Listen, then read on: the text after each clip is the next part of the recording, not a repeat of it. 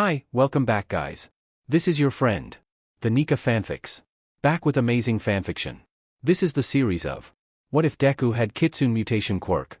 Now before starting, please give this video a like and subscribe to the channel if you want more videos like this. Now let's get into the fanfic. Shoyuta scowls down at the villain doctor groaning at his feet and reaches up, tapping his earpiece. Eraserhead here. My sector is clear of villains. I'm going to check the area for any victims. He gets an affirmative. He snatches up one of the doctor's ID cards and quickly makes his way deeper into the lab, feeling deeply uncomfortable with all the medical equipment that he knows has been used to torture people. He comes across a few rooms, though all are empty. One has a big metal chair with bloody leather straps. He can just imagine the people that had been strapped to it and tortured. Another is a bloody operation room that made him nauseous. The last room he comes to is the worst. The first thing he sees when he walks in is a huge glass window looking into a padded white room with bright fluorescent lights. He cautiously moves closer to the glass and gives the room a once-over. What's inside has him freezing up. In the corner of the room, curled up on a mattress, is a child. Sheet. He curses under his breath. He hurries to the door leading into the room and uses the doctor's ID card to open it. He steps inside and pauses when the child jolts up, staring at him with wide, forest green eyes. He goes completely still when a low growl starts up. The kid stares at the man in black, growling low in his throat. He doesn't recognize this man. Why is he here? Is this another test? Do they want him to fight this man? Why does he seem so familiar? He knows he's seen this man before somewhere, but he isn't sure where. It doesn't matter, he just wants to rest. Can't they just leave him alone for a day? Just let him rest. He forces his exhausted body to shuffle away from the man, every muscle screaming for him to stop moving after the exhausting tests he was put through yesterday. His growling teeters off into a whine at the aches shooting through his body before he collapses back into his nest. He sees the man getting closer out of the corner of his eyes and growls again. Hey! Shoyuta says in a soft tone that really doesn't fit his regular persona. It's alright. I'm not going to hurt you. I'm here to help. The growling teeters off a bit before starting up again even louder than before. He decided to take a moment to simply study the boy. He looks like he can't be older than 9. He's wearing a thin hospital gown and has a heavy-duty muzzle strapped to his face. Under the muzzle, he can see red markings, some around his eyes like eyeline and 3 curved lines on his cheekbones like whiskers. His face shape looks mostly human except for a very slight protrusion of the jaw. He can see bits of black fur poking out from under the collar of the hospital gown. His eyes are completely green with no visible white and has slitted pupils. 2 long black and green ears poke up out of the mop of long ratty forest green hair, and he counts 5 puffy tails with black tops and green bottoms writhing behind the kid. The kid's legs are covered in dark matted green fur that fades to white at the paws for feet. Scars litter almost all the skin that can be seen. A thick scar on the boy's wrist stands out to Shoyuta. He grinds his teeth as he realizes what it is. It's a brand burned into the kid's skin reading 000097. Shoyuta takes a deep breath to calm himself and shuffles forwards a bit. The boy JRKs back, terrified of what the man might do to him, his breath quickly getting heavier as his lips pull back, revealing a mouthful of sharp teeth including a set of very large canines. Well, guess that's the reason for the protruding jaw. Shoyuta stops and so does the kid. It's alright. I told you I wouldn't hurt you and I meant it. He reaches out slowly, and the kid growls again, but it's less hostile this time and wearier. That's it. You're gonna be okay. The boy continues watching the man wearily, not knowing what to do. The man says he's here to help, but that could mean so many different things in this place. They think helping him is tearing his body apart and putting it back together better. The man doesn't move once his hand is extended, he just stays crouched there, watching the boy intently. The boy wonders why the man is being so patient with him. Normally by now the doctors would give up trying to coax him out of his room and would instead either drag him kicking and screaming to wherever they wanted him. It takes a couple of minutes before the growling ceases, and the kid just watches him with confusion. Slowly, the kid starts inching forwards and Shoyuta catches sight of something metallic around his neck. The boy leans towards his hand, and his nose starts twitching. He's smelling him, Shoyuta notes. The boy's eyes widen a bit as he takes in the man's smell. It's a thick mixture of cinnamon and dark coffee that gives him a deep sense of comfort. He smells like a coffee shop. The smell is strong and powerful, giving of Alphine vibes that would usually make him uncomfortable but instead make him want to curl up in the Alpha's arms. Maybe this man really does want to help him? No. Rule number 1 of the lab, never get your hopes up. Hope will only ever let you down in a place like this. Always expect the worst or you'll always be let down. He raises his head and looks up at Shoyuta with suspicious eyes. Shoyuta gives him a small smile. I'm a good guy, I promise. He moves his hand forward slightly, brushing up against the muzzle on them. The boy tenses with a whimper, automatically assuming he was going to hurt him, and Shoyuta stills again. It's okay. I just want to take it off. He moves a bit and brushes against one of the buckles. He quickly loosens it and realization flashed through the boy. He's taking it off. Shoyuta smiles. Yeah. I'm going to get this off of you, alright? The boy hesitates slightly at that, becoming nervous and confused. Take it off? Usually when they take it off it means they're either going to GG him or do something to his mouth. He studies Shoyuta. With a frown, sniffing the air again, but finding no hostility in the man's scent. He's still nervous but the lack of hostility has him relaxing a bit. It doesn't seem like the man is going to hurt him so he doesn't have to be quite so tense. The boy relaxes a bit, and Shoyuta manages to get all but one buckle undone. The last one is locked. The boy whines now, reaching up to tug at the muzzle. He wants it off. It hurts. It's so close, he wants it off. Please, get it off. Get it off, please. Shoyuta tisks and gently takes hold of the kid's hands, noticing the tips of his fingers fade to black along with his sharpened nails. I know. It probably hurts. I'm going to use my multi-tool, okay? He reaches back and pulls out a multi-tool, opening it to the knife accidentally. The boy tense up, eyes blowing wide in fear as he stares at the knife, fearing the worst. Sheet, sorry, kid, wrong thing. He clicks the knife closed and flicks open the file. Here, this won't hurt you. He reaches up with his free hand and gently rests his hand on the kid's head. I promise. He moves slowly, very carefully moving the file towards the last buckle. The boy starts growling but doesn't move. He doesn't want the man to change his mind and start hurting him with the knife. Shoyuta finally gets to the buckle and gets to work using the file as a lockpick. The boy trembles as he works at the lock with the file, letting out a fearful whimper every once in a while. Shoyuta continues speaking softly to the kid until finally, the lock clicks and the muzzle falls to the floor. The boy jolts a bit at the loud sound, his ears flattening against his head before immediately perking back up. It's gone. He reaches up and touches his face. There. That feels better, doesn't it? His head snaps up, and suddenly Shoyuta has an armful of kid. He can immediately tell that he's way too light to be healthy. He grunts and quickly wraps his arms around the boy so he doesn't fall. He chuckles softly, wrapping one arm around his waist and the other against the back of the kid's head. When the kid lifts his head, Shoyuta breathes in slowly to keep his rage down. Now he can see the bruises and nasty cuts made by the muzzle. The boy opens his mouth but it pulls at some of his injuries, and he whimpers and quickly closes it again. Shoyuta hushes him softly. It's okay. You don't need to talk. He gently coaxes the boy to rest his head back on his shoulder. Just relax. I'll get you out of here soon. Hesitantly at first, a tail wraps around his wrist, then the other, then around his waist. Shoyuta reaches up and feels at the boy's neck and feels metal. He growls under his breath. It's a collar. They put a collar on the kid, and from the way he whimpers when the collar shifts, it's hurting him. He feels around for the buckle and curses when he can't find one. It's probably a mechanical lock. The boy jolts a bit at the touch, the needles of the collar shifting and cutting into him further.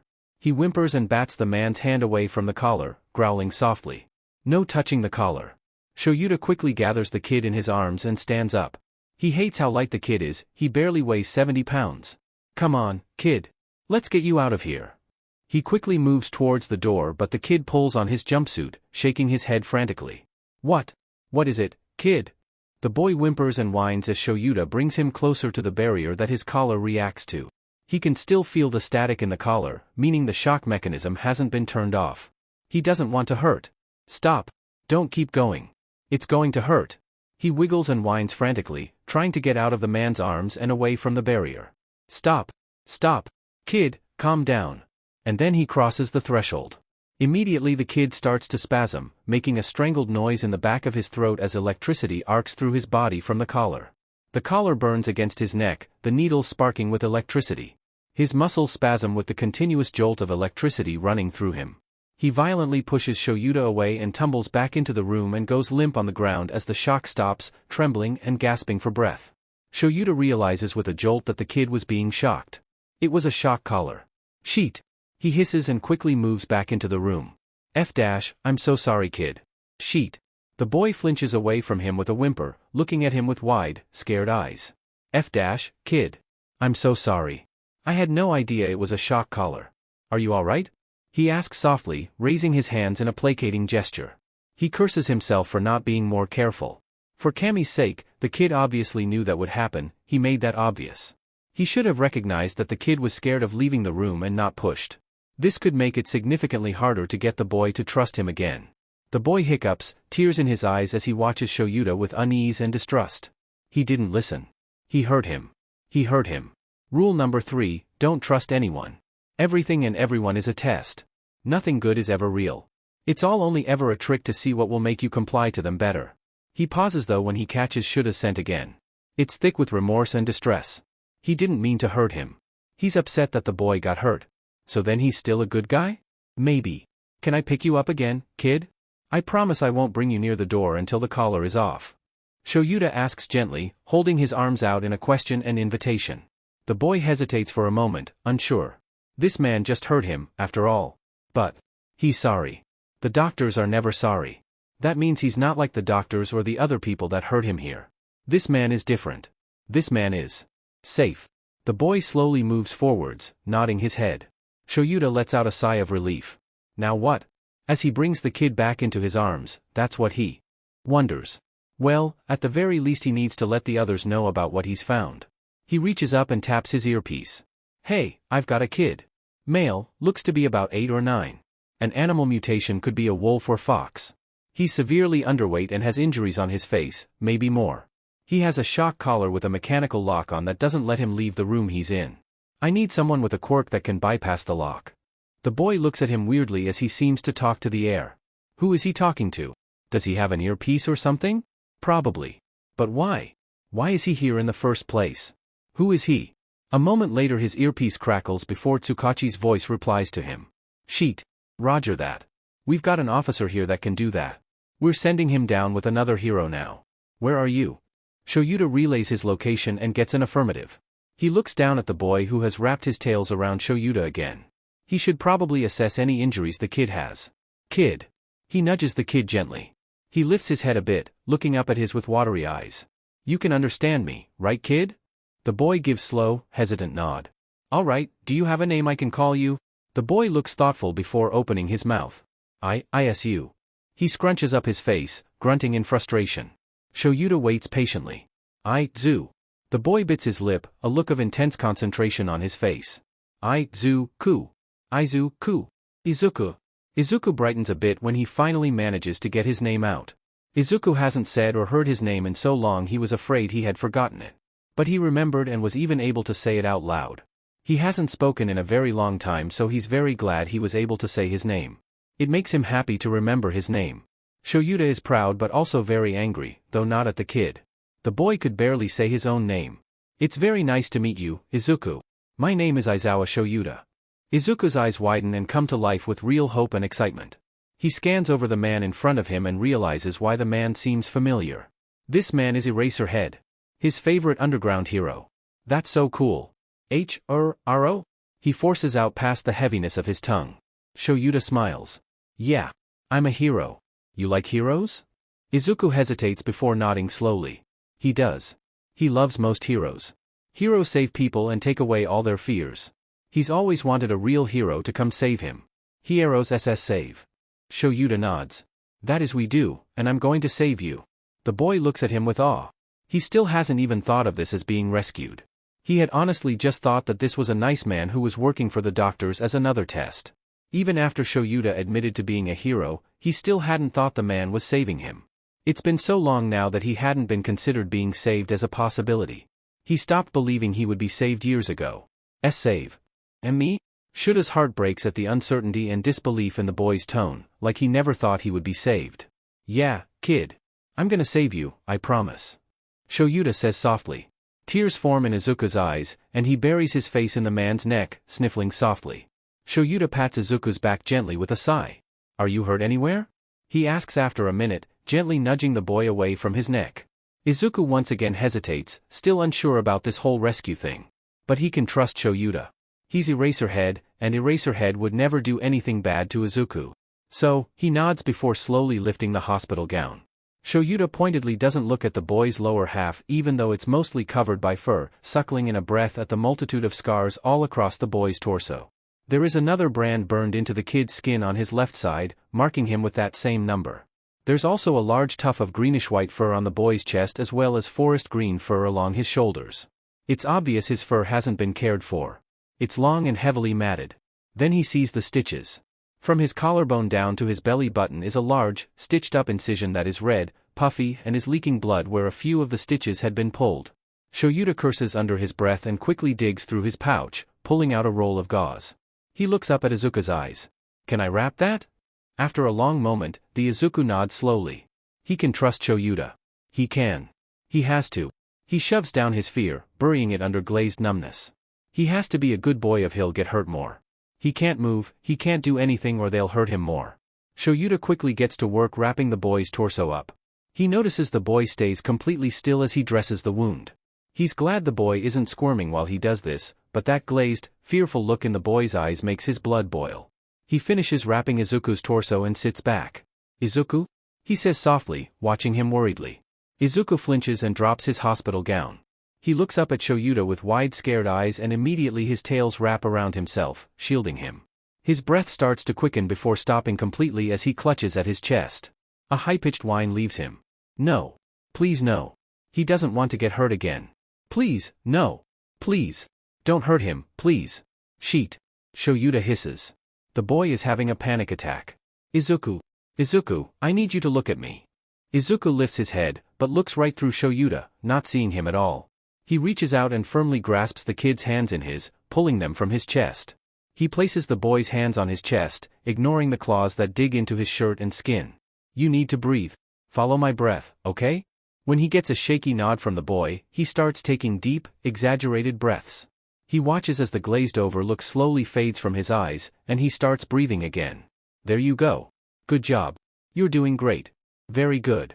Izuku's eyes widen at Shuta's words, looking at him in disbelief, almost like he hadn't heard any praise in a long time. Shoyuta really shouldn't have expected anything else, but it just made him that much more mad. "Can I hold you?" Izuku doesn't hesitate this time and nods rapidly, holding his arms out as tears fall from his eyes. Shoyuta huffs and reaches out, bringing Izuku into his arms. Izuku's tails wrap around Shoyuta, and he nuzzled into his neck. "There you go." Shoyuta murmurs, rocking the boy gently. "You don't have to hold back, just let it all out." It's just a few sniffles at first, but quickly escalates into full-blown wailing.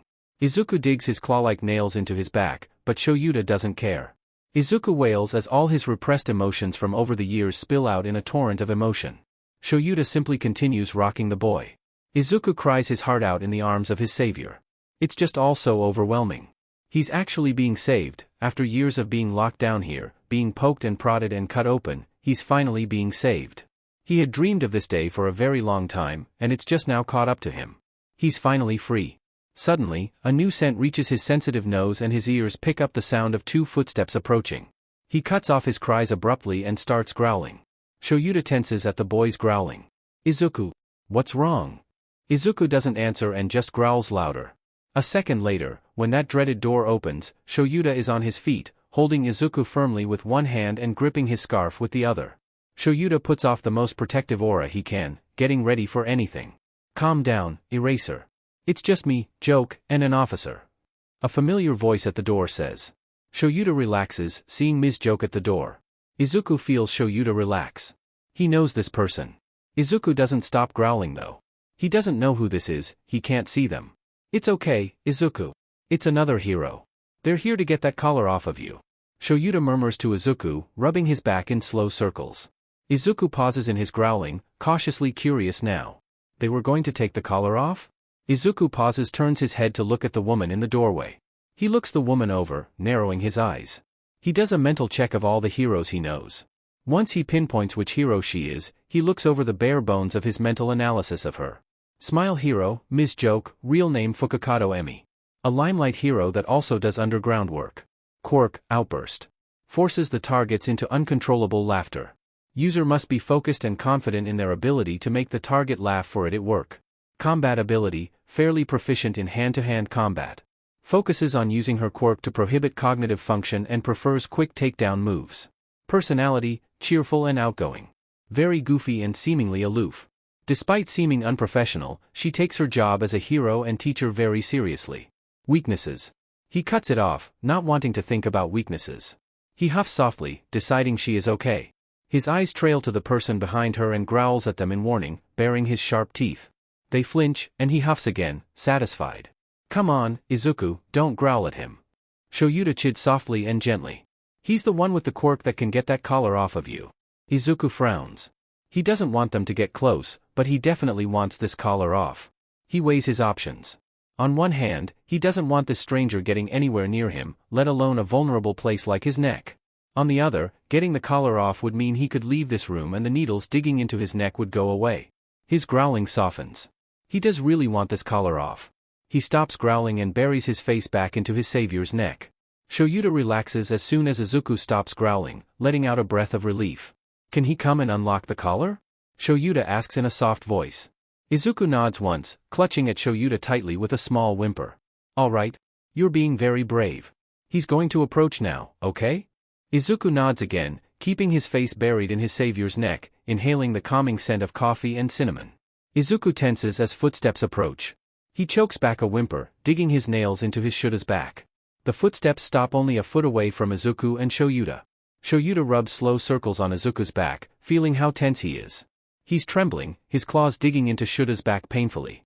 It's obvious the boy is terrified and the only reason he isn't lashing out is Shuta's firm hold on him and the promise of the collar being removed. He's going to touch the collar now, okay, Izuku? Shoyuta says gently. Izuku bites his lip and nods. All right, now don't move. It'll only take a second. Izuku inhales sharply when he feels pressure on the collar, feeling the needles dig in further. There's silence, then a soft click and the pressure disappears. He whines as the needles slide out of his skin as the collar is pulled from his neck. Shoyuta glares with the heat of 1,000 suns at the collar in the officer's hand. There's needles, lining the inside of the collar. The needles and inside of the collar are covered in Izuku's blood, old and fresh. It's disgusting and needs to be burned. He takes a deep breath and returns his attention to Izuku. There you go, you did so well, Izuku. Izuku lets out a soft chirp at the praise that makes him feel warm all over. You're bleeding. I'm going to clean your neck up a bit, alright? Izuku only hesitates for a moment at the thought of someone touching his neck before nodding. Alright, just relax.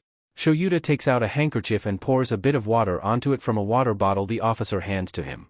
Izuku flinches in Shuta's arms as he starts to gently wipe at his neck.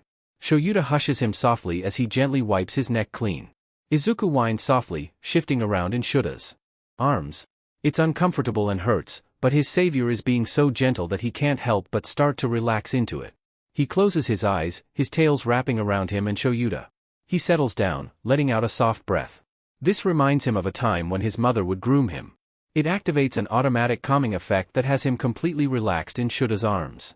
After a moment, Shoyuta pulls the wet handkerchief away and replaces it with a dry one. He pats it all around Izuku's neck before pulling it away as well. There we go, all done. Izuku chirps softly and nuzzled further into Shuta's neck. Shoyuta keeps a firm expression on his face but inside he absolutely melts. Shoyuta signs softly and repositions his hold on the boy. He looks over at Joke. Thank you. We should get going now.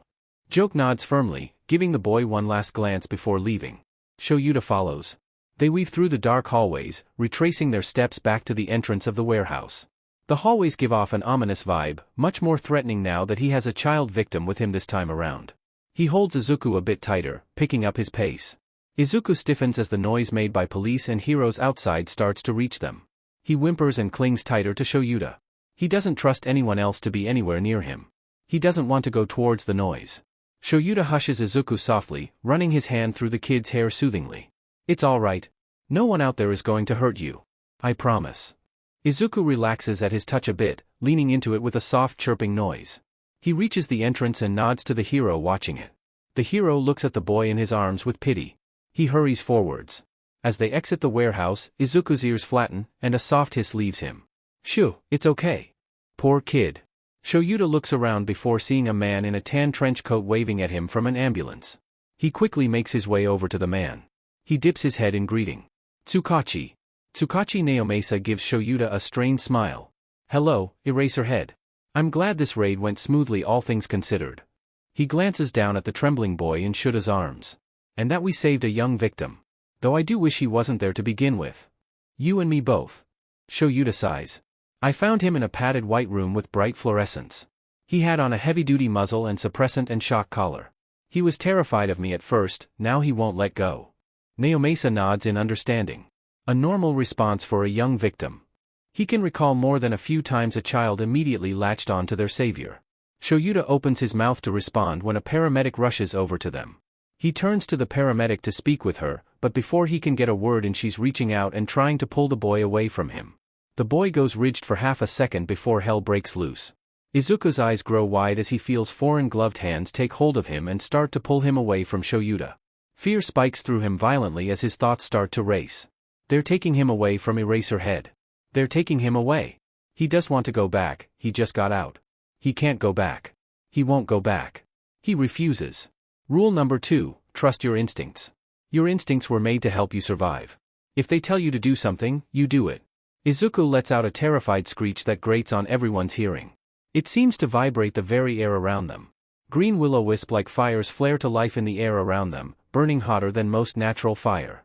Rocks, pebbles, and some of the medical equipment from the ambulance starts to lift up, vibrating violently in the air. Izuku twists in Shuta's arms and opens his mouth wide, revealing his sharp canines. Before Shoyuta can stop him, he's sinking his teeth deep into the paramedic's arm. The paramedic cries out and rips her arms away, cradling her injured one. Izuku quickly pulls away and buries himself back into Shoyuta, whimper, and whining. Shoyuta curses under his breath and quickly activates his quirk. The fires go out immediately and the rocks and equipment drop back down. Sheet. Guess his quirk isn't just a mutation. He rocks the boy gently in his arms, running his hand through his hair. It's okay. I've got you. You're safe. He sends a glare the paramedic's way. She reluctantly backs off, a deep frown on her face. Naomasa, who had stepped back when the boy screamed, shuffles over, a worried look on his face. Poor thing. He's really scared. Shoyuta just nods, continuing to rock the shaking boy in his arms. Naomasa crouches down so he's at eye level with the kid. Hey there. Can I get a look at your face to see if I recognize you from any missing person reports? He said his name was Izuku. Shoyuta supplies, watching Izuku's ears as they swivel in Naomasa's direction. He watches those 9 tails sway about before finding Tsukachi and patting at him gingerly. The man stays perfectly still as the tails feel at him. After a long moment, the boy turns his head slightly. Izuku sniffs the air in the direction of Naomasa, weary of the man but not too fearful as Shoyuta is clearly relaxed around him. He smells like sweet coffee and old paper. Sort of similar to Shoyuta but obviously different. There's also no hostility in the man's scent. Only genuine worry. He relaxes a bit at this. Naomasa studies Izuku's face, taking in the twitching ears, the tails, and those unique forest green eyes, and that messy green hair. Immediately an image he looks at regularly as one of his failures comes to his head. A young boy with fox ears, 2 tails, freckles, messy green hair, forest green eyes, and a beaming smile. So similar to the boy before him but also so different. Naomasa sks in a sharp breath, eyes widening. You know who he is? Shoyuta asks as the man stands up. Naomasa nods solemnly, looking at Shoyuta. Yeah. You remember that apartment fire 6.5 years ago with 1 dead woman and a missing child assumed dead? Shoyuta curses under his breath. Yeah. It was a fox lady who had her tail ripped off and... He trails off, glancing down at the boy in his arms. He probably shouldn't go into details if this is that woman's kid. You said it really bothered you that you could never find the kid's body. I guess we found him, Sheet, that would make the kid 11, almost 12 years old. He's way too small for his age. Naomasa nods with a deep frown. Indeed. He was also very different looking before. Shoyuta scowls at the implications. Shoyuta thinks for a moment but is interrupted by a different paramedic walking over. Sir. We should probably take a look at the boy now. Izuku whimpers and quickly wraps his arms and tails around Shoyuta before baring his canines at the paramedic who takes a wary step back. He will not allow them to take him away from his savior. He'll fight them with everything he has. He refuses to go back to that hellhole. Kid. He pauses and looks up at Shoyuta. You really should get looked at. We don't want any of your injuries to get infected, do we? Izuku's ears flatten, and he whines, holding on tighter. You don't have to let go of me. You can sit in my lap while they cheek you over. How about that? Izuku pauses and takes a moment to think this over before nodding slowly. They won't be able to take him if he doesn't let go. That should be fine. He nods a second time. Shoyuta smiles down at him. Great. You're being very brave, you know. Izuku perks up with a blush, his tail swaying happily behind him. Shoyuta nods to the paramedic and walks over to the back of the ambulance, sitting down with the kid in his lap. The paramedic approaches slowly. He takes out a few medical supplies and lies them out. I'm going to clean up your face first, alright? He picks up a soft washcloth and dips it in some clean water before moving it towards Izuku's face. Izuku fidgets in Shura's lap as the paramedic starts wiping at his face, cleaning off all the dirt. Shoyuta watches closely, seeing the freckles that appear splattered all across the boy's face, concentrated on his cheeks and nose, as he's cleaned. They fit him. Alright, next I'm going to disinfect the cuts. The paramedic says as he takes out a few antiseptic wipes. Izuku hesitates, wanting to ask a question, but scared to. Rule number 5, don't ask questions. You answer questions, you don't ask them. Your questions don't matter. Asking questions only brings pain. As soon as one of the wipes touches a cut, Izuku hisses and snaps at the hand holding the wipe with a growl. The paramedic quickly pulls his hand away. Izuku. Shoyuta scolds softly. He's just making sure they're clean. It's going to sting a bit, but it will help keep them from getting infected. Izuku tenses before reluctantly relaxing and biting his bottom lip. The paramedic reluctantly continues. Izuku still hisses and whines as the cuts are cleaned, but he doesn't snap at the man anymore. After the cuts are cleaned, he pulls away with a slight smile. There. Now we just need to cover the injuries with gauze. He quickly covers all the cuts on the kid's face and wraps his neck. There we go. All done with that. Do you have any other places that hurt? Izuku hesitates before patting at his stomach. Shoyuta elaborates. He has a stitched-up incision on his stomach. I wrapped it with gauze. The paramedic frowns. We'll need the hospital to help with that. I'm coming with, Shoyuta says immediately, not planning on accepting any other outcome. Izuku leans back into Shoyuta, nuzzling into his chest and rubbing his cheek against him. He does this a few times in different places before sniffing him again. He preens at the pine and fresh spring grass smell now mixed in with Shura's natural scent. Izuku's scent. There. Now everyone with a decent nose will know Shoyuta is with Izuku. The paramedic hesitates before nodding. Of course. He feels safest with you and will probably panic without you there. Shoyuta nods and carefully picks Izuku up in his arms. Izuku's eyes are drooping. It looks like the whole rescue is starting to catch up with him. He looks exhausted, the infection probably isn't helping. Go ahead and sleep, kid. I'll keep you safe. Izuku looks up at him with heavy eyes. Sleep? Right. He's safe now. He can rest. He lets out a soft chirp and nuzzles into his chest. Shoyuta smiles at him as the ambulance doors are closed. He holds the boy to his chest as he quickly drifts off to sleep. The first thing Izuku does when he wakes up is panic. He's on a cold metal table and the air smells like antiseptic and a bunch of unknown people. He knows exactly what is happening. He's back on the table. They're going to cut him open again. He doesn't want any more tests. He doesn't want to feel any more pain. He hated the pain. He didn't register that he's moving, that he can move, and isn't strapped down like usual. He screams and thrashes, desperate to get away from the scalpel that he knows is going to cut into him again. He doesn't want it. He doesn't register that words are being spoken to him, and when hands touch him and hold him down his panic only grows. Everything around him up to a certain weight starts floating and green ball of flame start flashing around the room. His tails thrash frantically, slamming into anything they can reach. He screams when he feels pain in his stomach and something warm and wet coming from the spot of pain. He thrashes his head and snaps at a hand that comes too close, biting down to bone. Make it stop. Make it stop. Make them stop. His head is forced to the side, and he feels a pinch in his neck. He thrashes harder, screeching as loud as he can. But whatever the pinch was, probably a needle, starts rapidly making him feel heavy. He fights it as best he can, but soon a darkness overtakes him. Shoyuta sits in the hospital waiting room, his knee bouncing with his nerves. He's only been sitting here for 15 minutes, but he's already anxious to see Izuku again. He groans and buries his face in his hands. He doesn't understand. This isn't the first time he's saved a kid. He's saved all kinds of kids from all sorts of different situations. But, he supposes this is the first time a kid has been so receptive to him and imprinted on him, for lack of a better word. He sighs, sitting back and staring up at the ceiling. The door leading further into the hospital opens and a nurse walks out holding a clipboard. She looks up, speaking clearly. Midoriya Izuku? Shoyuta quickly gets to his feet, hurrying over. She smiles at him. You must be the one who rescued the boy. Eraserhead, correct?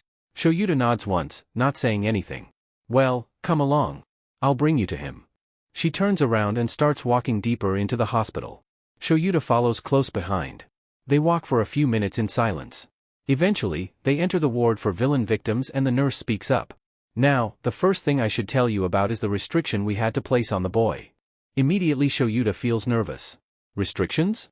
When he first woke up after you brought him in and we were still treating him, he had a panic attack and started attacking anyone near him and his quirk acted up.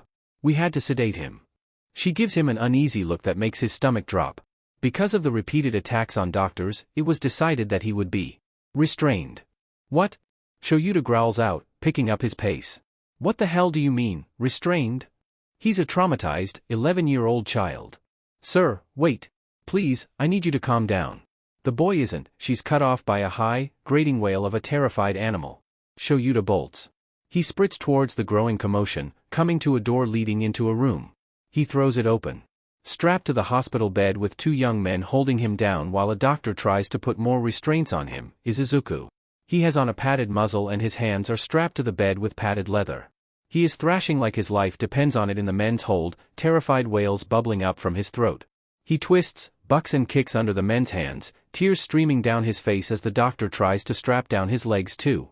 Izuku is terrified, strapped down once more, his mind a fizzy mess. Shoyuta practically roars as he storms into the room. He launches his scarf at the three of them, wrapping them all up, making sure to bind their arms in the process.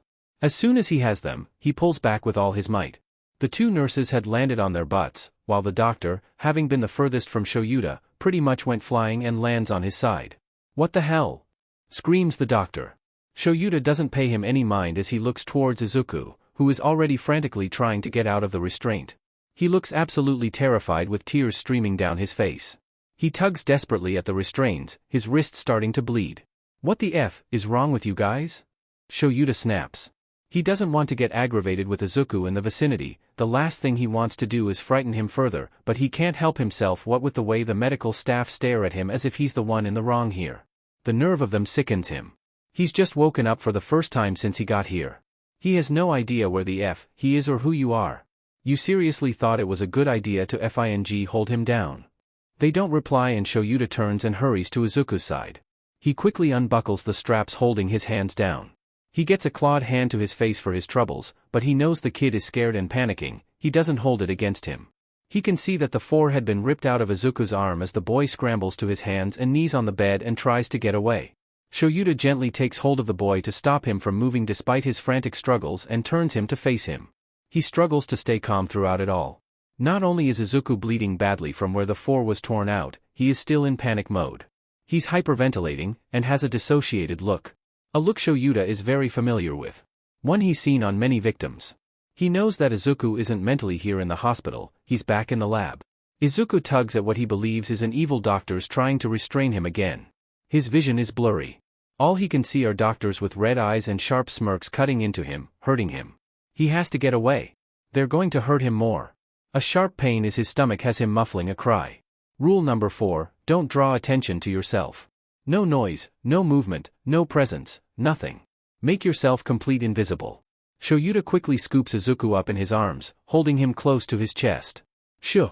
It's okay. I've got you. I won't let them touch you like that again.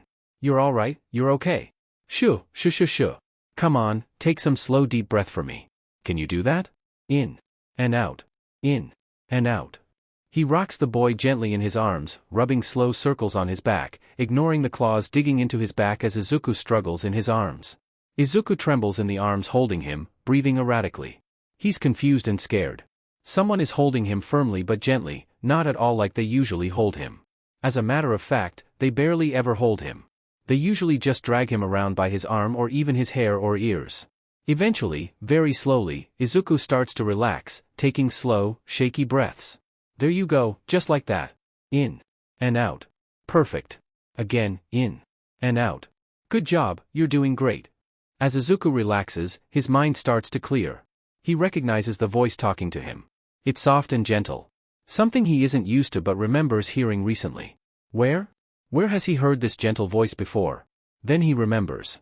Eraserhead. Eraserhead saved him. He saved him from the evil doctors. Sir. Shoyuta glances over as Izuku whimpers in his arms. He narrows his eyes at the three men who had been restraining the kid. Put the boy down. He's dangerous. We need to restrain him for the safety of everyone else in the hospital. Izuku whimpers at the voice of the new evil doctor, the one that had just been strapping him down, getting ready to hurt him. Shoyuta snarls at them, holding Izuku tighter. You idiots. He's a traumatized kid that just got saved from an illegal lab. Like hell I'm going to let you restrain him. Izuku whimpers and whines, reaching up and tugging at the padded muzzle he has on. And what the hell is with the muzzle? Don't you know the injuries on his face were made from a muzzle?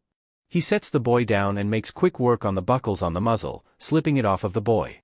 Izuku takes shaky breaths, tears still leaking from his eyes. Shoyuta reaches up, gently wipes away his tears. It's okay now. I'm here. Izuku whimpers and nuzzled into his hand, clutching at it with his own. He opens his mouth and a few distressed chirping noises come out. In high distress, he automatically falls back on instincts. He marks up Shuta's hand, drowning it in his scent, continuing to let out chirp and sharp barks. Shhhh, it's alright. You're safe. I promise. He gently wipes at Izuku's face, cleaning it up. He takes out a roll of gauze from his supply belt and wraps Izuku's wrist where the four came out, stopping the bleeding. He also gently wraps both wrists where the restraint dug into his wrists. Shoyuta can feel the nurses and doctor approaching him from behind. He looks over his shoulder to glare at them. They have the decency to at least look sheepish. He huffs and turns back to his kid. He smiles softly at the boy. Lie down, kid. Get comfortable. I'll talk to the doctors. He watches Izuku glance over his shoulder at the doctors with weary eyes before looking back at him and nodding slowly. Shoyuta stands and turns around to face the doctors. First, let's get one thing straight. Come near this kid again and I'll find some way to make your lives a living hell. That's not a threat, that's a promise. Second, I want him appointed a doctor who actually knows how to interact with a trauma patient. As Shoyuta scolds the doctors, Izuku gets himself comfortable on the bed. He slowly gathers the blankets he has, twisting them and creating a circle with them that he could fit in. He then lines the inside of the circle with the 2 pillows he has. It's a pathetic nest, really, but it's much better than the no nest he had before. He curls up in the nest and pokes his head over the edge, watching as the bad doctors leave, leaving him with Shoyuta. He can't believe he was actually saved from that place. He had thought it all was just a dream when he woke up restrained and muzzled again. But no. Here is the man again, Eraserhead. He'd call him Eraser for short. He perks up as Shoyuta turns his attention to him, his tail starting to wag behind him. Shoyuta looks over the carefully arranged pillows and blanket and huffs softly. He recognizes it as a nest of sorts, though it looks like it could use a few more pillows and blankets. He crouches down so he's level with Izuku and smiles at him. Do you like pillows and blankets? Izuku blinks and nods, even though it's a silly question. Who doesn't like blankets and pillows? They make the best nests, just like his mom taught him. The thought of his mom makes him sad, and his ears droop. He really misses his mom, even if he can barely remember her. The evil doctors said that he would never see her again, that she was dead. Shoyuta speaks again, drawing his attention. Would you like some more? Izuku's ears perk back up. More blankets and pillows? Yes, please. He nods eagerly. Shoyuta huffs out a laugh. He reaches out and ruffles Izuku's hair. Izuku chips and leans into the touch happily. All right, kiddo. When the doctors come we can ask for more pillows and blankets. Izuku's ears droop again at that, and he quickly shakes his head. He reaches out, clutching at Shuta's sleeve and tugging on it insistently. Doctor, tours B.A., add. A look of understanding crosses Shuta's face, and Izuku perks up. Now that Eraser knows, he won't let any of the bad doctors near him. But then Shoyuta reaches out, takes his hands and says, Izuku, not all doctors are like the ones that hurt you. These doctors are going to help you. Izuku whimpers and shakes his head rapidly. How could Eraser not think the doctors are bad when they were just restraining him? He doesn't understand. He has to make Eraser understand how bad doctors are. Tours be bad. He emphasizes. Shoyuta frowns at Izuku's insistence. He understands why Izuku thinks that all doctors are bad as he's been with doctors who hurt him for the large majority of his life. He really does. But it will make his stay here at the hospital much harder if he doesn't trust any or the doctors. Izuku bites his lip. How can he make Eraser understand? Oh, maybe if he shows what the doctors did to him? He tugs up his shirt pointing at the surgical scars on his stomach as well as the stitched-up incision. Add. He emphasizes again. He sees Shuta's expression darken, and his ears perk up. Does he understand now? Shoyuta wants so badly to strangle the ones who hurt this boy, but right now he has to convince Izuku that these doctors won't hurt him and only want to help. Shoyuta sighs and gently squeezes his hands. I promise you, they won't hurt you. I'll be right here beside you the whole time. Izuku whines. He doesn't understand. Shoyuta sighs again. Izuku, do you trust me? Izuku pauses and takes a moment to think. Does he trust Eraser? He wants to, the man saved him after all. He had treated him so gently back in the White Room. He's been nothing but nice so far. But he's trusted before. He trusted the doctors when they were nice to him. It was just more tests. He's even had a fake hero come to save him before. He hasn't trusted since. So, can he trust this man, or will he just be let down again? Shoyuta notices Izuku's hesitation and feels a wave of anger. For this child to not trust a pro-hero, his trust must have been violated mercilessly. He desperately wants to go back and strangle every single one of the doctors that ever took care of Izuku and make them pay for all the pain they put him through. Shoyuta takes deep breath to calm himself and pulls a chair over, sitting next to the bed. Izuku. He calls out softly, getting Izuku's attention. He reaches out and gently takes hold of his hands. Two tails come forwards and wrap around Shuta's wrists. He looks into Izuku's eyes, making his resolve easy to read on his face. I will never betray your trust if you give it to me. I will treasure it and treat it as the treasure it is. The boy's brows furrow, and he continues. You don't have to decide to trust me now. I understand that it's something you need time to think about. Take your time. Izuku nods after a moment. Shoyuta smiles at him and lets go of his hands. All right, now. The reason I ask if you trust me is because if you can't trust the doctors, I want you to trust my trust in them. Can you do that for me? Izuku blinks. Trust Eraser's trust? Can he do that? Can he trust Eraser enough to trust that he knows what he's talking about and that the doctors won't hurt him? He thinks he can do that. Eraser is a pro-hero after all. Surely he knows who he can trust and who he can't, and he's already protected Izuku from a few bad doctors.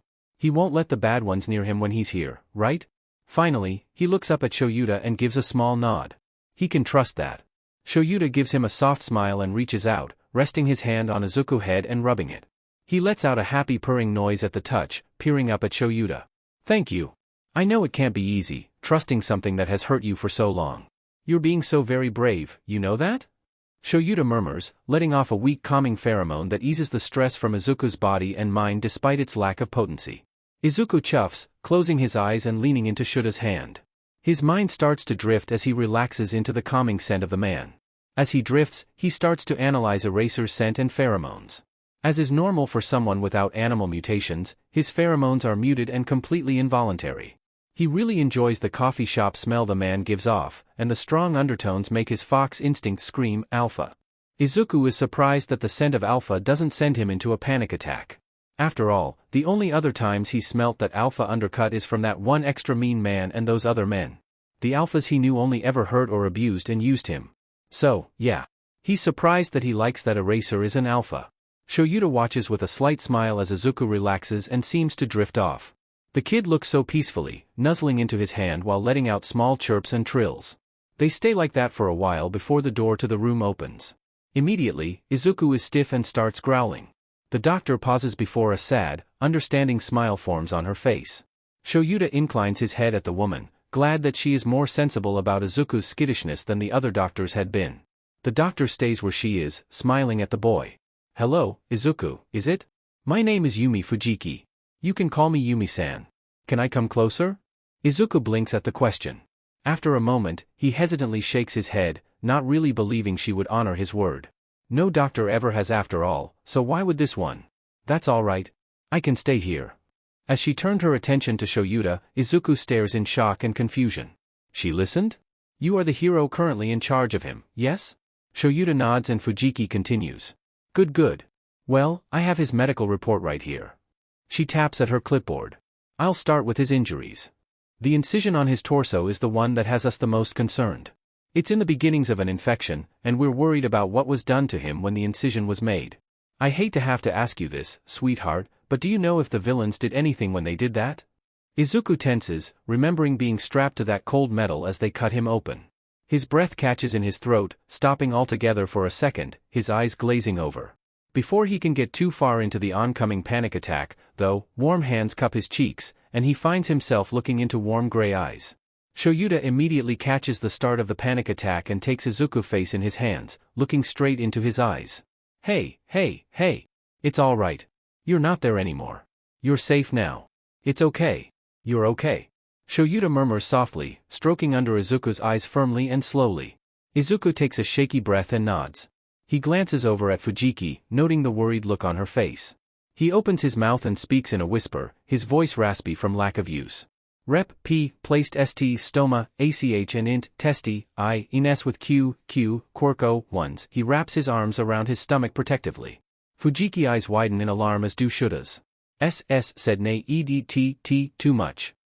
So took O, out stomach and R, repla, aced with O, 1n, normally O only need FO, UDO, once day B, but in M me needs TH, 3 SM, small meals. ITH, think. Izuku hiccups with a small sob, and Shoyuta quickly pulls the boy into his lap, running his hand through the boy's hair and murmuring softly to him. Izuku buries his face in the man's neck, whimpering and giving soft chirps of distress.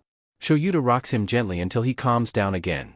When his cries have calmed down, he sniffles and turns in Shuta's lap to look back over at the Fujiki. Well, that could be a problem.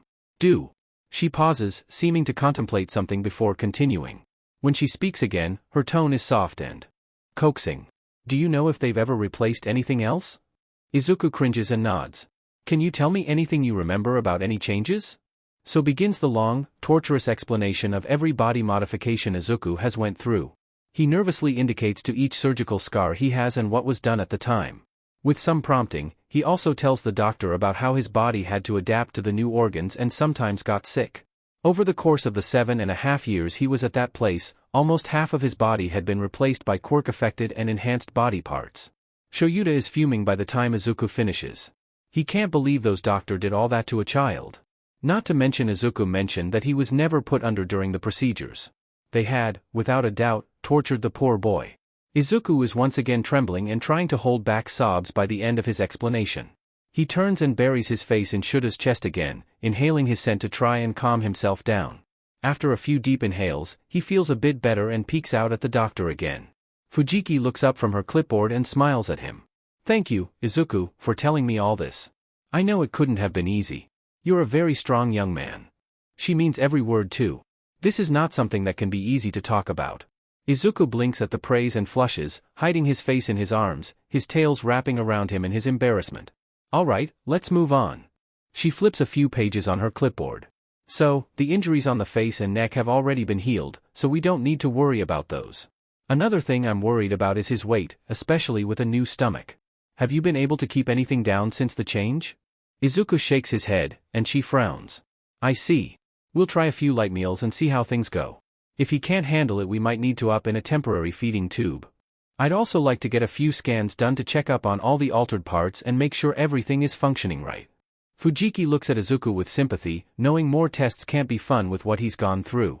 Do you think you can do that, sweetie? I know it's scary, especially with what you've gone through. Izuku frowns, thinking it over. It is scary, but... He glances back at Shoyuta who gives him an encouraging smile. He looks back at the doctor and nods. Eraser C, comes W, with. Fujiki smiles softly. Of course, sweetheart. As the doctor goes over a few more things, Shoyuta runs his hand through the boy's hair. He listens to everything the doctor says, but his mind is elsewhere. Izuku's mother is dead and his father is a suspected criminal that has been off the radar since their apartment went up in flames. Izuku doesn't have anywhere to go. He's all alone. What would happen to him? He'd probably be put in an orphanage, but... Shoyuta huffs. He looks down at the boy in his lap that he's already gotten so attached to. He has some calls to make after this. Shoyuta rubs Izuku's back with a frown as he retches his latest meal into a bucket, ears flat against his head. He had been given some oatmeal this morning and hadn't gotten even half of it down before he was frantic grabbing the provided emesis tray and vomiting. It isn't a good sign. Izuku's stomach revolts once more, heaving. More bile and oatmeal spewing out his throat from his stomach into the tray in front of him. His throat and nose burn as he hacks up small chunks of fruit that had been in the oatmeal. Another heave has him whining weakly, protesting the violent ejection of his meal. When he stops puking, Shoyuta has to hold him up to keep him from face planting into his emesis tray. He's already weak from malnutrition and the infection in his stomach, and throwing up leaves him completely drained. Shoyuta moves the tray away and carefully lies Izuku back down, making sure to prop him up to help prevent heartburn. He takes a wet rag and gently cleans the sick from the poor boy's face. Izuku lets out a weak whine as his face is cleaned. I know, kid, I know. Vomiting seks. He places the now dirty rag with the emesis tray to be taken say the next time a nurse comes. Here. He picks up a glass of cold water and raises it to the kid lips. Rinse out your mouth then take a few slow sips. It will help, I promise. Izuku takes in a mouthful of water, gently swishing it around in his mouth before spitting into a different kidney-shaped tray that Eraser provides for him. Then he takes a few slow sips of the cold water, relishing in the way it soothes his sore throat. He closes his eyes, slumping against the bed. He feels weak and shaky after puking, unable to hold his own weight up. He hates feeling weak like this, vulnerable. He can't fight back against the doctors when he can't even keep himself upright. Plus they always punish him when he gets sick like this. They always want him to acclimate with a new body part immediately and punish him when he doesn't, like he can control how his body reacts to something foreign. He doesn't notice he's trembling until a large hand takes hold of his small one, rubbing soothing circles on the top of it. He cracks his eyes open, lolling his head to the side to look at Shoyuta. The man gives him a gentle look and reaches out, brushing his bangs out of his face. "It's all right, kid. I've got you." "Right." He's not there anymore. They can't hurt him here. Izuku lets out a soft chirp, leaning into the man's hand and closing his eyes again. It feels so nice to be touched so gently. It's been such a long time since someone has been so genuinely kind to him. It makes him feel all warm and fuzzy inside and out, like he's wrapped in a fluffy blanket under a kotatsu. He doesn't care if that's repetitive, that's what it feels like. Izuku starts to drift. The medication Shoyuta had convinced him to let the doctor give him through an IV, making him woozy. He struggles to stay awake, his eyes drifting closed repeatedly before snapping open again with a jolt. He doesn't want to fall asleep. He doesn't want to fall asleep and wake back up in the White Room, alone and tortured once more. He's terrified that this will all just be a dream, even after having fallen asleep and woken up twice since the rescue. He doesn't want to go back to that place. He doesn't want this to all just be a dream. He remembers rule number 1 and can't help but worry. Is this another test? A simulation maybe? He really doesn't want it to be, but he can't get his hopes up. Shoyuta picks up on his reluctance to sleep and addresses it. He gently takes hold of Izuku's hand, prompting the boy to look at him. He looks deep into Izuku's eyes, seeing the hidden fear in them. "What's wrong, Izuku?" he asks softly, rubbing gentle circles on the hand in his. "Why are you scared to sleep?" Izuku whimpers softly. Don't wanna go back. Sea, scared JJ just dream." Shuta's expression softens. "I promise you this isn't a dream." He tilts his head, thinking for a moment. "Do you want to know a trick for knowing if you're dreaming or not?" Izuku pauses before nodding slowly. If he could be positive this isn't a dream, it would definitely help. Shoyuta nods. "All right." He pulls out a small mirror and holds it up so Izuku can see his reflection. "You see yourself in the mirror, right?" Izuku looks puzzled, but nods. "All right. Now, first of all, in a dream, when you look in the mirror, most often your image will be blurry or distorted. Can you see yourself clearly in the mirror?" Izuku blinks and studies his reflection. It looked pretty clear to him. He can see the markings of his face, all his freckles, his button nose, his big forest green eyes, and his fluffy ears. He tilts his head slightly, and his reflection follows. He hums and returns his attention to Shoyuta. "So?" Izuku nods. Shoyuta hums and nods. "Good. That's a good sign.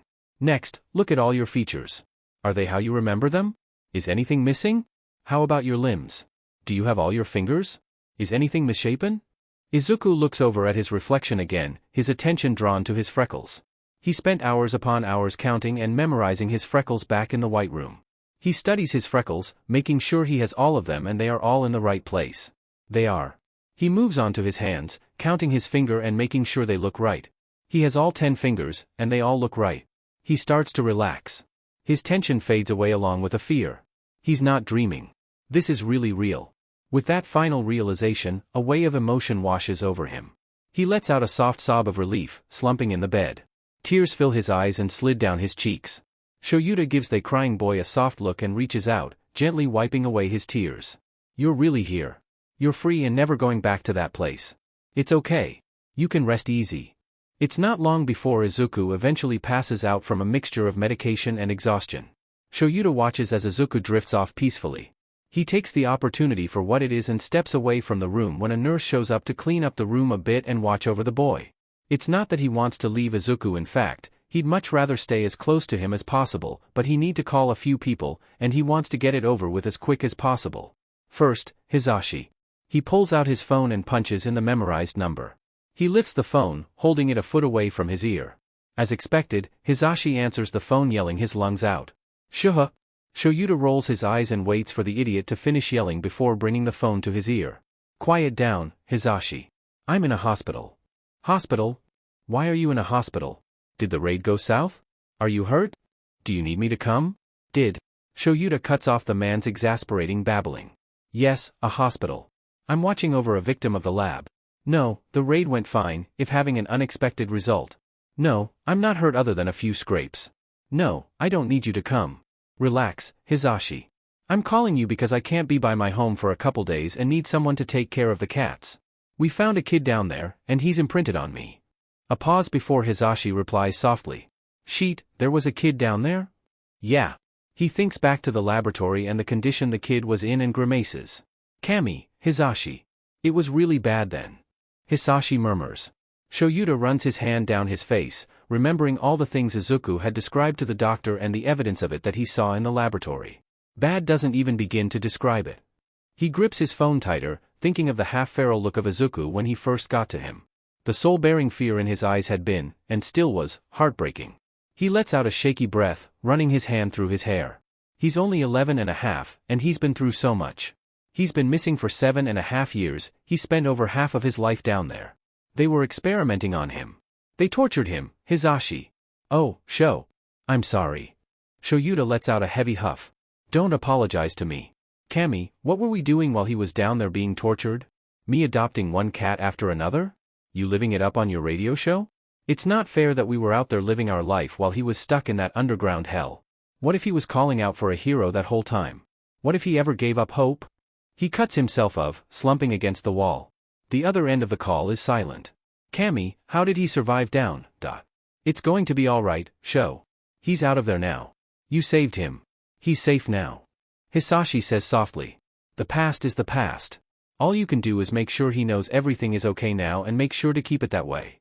Shoyuta is silent for a moment as he collects himself. Right. You're right. Sorry for freaking out like that on you. It's fine, Sho. Anyways, don't worry about your babies. I'll take care of them. Shoyuta sighs. Thanks. I'll talk to you later. I've got to call Nedzu and tell him I need more time off. Sure. Good luck with that. Make sure you call me later with an update on the little listener. Shoyuta hums. If I must. Talk to you later, Hisashi. Bye. Shoyuta hangs up with a sigh and peeks back into Izuku's room. The boy is still fast asleep with the nurse rearranging the blanket on top of him. Shuta's lips twitch, thinking about the fuss the boy is going to make about his nest being taken apart. His cheeks will puff up and pout, and he'll no doubt tear the blankets apart to remake it. He shakes his head and closes the door again. He glances down at his phone and sighs. All right, let's get this over with. He punches in the next number and brings it up to his ear. An overly cheerful and squeaky voice answers. Hello, Aizawa.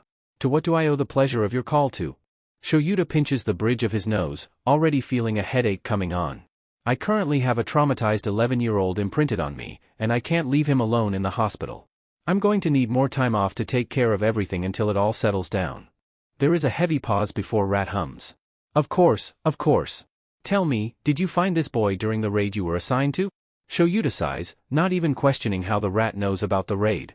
He might have even been the one to assign people to the raid for all he knows. Yes.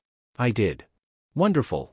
I'm glad that a child has been saved from the cruel fate of dying as a failed experiment. I'll give you 2.5 weeks off for now, use them well. Before Shoyuta can reply, the line goes dead. Shoyuta pulls the phone from his ear and stares at it blankly before sighing. DMN rat. Well, at least he has the time off he needs. He sighs and pushes open the door to Izuku's room. He thanks the nurse for watching the boy before sending her out. He settles himself back on the chair next to Izuku's bed. He looks over Izuku's features, seeing his face scrunched up a bit. He reaches out, cradling his cheek. He smiles as the boy leans into his hand, a soft chirp leaving his lips. He traces circles on Izuku's cheek, watching his features. Unfortunately, they don't relax. In fact, as the minutes tick by, it only gets worse. He starts jolting at random intervals, flinching away from something invisible. Seeing that he can't get the kid to relax while he's asleep, he opts to gently wake the boy up. He starts with gentle nudges and soft words, hoping it'll be enough and that he won't have to startle him awake. Izuku, wake up.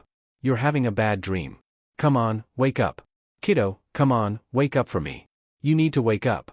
Unfortunately, he seems to be a heavy sleeper or the drags are making it harder for him to wake up. So, he tries a bit harder, shaking him gently and speaking in a normal tone. Izuku. Wake up. Please, Kit. It's just a bad dream. Come on, please? Still, he doesn't wake up, and it only starts to get worse. Strangled whines and whimpers start coming from him, his tails hitting against the bed in an agitated manner. Shoyuta starts shaking the boy firmly, speaking in a raised tone. Izuku, you need to wake up. It's a nightmare. Come on, cub.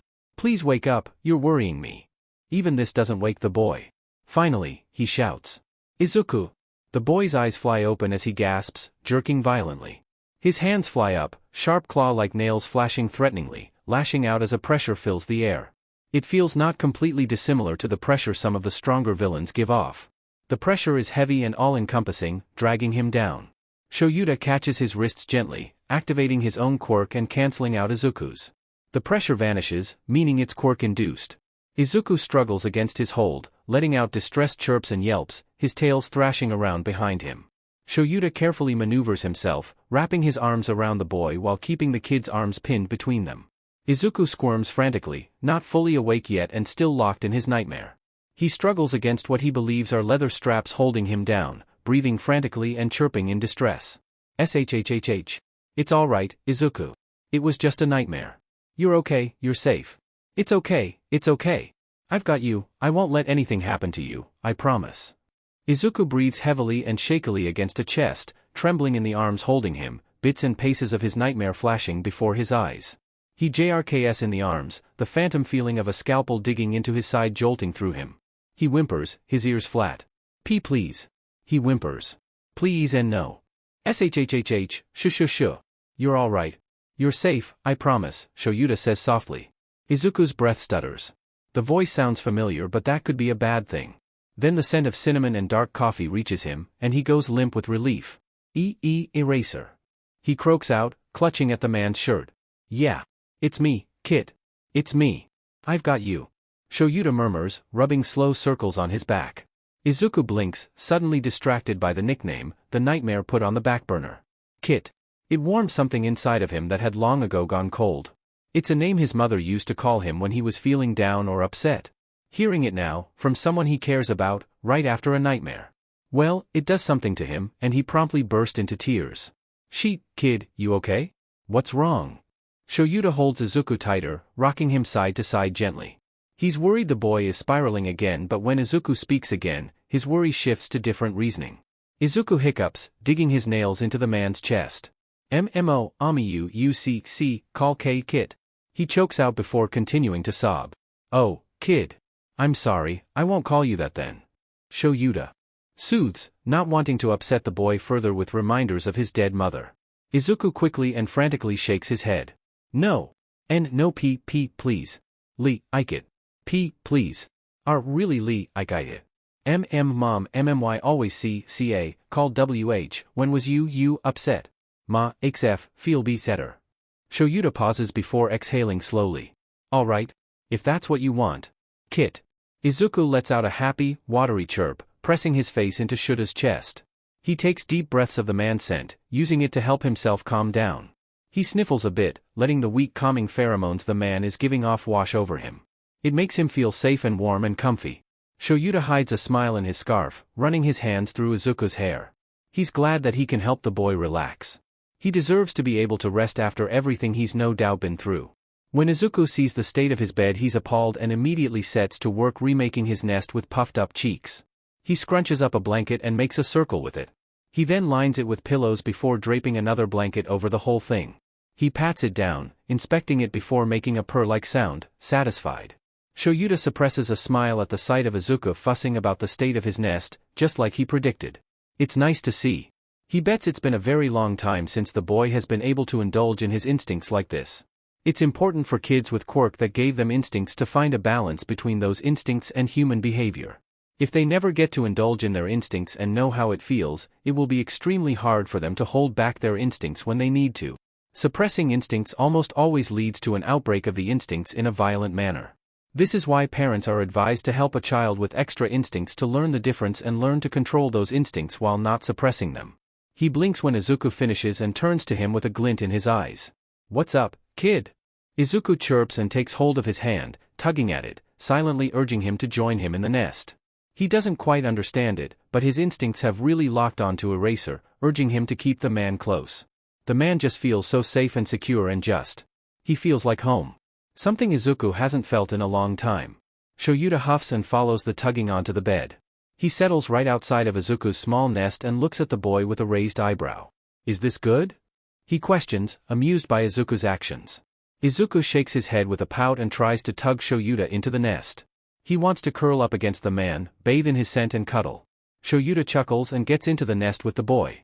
Izuku immediately pressed up against him, nuzzling into him. He sighs, accepting his fate of becoming a cuddle toy for Izuku. He runs his hands through the boy's hair, brushing his bangs out of his face.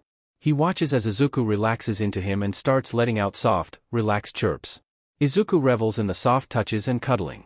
His instincts purr in delight, loving the close and loving contact with the man. A feeling that he hasn't felt in years and can barely remember blooms in his chest as he soaks in the contact. He can just barely remember feeling this back when he lived with his mother. It's a feeling of safety, family, home that vibrates through his very being.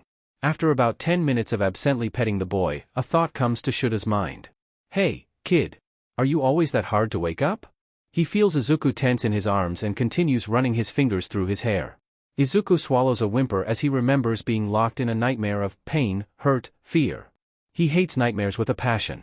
Sleep was his only retreat from the nightmare and torture that was the lab, and the nightmare stole that retreat from him, forcing him to relive the torture with no way to wake up other than outside STMLTN. Izuku answers after a minute of silence. Oh, only when have en nightmares. He's quiet for another moment before continuing. I had been problem even BEF4 was taiken. L looked you up once. You usually, WH when O1 feels P pain in dream, WW wake up. EX example you use W waking up before hit G ground. I don't. D don't wake you up when H hit ground. Insta LL lie there B broke N and P pain until SO someone W wake up. His voice wavers a bit as he talks. R rarely E ever WW wake O on own AN R really HH hard W wake up. I'll also R really R real. Izuku shudders with a whimper, tears forming in his eyes. Shoyuta SCKS in a sharp breath, grimacing. Sheet.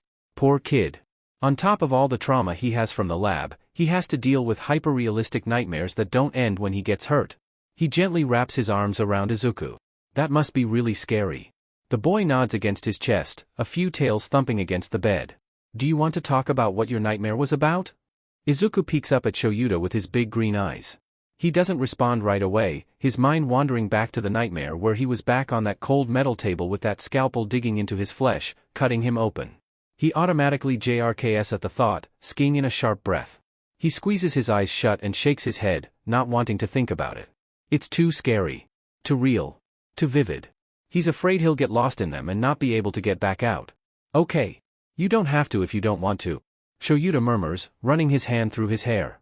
Izuku sniffs and shifts around until his back is pressed against Shuta's chest and tugs at his sleeves until the man's arms are wrapped around his waist.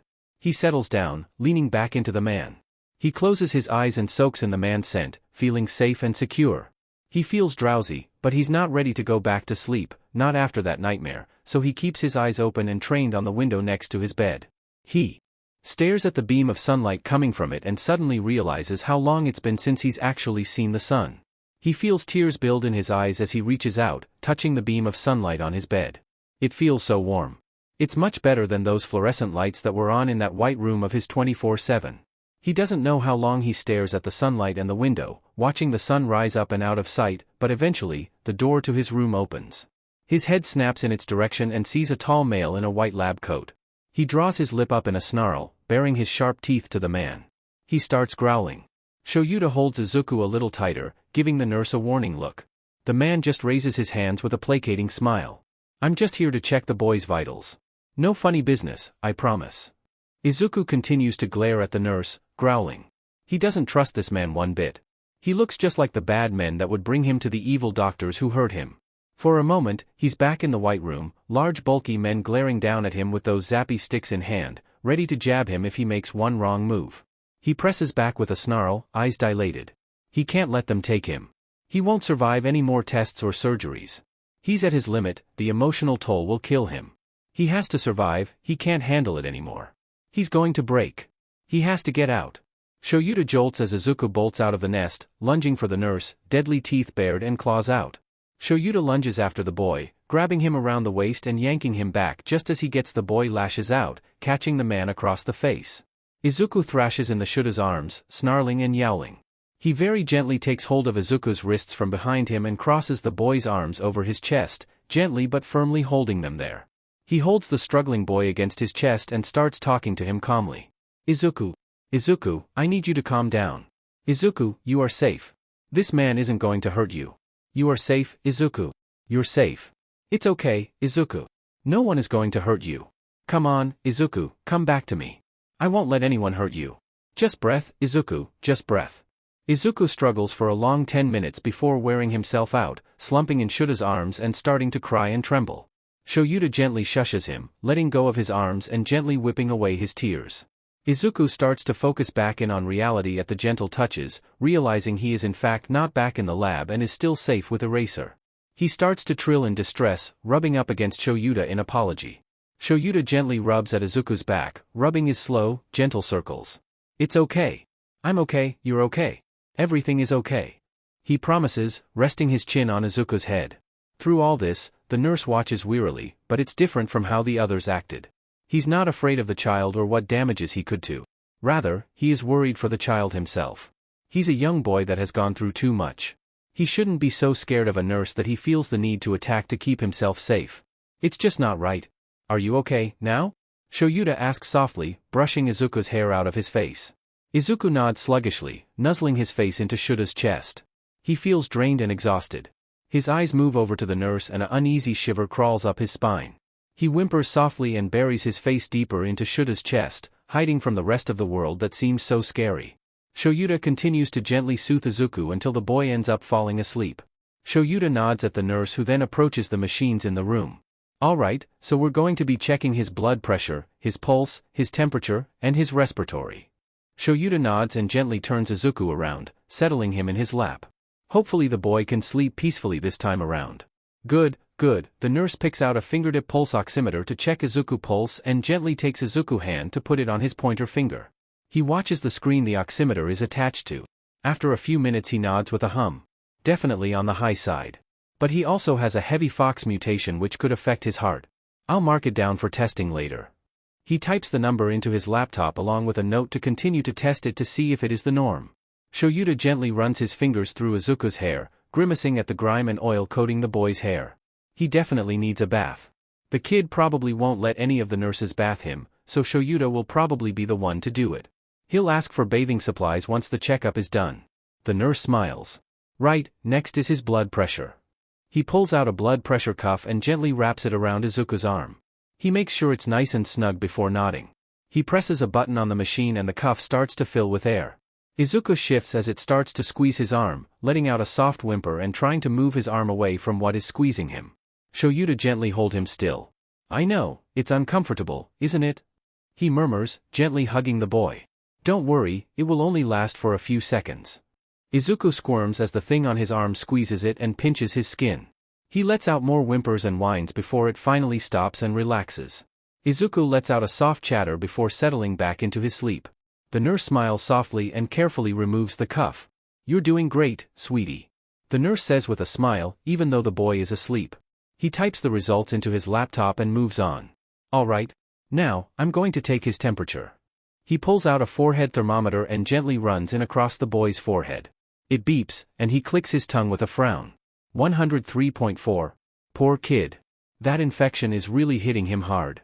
Well, let's hope the antibiotics we put him on will start helping soon. He types the result into his laptop again. Alright. Now let's check his breathing. He pulls out a stethoscope and puts them in his ears and brings the scope to Izuku's chest. He listens to the boy's lungs and times his breaths. He hums to himself as he slides the scope to different parts of his chest. Sounds good so far. Can you turn him around so I can access his back? Shoyuta nods and gently turns Izuku around, making sure not to jostle him too much. Izuku whines a bit but Shoyuta soothes him easily, and he settles back into his sleep. The nurse carefully presses the scope against the boy's back, sliding it to different places before pulling away. Alright. His breath is a little shallow, but everything else seems to be in working order. He types out the result and smiles at Shoyuta. Alright. I'm all done checking vitals. He glances at the sleeping boy and hums. Do you think I could take some blood and check his 4 and stitches while he is asleep? I don't want to try to do it while he's awake and stress him out even more. Shoyuta glances down at Izuku and sighs. Yeah, sure. Just try to make it quick. I don't want him waking up in the middle of it. The nurse nods. Of course. He quickly gets out the things necessary for a blood draw and quickly sets the boy up. Izuku is obviously uncomfortable with the setup, even in his sleep, so the nurse works quickly. He finds the best vein he can with the boy severely dehydrated and expertly inserts a needle into the vein. Shoyuta watches the blood flow from Izuku through the tube and into a vial. Izuku starts to whimper softly and Shoyuta quickly soothes his with soft whispers and gentle touches. The nurse takes 10 vials of blood before removing the needle and quickly patching up the puncture wound. Alright, that's all done. Now I'll just check his 4 and stitches, and I'll be on my way. The nurse says brightly. Shoyuta nods and watches as the nurse looks over the 4 and ends up having to move the 4 to his hand as it was getting messed with too much in the crook of his elbow. The nurse checks over the stitches and uses a cleansing wipe to sterilize the area before rewrapping it. Alright, all done. The stitches look good, just make sure he doesn't pull any. He gathers up his stuff and gets ready to leave. Oh! Shoyuta calls out, causing the nurse to look back at him. Can I get supplies for a sponge bath? I think he'll appreciate being clean. The nurse blinks. Oh! Of course, of course. I'll be right back with the things. He smiles and hurries out of the room. Shoyuta tilts his head back with a sigh and carefully leans back, keeping Izuku held against his chest. He absently rubs slow circles on Izuku's back, letting his mind wander. He's already gotten so attached to this boy, and he has no idea why. He's saved so many kids from bad situations before, and he's never felt like this about them. He supposes all the other kids he's saved have had homes to go back to, somewhere they feel safe. Maybe Shoyuta just feels responsible for him, like he's obligated to take care of the boy. Izuku doesn't have a home to return to. He has no safe place. All he has is Shoyuta, the one who saved him. Maybe Shoyuta feels that if he doesn't take care of this boy, no one else will. Maybe that's part of it, but honestly, Izuku is just special. There's just something about the boy that draws Shoyuta in. A connection was forged down in that lab between savior and child. Something deep and instinctual. Shoyuta sighs and looks down at Izuku's sleeping form. He looks so peaceful, his face lax and calm. He watches as a hair drifts closer to the boy's nose before getting sked in as Izuku inhales. His face scrunches up a bit before he sneezes and jolts himself awake. Izuku blinks groggily, wondering what woke him up before he feels something tickling his nose and sneezes again. He scrunches up his nose and reaches up to rub at his nose, surprised when he actually can. What happened to his muzzle? He pats at his face for a moment before registering the warm arms wrapped around him. He looks up and finds himself looking into warm dark gray eyes. He chirps out a happy noise as he remembers where he is and nuzzles into Shuta's shoulder. Shoyuta starts to fight down a smile before deciding it would probably be better not to fight for a neutral expression around Izuku. So, he smiles down at him. Hey kid. He runs his hand through Izuku's hair. You have a nice nap? Izuku nods, his chest rumbling in the approximation of a fox purr. He continues to mark up the man, rubbing his cheek against him very deliberately. After a minute he sniffs the man, and his rumbling gets louder as he takes in their mixed scents. That's right. Eraser is his, and now everyone will know it. Shoyuta chuckles softly, gently rubbing at Izuku's ears while making sure to avoid the extra sensitive spots. He watches Izuku melt into the touch fondly. I'm glad. The kid deserves some peace. Izuku suddenly tenses up, hearing footsteps approach. He starts growling, but it's more out of habit than feeling particularly unhappy. Instead, he feels safe and content, surrounded by Eraser's arms and his scent. It feels like nothing can go wrong as long as he stays like his, protected and safe. The door opens, and the nurse walks in with a large tub of warm water and bathing supplies. He smiles when he sees Izuku awake and looking very content in his savior's arms. He does however give the nurse a very suspicious look before going back to nuzzling into Shuta's shoulder. The nurse chuckles and sets the bathing supplies on the counter in the room. I'll just leave these here, he says, putting them down and stepping back. Thank you, Shoyuta says with a nod. The nurse give a small bow before leaving the two by themselves. Shoyuta sits up, earning a soft grumble from Izuku. He chuckles and nudges the boy. All right, come on, get up. I got the nurse to get us some bathing materials. You want to be clean, don't you? Izuku blinks and raises his head, tilting it slightly. Clean? He looks down at himself, at all the grime buildup from his time in the lab. He's gotten so used to it that the constant itchiness and discomfort has become background feelings. He can't imagine being clean again. He looks back up at Shoyuta and chuffs, rubbing up against the man before shuffling off of him. As soon as he leaves the safety of Shuta's arms, a sense of unease comes over him. The white walls of the hospital room loom over him and a paranoid feeling of being watched comes over him. He gulps, instinctively shrinking in on himself and pressing up against Shoyuta. Shoyuta frowns at Izuku's obvious discomfort. He gives the boy a hug before getting out of the bed and quickly gathering the bathing materials. He quickly makes his way back to the bed and sets the materials down. Seeing Izuku looking around with shifty eyes and a trembling frame, he immediately gets back in the bed and gathers him in his arms. "It's okay," he whispers softly, stroking down the boy's back. "I've got you, you're safe with me. I promise." Izuku takes a shaky breath and slowly starts to calm down from the approaching panic, pushing it back and nuzzling into Shoyuta. After making sure Izuku has calmed down, he gives him a reassuring hug before letting go. "All right. Let's start with a basic haircut and some grooming, huh?" Izuku sniffles a bit and looks up at Shoyuta. He makes a humming noise and reaches back, patting at his long, tangled hair absently. He hasn't been groomed by someone else in years. He vaguely remembers how good it felt to have his mother's fingers run through his hair, and he's never had anyone groom his fur as it came in after experiments in the lab. After a short moment he nods his consent to Shoyuta, turning around so Shoyuta has full access to his hair. Shoyuta smiles and pats Izuku's head before turning to the bathing supplies. Luckily, there is a pair of hair scissors with the supplies. He takes them out and very carefully starts to snip away at Izuku's hair. He carefully cuts out all the impossible knots before cutting a straight line at the boy's shoulders. Izuku marvels at the sudden weight gone from his head. Apparently 3 feet of curly, knotted hair is really heavy. He reaches back and feels at his shortened hair, beaming. He lets out a happy rumble, playing with the shortened strands of hair. Shoyuta chuckles softly as he marvels at how puffy Izuku's hair is now without all that weight pulling it down. He thinks it would look cute with an even cut over the whole head to make it all fluffed up, but he's not good enough to do that kind of cut, so he leaves it as a straight cut at the shoulders. Maybe he'd ask Hizashi to do it. He's sure the man will be thrilled to help the kid out. He picks up detangling spray and applies it to all the tangled spots. He then picks up a brush from curly hair and starts gently running the comb through the boy's hair, starting at the ends and slowly moving up to the top. He stops at any knots and very gently works through them, making sure there is little to no pull at Izuku's scalp. He knows from experience how painful it is for someone to yank a brush through tangled hair. Izuku starts up a steady rumbling, very pleased with the feeling of the brush running through his hair. Every gentle scrape against his scalp has pleasant tingles running down his spine. He melts into it, his eyes fluttering shut. The grooming also greatly appeals to his instincts.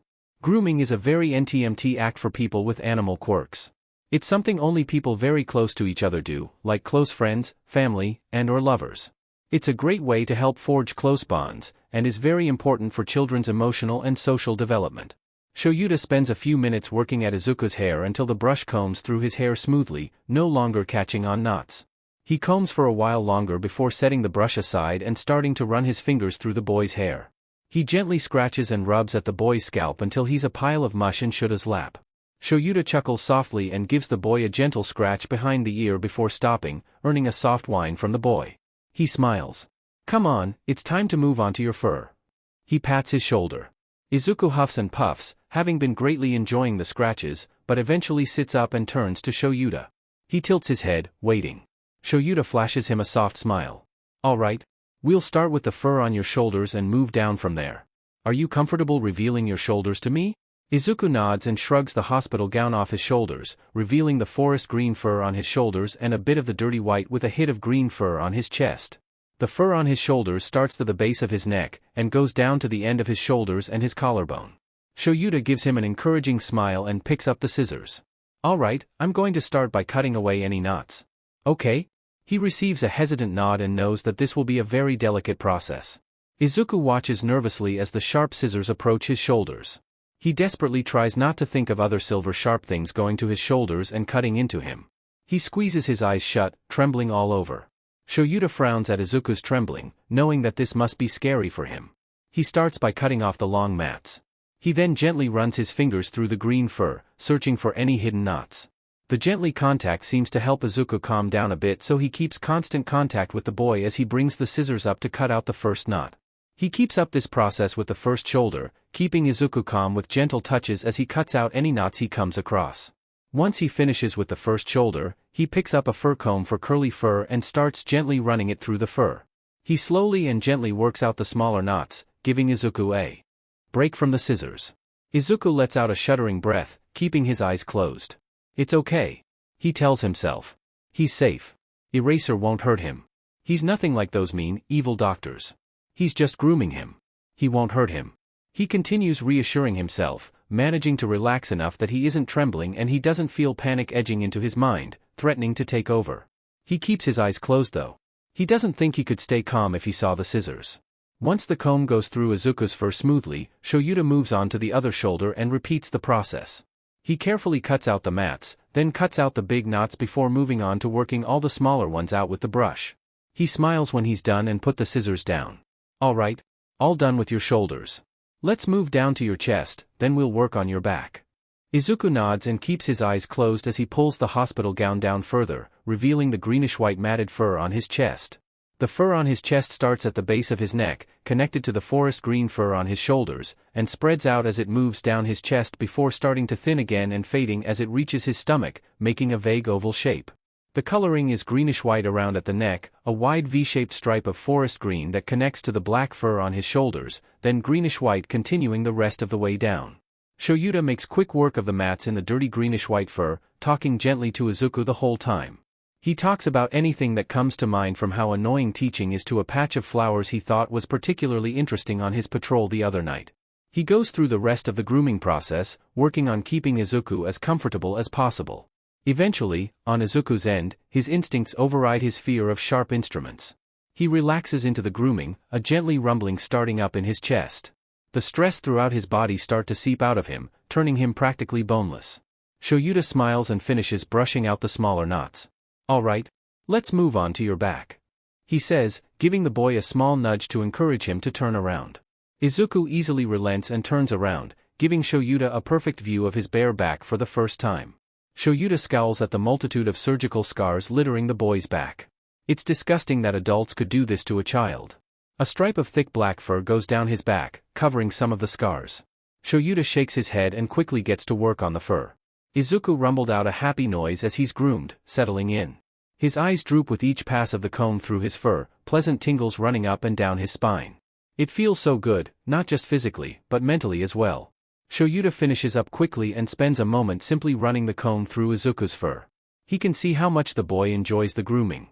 He knows a bit about how grooming affects those with animal quirks, but only from drawing conclusions from cat behavior.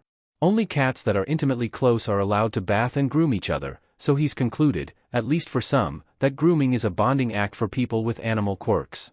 He stops after a few minutes and ruffles Izuku's hair. Alright, all done with that. Let's move on to your legs. Go ahead and pull up your gown. Izuku blinks, shaking off the sluggish piece of grooming to do as Shoyuta asked. He pulls the gown back up and over his shoulders, and lifts it up to expose his matted legs. The fur starts out forest green and fades to greenish-white at the paws. Shoyuta gets to work, knowing that this is going to take the longest. He starts with one legs, cutting out mats, searching for it, cutting out big knots, then combing out the smaller knots, before moving on to the next. Both legs take about 45 minutes to groom.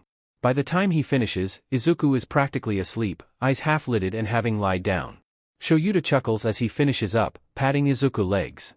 Hey kid, don't fall asleep on me. We're not even halfway done yet. Izuku blinks sluggishly, reaching up to rub at his eyes. He chirrups softly and tries to sit up, but he feels weak and sluggish and his arms give out before he can push himself up. He lets out a chip of distress, trying and failing again. Shoyuta quickly rests a hand on Izuku's shoulder, gently holding him down. Easy there. He says softly. Don't worry, you don't need to sit up. We can do the rest with you laying down if you're feeling weak. Izuku hesitates before giving a small nod and sinking back down into the bed. Shoyuta ruffles his hair before turning to the water basin. He dips his hand in the water and frowns at the lukewarm temperature.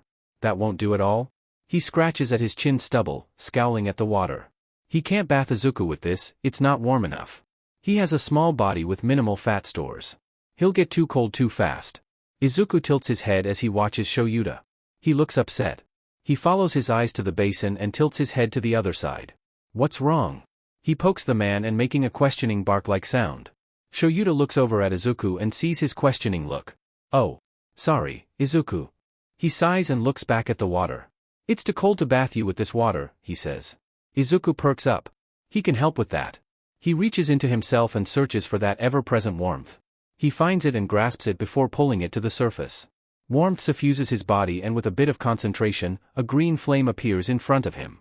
He adjusts the temperature of it and then waves his hand, directing it towards the basin of water. With a simple instruction of heat, he drops the flame into the water and watches with satisfaction as the water quickly starts to steam. Shoyuta watches this with wide eyes. Wow, kid. That's some pretty impressive quirk control.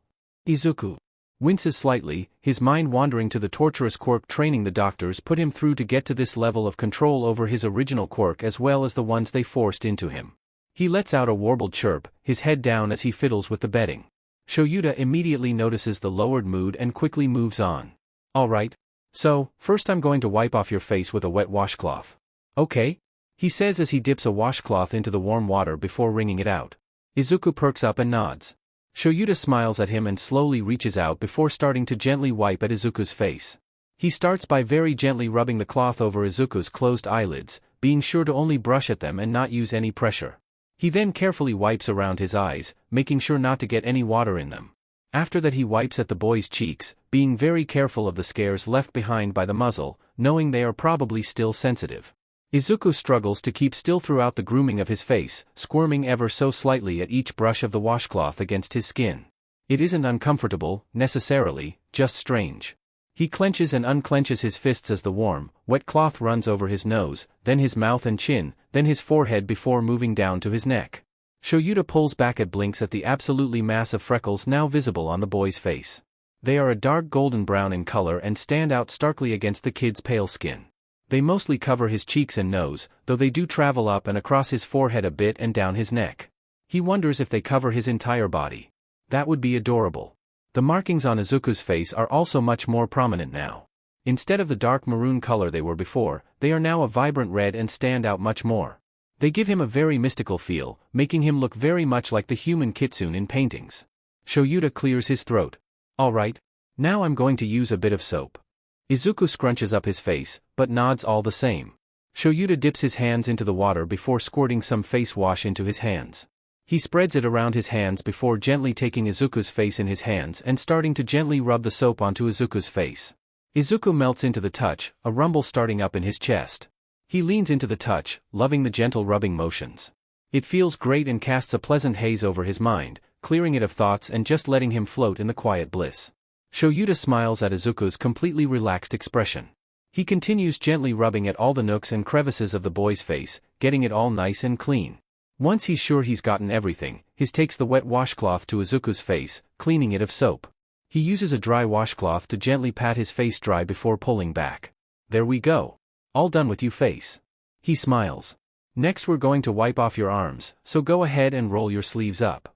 Izuku chirps and does as asked. He rolls his sleeves up to his shoulders, exposing all the non-fur-covered skin of his arms.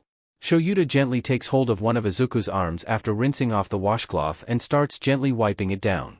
He scowls down at the arm as he cleans it of dirt and the multitude of scars and freckles underneath become clear. The scars are stark and obvious against the pale skin, many of them white and long healed over and some of them dark and ugly, obviously having gotten infected and or having struggled to heal.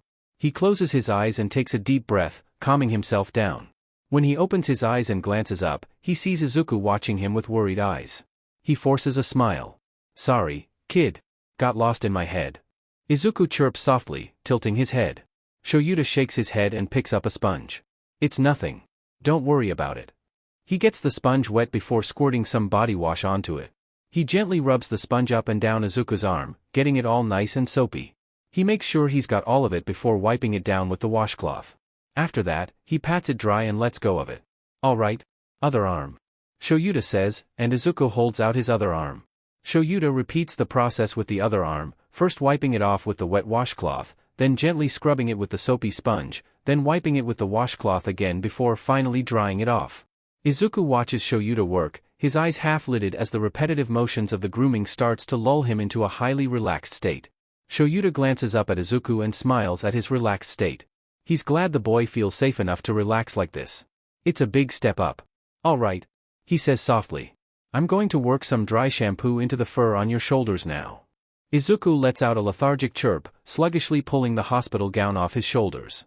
Shoyuta helps him out when it's clear he's fumbling. Shoyuta picks up the dry shampoo for fur mutations and squirts a good amount onto his hands. He starts gently running his fingers through Izuku's fur, working the shampoo into it. He massages the shampoo into the fur in smooth, firm circles, making sure to get it as deep as he can. He'll need a real bath or shower to get the dirt and gunk from his fur, but this will have to do for now. Shoyuta continues the process of washing Izuku's skin and then working the dry shampoo into Izuku's fur, hoping it will help bring him at least a little bit of comfort until they can give him a full, thorough bath. Once he finishes working the shampoo into the last of Izuku's leg fur, he sits back with a sigh and looks at Izuku. He smiles softly at the relaxed and sleepy expression on his face. Shoyuta runs a hand through Izuku's hair. "Alright, kiddo. I think it's time for you to go back to sleep." Izuku lets out a soft whimper, clutching at his chest. "It's alright, I'll be here the whole time, I promise. I'll make sure you don't have any nightmares." Izuku peeks up at him, biting at his bottom lip. "Promise." "Promise," Shoyuta murmurs, brushing his bangs out of his face. Izuku hesitates for a moment before nodding and pressing himself against Shoyuta. His tails come up and wrap around him like a blanket as he shifts around to get comfortable. He curls up in a ball on Shuta's lap, letting out soft chuffs as he kneads Shuta's chest before settling against it. Once settled, he goes still and quiet. Shoyuta smiles as Izuku settles, gently scratching his scalp. He starts humming a gentle tune he used to hum to the kids he babysat when he was in high school trying to keep himself afloat. It's not long before the kid is fast asleep, letting out the occasional snore. Shoyuta sighs and slowly leans back on the bed, relaxing. He glances over at the clock and decides it won't hurt to take a nap himself. So, he closes his eyes, focusing on the warm body on top of him and the little chuff-like snores the kid makes. In only a few short minutes, he's drifting off to sleep himself, not to wake up until the morning. Izuku wakes up to a warm beam of sunlight hitting his face, which confuses him. His eyes are too heavy to open, and he feels disoriented. He's pressed up against something warm, and there's a hand carding through his hair, brushing against his ears. He struggles to remember where he is, but when he does, he stops actively trying to wake his body. He's safe. He breathes in that coffee and cinnamon scent and lets out a soft chirp, pressing his face closer to that safe scent. He hears talking around him, but isn't really processing it. He's still really groggy, and his senses aren't in tip-top shape yet. Eventually, the words start to reach him. "Also got some applesauce for when he's ready to try eating again." It's a woman's voice. He recognizes it. He thinks it's that female doctor from yesterday that he told about all the surgeries. Shoyuta responds. "Thank you. I'll make sure he tries to eat it once he feels up to it." Izuku lets out small chuffs and huffs, shifting around a bit to press closer to Shoyuta, who he realizes he's laying on. He kyrups and curls his hands into gentle fists around the fabric of Shuta's shirt. Shoyuta blinks and glances down at Izuku, seeing C's starting to wake up. His expression softens, and he gently brushes some hair out of the boy's face. "Oh. It looks like he's waking up. I'll leave so I don't startle him. I'll come by in about an hour with the doctor that will have him looked over more closely." Shoyuta glances back up at Fujiki, Izuku's main nurse, who is smiling gently at Izuku. "Alright. Thank you again." Shoyuta replies. Izuku listens as footsteps retreat, followed by the sound of the door opening and closing. He presses his face deeper into Shuta's chest, taking in a deep breath and reveling in Shuta's scent. Alpha, strong, safe, his instincts purr, though it sound a bit confused for some reason, like the words it's using are correct. Izuku's eyes finally flutter open. "Good morning, Kit." Shoyuta murmurs, running his hands through Izuku's hair. Izuku yawns and stretches, his hand pushing against Shuta's face as he does, making him huff. He squeaks as a sharp pain shoots through his stomach and curls back in on himself with a series of pained barks. "Careful. You don't want to pull your stitches." Shoyuta frets softly, resting his hand on Izuku's back. He rubs gentle circles on his back, resisting the urge to kiss the boy's forehead. Izuku huffs and shuffles around until his back is pressed against Shoyuta's chest. He lifts his head, looking up at the man's face. Shoyuta smiles at him, and Izuku tries to return it, but it's been so long since he smiled that it just doesn't happen. He huffs, but he doesn't mind and settles for chuffing happily. Yes. It's good to see you too." Shoyuta chuckles and ruffles his hair, suppressing the urge to frown. It's upsetting to see Izuku try and fail to smile. All kids should be able to smile freely and without worry. To see one struggle to do something in an expression of joy is heartbreaking. It squeezes his heart and makes his dry eyes sting with unshed tears. Izuku closes his eyes and leans into Shuta's hand. It feels nice. When he opens his eyes again, they catch on something on the bed and focus on it. It's a white fox plush with 5 tails. It's sprawled out on its belly and is about 50 centimeters long from the tip of its front paws to the tip of its tail. It's really cute with beady tan eyes and a smile. He tilts his head at it. Shoyuta sees Izuku starting at the fox plush and chuckles. That nice female doctor from yesterday saw that down in the gift shop on her way in and said it reminded her of you. She got it for you to try and make this room homier. Shoyuta watches Izuku reach out and take the plush in his hands. He gives it a few squeezes and turns it to its facing him. He stares at it for a minute before bringing it into his arms and hugging it. He rubs his face against it, croaking out a quiet, "So oft." It is. Shoyuta smiles, watching Izuku cuddle with the plush. Izuku rubs his scent glands against the fox, marking it with his pine and fresh grass scent. He makes sure it is thoroughly saturated in his scent and gives a satisfied chirp when it is. He then settles and keeps the plushie held close, rubbing his face against the soft fur. Shoyuta lets Izuku relax and cuddle with the plush for a bit before giving him a gentle nudge. "Hey, Izuku." The boy peeks up at him and tilts his head, looking adorable with the fox plush in his arms. "I have some applesauce for you if you want to try eating again." Izuku's ears perk up and his nose twitches as he turns his attention to the applesauce on the tray next to his bed. He does feel pretty hungry. But he also doesn't want to throw up again. Eventually, after thinking it over for a minute, his hunger wins over. He reaches out and picks up the cup of applesauce, carefully using a sharpened nail to open it. He lifts it up to his lips and slups up a mouthful of it. "Don't eat too fast." Shoyuta huffs, scratching at Izuku's scalp. "Only little bits at a time." Unfortunately, even with that advice in mind, it's only 5 minutes after his first sip that his new stomach is violently rejecting the applesauce. He whines at the horrible feeling of the applesauce and stomach acid being violently spewed out his mouth and nose. It burns and just SCKS in general. Luckily it only happens twice before his stomach settles down. Shoyuta frowns as he helps Izuku clean up. It's definitely not looking good. At this rate, he'll have to have a feeding tube put in soon rather than later. He hates that is probably when this is going, but there's nothing he can do about it. Hopefully it won't end up being a permanent thing. He sets about distracting Izuku by animating the fox plush. Izuku watches Shoyuta make the fox make exaggerated movements with bright eyes but no smile. He makes the fox talk in a high-pitched voice that would embarrass him to no end if anyone other than Izuku heard. Eventually, they switch, and Izuku starts animating the fox hesitantly while Shoyuta watches with a soft smile. Izuku is ecstatic to be playing with Shoyuta, even if he is nervous about being yelled at by the doctors for playing. He hasn't been able to play any kinds of games besides some of the tests in years. It's a freeing experience, just one more thing that proves to him that he's no longer in the clutches of the evil doctors. When Izuku tentatively asks if they can play heroes and villains with nervous fiddling and unsure eyes, scared of being reprimanded, Shoyuta immediately accepts. The way Izuku's eyes light up with joy makes Shuta's heart clench. Shoyuta makes sure Izuku knows that he has to be careful of his stitches before accepting the role of the villain. He laughs evilly and gently wrestles with Izuku, being very careful of his injuries and the medical equipment. Even with still no smile on Izuku's face, it's the most animated Shoyuta has seen the boy. His eyes are sparkling with joy, his ears are flicking back and forth, and his tails are all wagging happily behind him. It hurts to know that Izuku didn't get to do this growing up, to just be a kid. Eventually, Shoyuta ends up on his back on the bed with Izuku sitting triumphantly on top of him. Shoyuta groans dramatically, flopping a hand over his face. "Oh no. You've got me," he says in a deadpan voice. Izuku yips proudly, puffing out his chest. He caught the villain. He chuffs and leans down, rubbing his cheek against Shuta's. Izuku vaguely remembers play wrestling with his mother all those years ago. Similar to the grooming, it was an experience that helped build on their bond. It was also his mother's way of helping him become stronger for when he had to face the real world. Yeah. You too, kid." Shoyuta chuckles. Izuku's eyes glint mischievously, and he raises one of his hind legs and puts his paw on Eraser's face, pushing it down. "Why you?"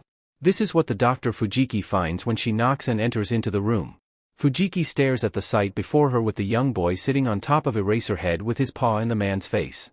The boy squeaks when he sees her and tumbles off Eraserhead, quickly covering himself with his tails. The man sits up and rubs the back of his head sheepishly, glaring at her in a way that makes her chuckle. "Well, I'm glad to see you are so full of energy, young man. That's a good sign that your infection is already starting to heal." Fujiki smiles, stepping into the room. She sees the stuffed fox on one of the pillows and smiles, directing her attention to Izuku. She can see him watching her from under his tails. She gives him a gentle smile. "I see you found the fox plush I got for you. Do you like it?" Izuku blinks at her before nodding slowly. "Have you named it?"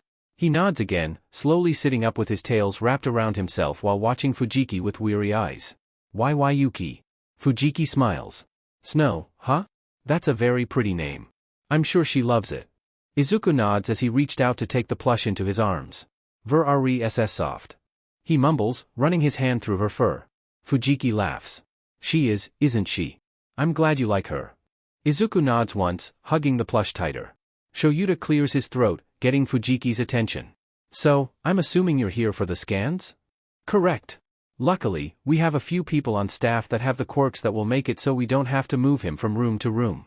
She turns to Izuku and gives him a smile. What do you think, sweetie? Can you manage a few people so we don't have to move you around so much? Izuku's ears flatten, and a growl starts up in his throat. He doesn't want any more doctors around him. Even just one is more than he is comfortable with, any more than that is a big no-no. Fujiki senses Izuku hesitation and hums thoughtfully. After a moment, she perks up. How about this? I'll bring one of them in now, and it'll only be you, Eraserhead, and that doctor in the room. They'll do the scan and give you your morning medication and that will be it. You'll have the rest of the day to yourself with regular check-ins. Then, in the evening, I'll bring the next doctor in and repeat the process until we have all the information we need. How does that sound? Izuku thinks about it for a long moment before slowly nodding. He thinks he can handle that. It will still be very uncomfortable to have so many people coming in and out. But if it's one at a time, he thinks he'll be okay. Eraser can protect him from just one doctor if it comes to it. Great. Fujiki smiles at him. I'll be just a moment, and I'll have the first doctor ready for you. With that, she hurries out. Izuku scoots closer to Shoyuta, leaning into him. Shoyuta looks down at him and puts a hand on his head. You're doing great, kid. He murmurs. Izuku chirps at the praise and leans into his hand. He settles down, keeping an eye on the door as he presses into Shuta's side. A few minutes later, a doctor comes in with a bright smile and a tray in his hands. Hello. This is Midoriya Izuku's room, correct? Shoyuta nods. Yes. It is. Izuku watches the doctor wearily, clutching at Shuta's shirt for comfort. He can feel panic edging at his mind and along with the instinctive urge to fight against anyone in a lab coat, but he pushes them back as much as he can, focusing on Shoyuta. Great, great. Alright, so let's talk about what I will be doing. He sets the tray down. I have a quirk that lets me skin you over to assess your physical health. It's activated by proximity and intent. I'll get a general picture of your entire system, and I can pinpoint any injuries, disease, or illness that might be affecting you. You'll get more specific scans later, alright? WW won't, and no TTT touching. Izuku asks shakily, not wanting to be touched by any doctors. He doesn't think he'll be able to hold back from lashing out if they do. Nope. None at all. It's totally non-invasive and very quick. You won't feel anything and nothing will happen to you. Izuku's expression has Shoyuta covering a laugh with a cough. He looks distinctly unimpressed and more than a little suspicious. He doesn't blame the kid after all he's been through, but the way he's scrutinizing the man if more than a little funny in his opinion. Izuku nods after a moment of consideration. WW want hold DD error razors HHH hand. He says as firmly as he can with his shaky and stuttering voice. Shoyuta huffs. Fine by me. He looks over at the doctor.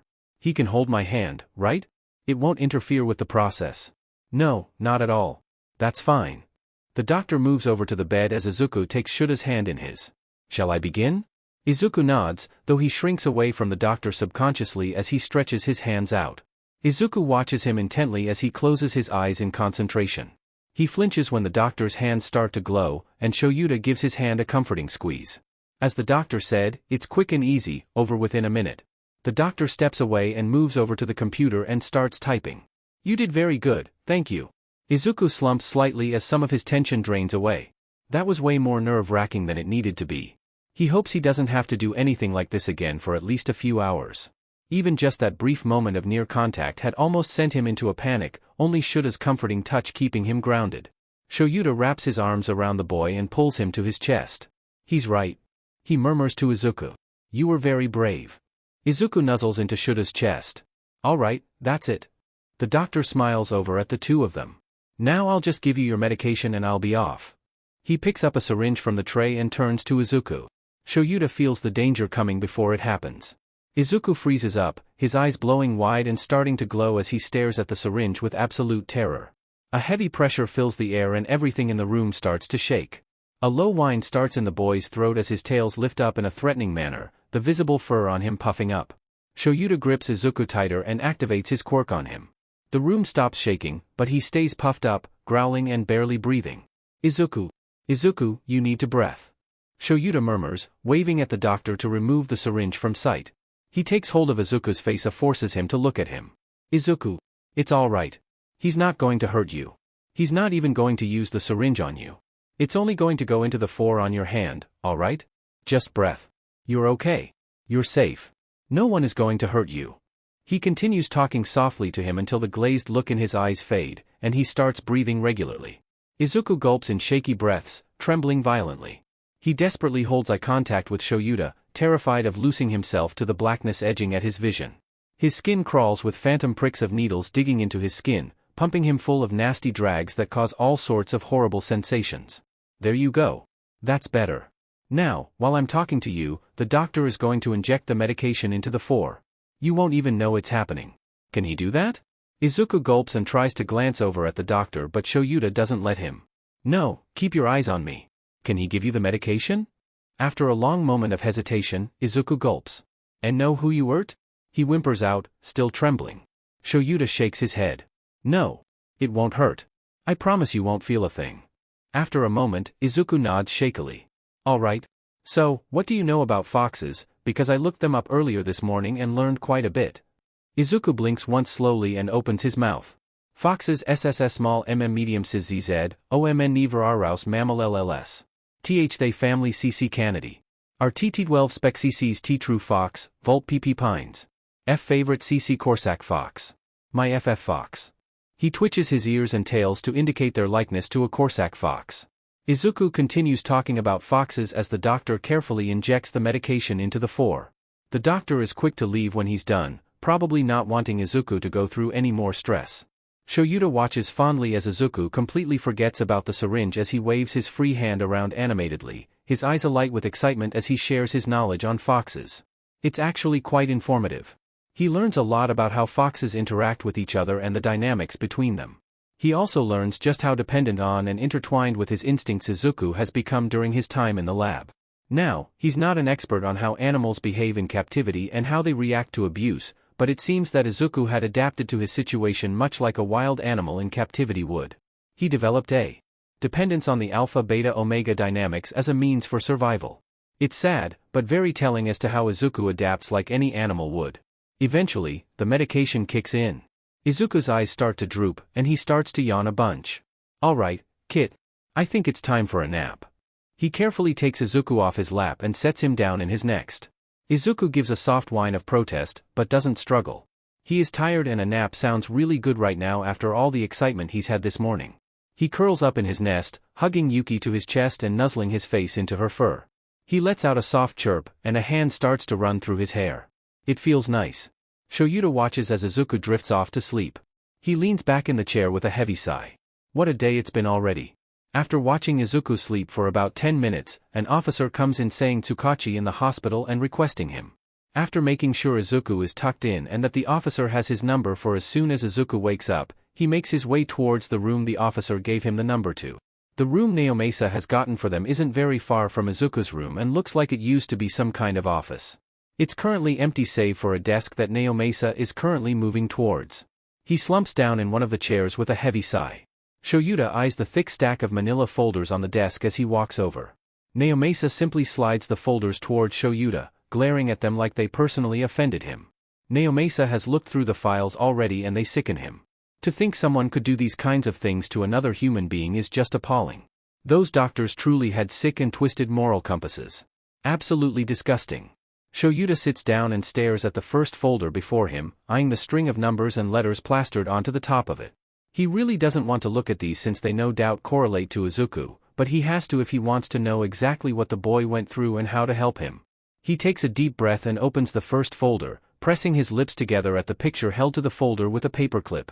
It's a fully body picture of Izuku naked with all his mutations on display. He's staring at the camera with dull, dead eyes. Under the first picture in one Izuku looking a few years younger, still naked with his mutation on display, with tears and fear in his dull eyes. The last picture is of Izuku looking barely older than 4, luckily with a hospital gown on this time, with only 2 tails, regular-looking legs, and no protruding jaw, looking absolutely terrified. Dread settles heavily in his gut as he pushes the pictures aside and begins to read the print of the first page in the folder. Clenching his teeth, he takes in the information as clinically as he can. Subject ID hashtag 0000097. SEC, male. Date of birth, 07-15-25XX. Current age, 11.5. Induction age, 4. Original quirk, Kitsune evolved. Accepted quirks, malleable adaptation evolved, see file ID number 0000239, healing, see file ID number 0000236, observation evolved, see file ID number 0000186, archives, see file ID number 0000142, empathy, see file ID number 0000163, glamour, see file ID number 0000206. Rejected quirks, Echo evolved, see file ID number 0000208, reflex, see file ID number 0000107, morph, see file ID number 0000132, frost, see file ID number 0000186, muscle memory, see file ID number 0000225. Assimilated parts, augmented muscle fibers, reinforced veins, dense bones, reinforced liver, augmented lungs, reinforced spleen. Rejected parts, additional lung, additional stomach. Notes, Subject 97 is the first successful quirk evolution and the only one to have survived so far. Subject's first additional quirk, malleable adaptation, evolved, has made the continuation of adding quirks highly successful. Healing has made recovery much faster. Subject takes to mental quirks the best and hasn't rejected a quirk since muscle memory. Malleable adaptation, evolved, and healing has also made assimilation of replaced body parts highly successful. Unfortunately, additional parts have not been accepted by the subject. Continue testing. Surgery reports listed under files 97H1 through 97T1. See education and training under files 97W1 through 97A2. Subject is highly analytical. Subject is set up to analyze a hero twice a month at the request of upper management. Subject continues to resist, use of other subjects required as motivation. Analysis reports under files 97B2 through 97by4. Subject is highly valuable, keep under observation at all times. Shoyuta takes a deep breath, feeling rage bubble under his skin, and flips to the next page. 97A. Original quirk, Kitsune evolved. Before evolution, quirk gives the user 2 fox tails, fox ears, slightly sharpened teeth, enlarged irises and slit pupils, and scent glands for mutations. The fox tails allow for better balance, and sharper maneuvers and are heavily muscled. The fox ears heighten the user's hearing.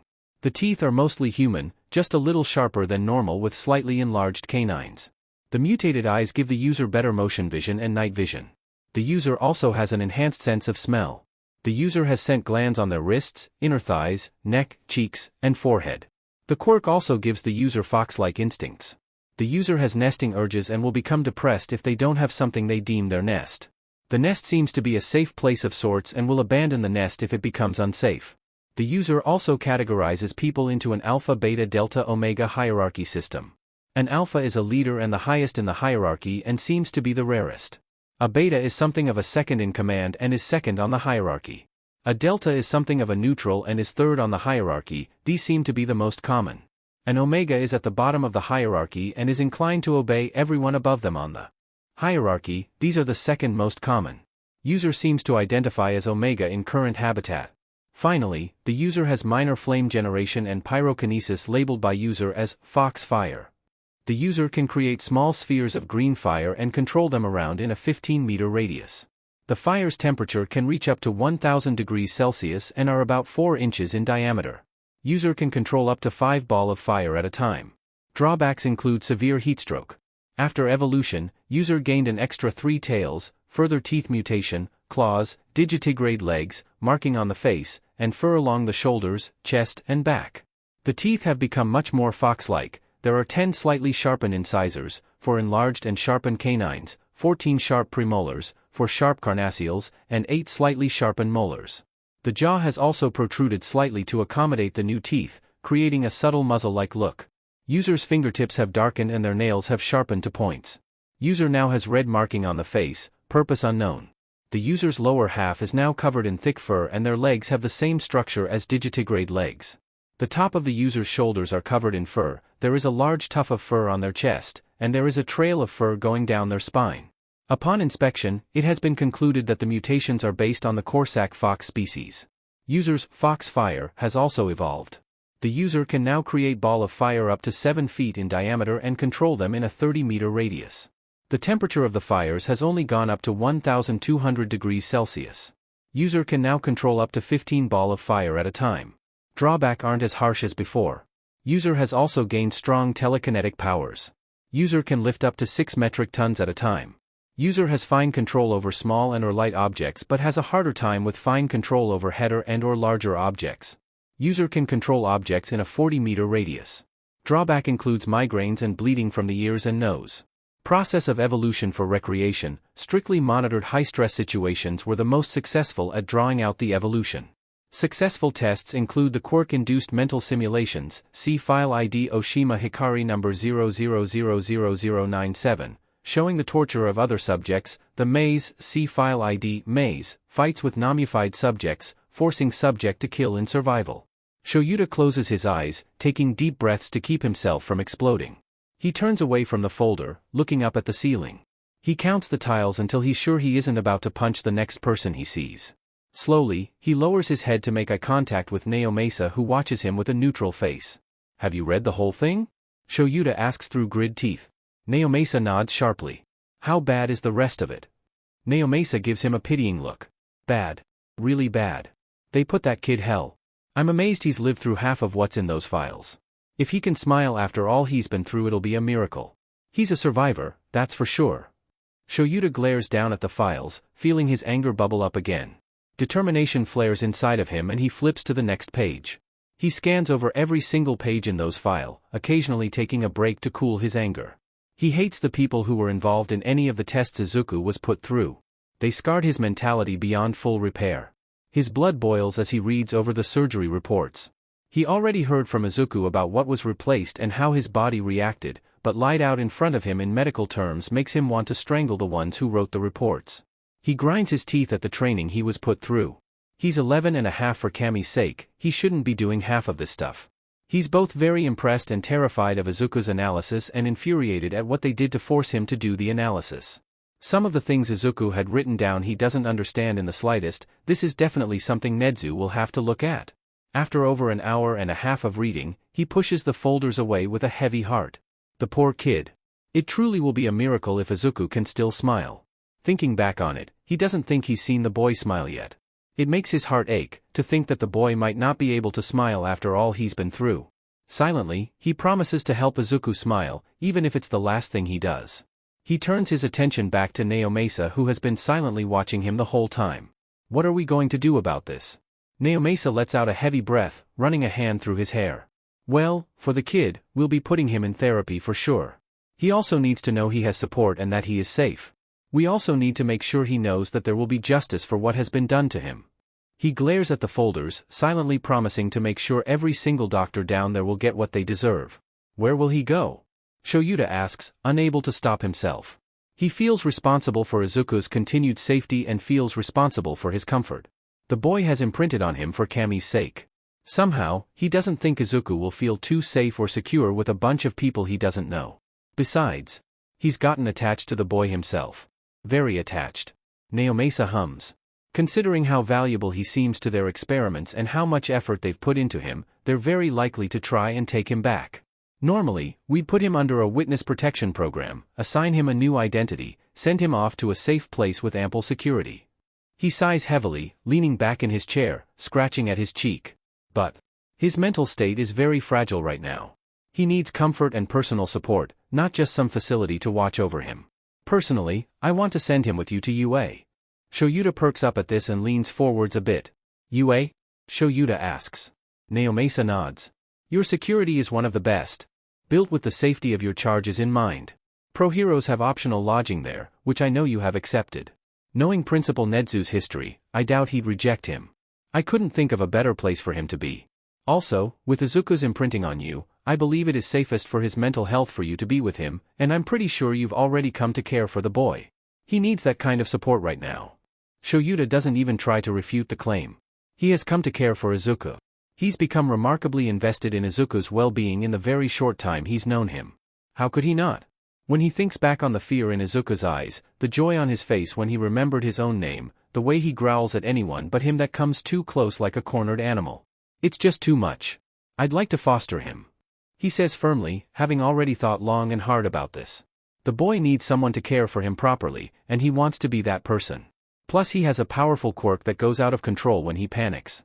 It's only logical that he offers his assistance. Naomasa raises an eyebrow and chuckles with a soft smile. I figured. That can definitely be arranged. I'll talk with a few people and make sure. Naomasa is cut off by a shrill shriek that Shoyuta immediately recognizes as Izuku. He shoots to his feet and is out the door in half a second. Move! Shoyuta yells, running through the halls at full tilt. He can hear Tsukachi apologizing breathlessly behind him but ignores it, determined to jump over and dodge staff and patients alike. It was stupid and illogical to leave Izuku by himself in a strange environment. Shoyuta should have insisted that they stay in the room with him, even if he was asleep. He already knows Izuku doesn't like this hospital environment, he should have known better. Stupid, stupid, stupid.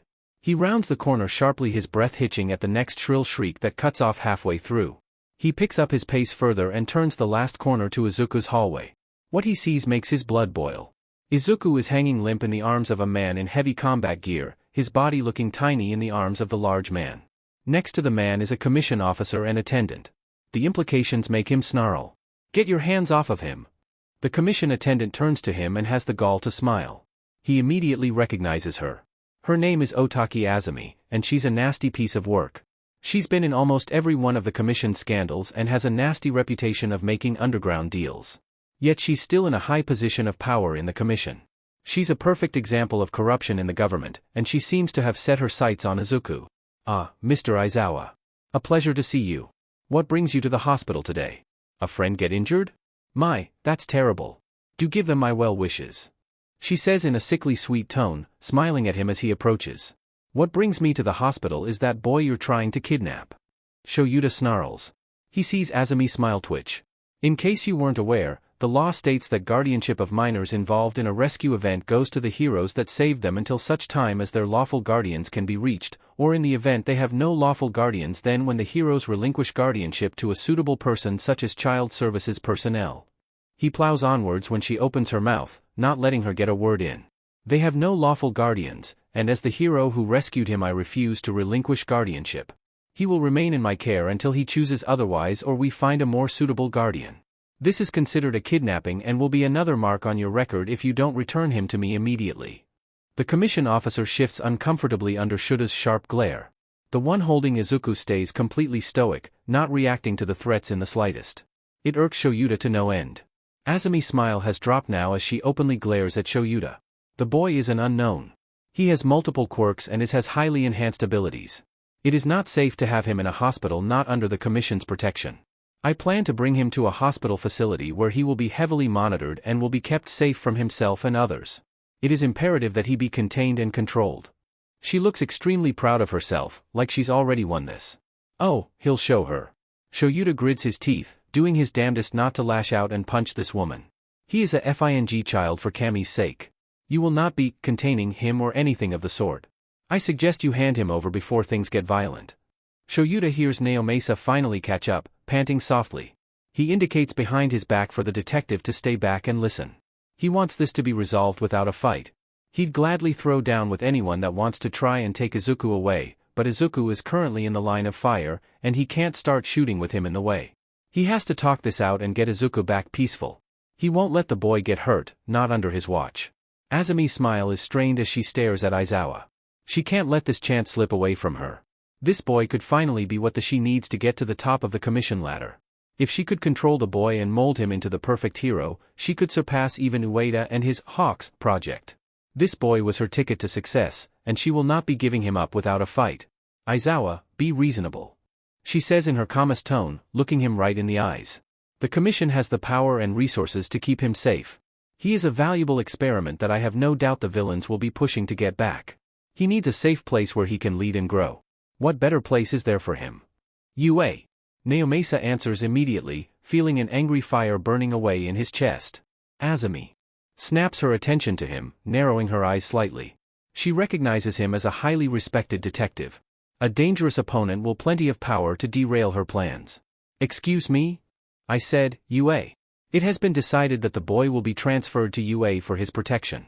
They have recovery girl to care for him, and he will more than likely benefit from a less lab-like environment. They have high security, and he'll be surrounded by highly competent pro-heroes that can keep him safe from the villain. Plus he'll be able to stay with Eraserhead, who he has bonded very well with. I can't think of a better place for him to go. Azumi clenches her jaw, grasping for anything to hold on to for leverage. Will UA have the time or resources to care for a traumatized child? It's a school, not a foster home. Aizawa speaks up. I will be fostering Izuku and cutting back on my classes to take time to care for him. She huffs. You? Foster a child? Please, Aizawa, have you seen yourself? You can barely take care of yourself. What makes you think you'll be able to care for a overpowered traumatized child? It's impractical. Shoyuta scowls and opens his mouth to speak, but she plows forwards. Besides, what are you going to do about your patrols? You can't be leaving the child alone while you patrol, there's no telling what might happen. He's going to need someone with him constantly, and with a schedule like yours that's just not going to happen. Azumi crosses his arms with a smirk. There's no way he'll be able to retort all of those points. Shoyuta raises an eyebrow. You're speaking like I'm going to be fostering him completely on my own. I am going to be his main caretaker, but I will not be his only one. All of the UA staff are going to be helping me with this. When I'm in class, I can easily leave him with recovery girl and another staff member to watch over him. When I go out on patrol, I can leave him in the dorms with the rest of the staff, who I am going to slowly introduce him to so he can get used to them. As for my own care routine, I'll have you know that my homeless look is a carefully crafted facade to make my opponents underestimate me. I am fully capable of taking care of myself and a child. Shoyuta watches the frustration on Azumi's face with more than a little bit of satisfaction. She appears to flounder for a response before scowling and turning on her heel towards the man holding Izuku. Return the boy to them. She shoots a glare over her shoulder, staring them down. This is not over. She hisses and stalks off down the hall. The armored man holding Izuku hesitates before stepping forward to hand Izuku over to Shoyuta. Shoyuta quickly but gently snatches the boy out of his arms and holds him close to his chest. I've got you now. He murmurs softly, not caring that he probably couldn't hear him. You're all right now, you're safe. I won't let you out of my sights again. I won't let her take you. He runs his fingers through Izuku's hair, rubbing his thumb across his face and smearing a tear track. Kami, couldn't the universe give the poor kid a break? He's been through enough already. He turns to the door to Izuku's room and sees the officer he left Izuku with rubbing his head with a grimace in the doorway, looking a bit dazed. He scowls and moves towards the man. Did they attack you? He asks firmly. The man slowly shakes his head, wincing as he does. No. Well, not really. I was pushed out of the way, though, and hit my head pretty hard. Naomasa steps forwards, a worried look on his face. Why don't you go ask a nurse to look you over? You might have a concussion. Yeah, I'll do that. He stumbles a bit as he steps out of the room. Naomasa gently takes the officer's arm and glances over at Aizawa. You go ahead and get the boy back into bed, I'll take him to a nurse to be looked over. Shoyuta nods and leaves Naomasa to take care of the officer, stepping into the room. He moves over to the bed and very gently sets Izuku down on it. He takes a moment to look him over and frowns when he sees a spot of blood at his chest area. He lifts Izuku's hospital gown up and hisses softly. His chest and stomach are a bloody mess. He must have torn a few stitches in his struggle. He goes over to the counter in Izuku's room and takes a few pieces of fresh gauze and hurries back over to Izuku. He gently presses the gauze to the bleeding spots and presses the nurse call button just in case they weren't already coming. He gently wipes the blood from Izuku's chest fur, trying to get as much out as possible. Poor kid is gonna need real bath soon. A minute passes before a nurse hurries in. Shoyuta relays to him what had happened and she immediately sets to work checking Izuku's vitals. When he asks for permission to use his quirk on Izuku, Shoyuta hesitates, but when he explains it to him, he allows it. He rests his hand on Izuku's forehead, frowning after a moment. He has a powerful sedative in his system. It's much too high of a dose for someone his size and weight. This could be bad. His breathing and heart rate are already much slower than it was last checkup. It's in his blood, so we need to perform dialysis, probably hemodialysis. He also needs a ventilator to help his breathing and medication to stabilize his heart. Shoyuta once again silently curses the commission for putting his kid in danger. They overdosed him for Kami's sake. It's going to be very hard to restrain himself the next time he sees someone from the commission. He gives the nurse permission to do whatever he needs to do as long as Izuku stays in Shuta's line of sight. The nurse takes Izuku to an operating room where they will get him on the proper machines. The doctor eases a tube down Izuku's throat. Shoyuta hates seeing the kid like this. It makes him look so small and fragile. He watches the nurse start up the machine and watches as Izuku's breaths become longer and larger. The kid shouldn't need this help, but he does. Because some people are evil or assholes. He watches them cut into Izuku's arm and hates that he has to go through even more surgery. At least he's asleep this time. He doesn't take his eyes off of Izuku for the whole procedure as the doctors hook him up to a ventilator, a dialyzer and a feeding tube. When Izuku is taken out of the operation room and put into a high-security hero room, Shoyuta immediately moves to the boy's side and takes hold of his free hand. He stares at Izuku's face as he rests. He hates what Izuku has gone through. He hates it so much it burns. He sits there for half an hour, just holding Izuku's hand and watching him. Izuku's eyelids will flutter faintly every once in a while and his fingers will twitch, but that's the only reaction he gives at all. He looks over all the machines around the boy and feels sick. He looks so small and feeble in the large hospital bed, hooked up to so many machines. There's a ventilator with a tube going down the boy's throat to keep him breathing under the heavy sedative. Going up his nose is a feeding tub. He's also hooked up to a dialyzer to cleanse his system of the sedative. There are a bunch of wires coming out of Izuku Hospital down, connected to a heart monitor. He gently brushes Izuku's bangs out of his face, letting out a shaky breath. He turns his attention back to the monitor displaying the boy's vitals.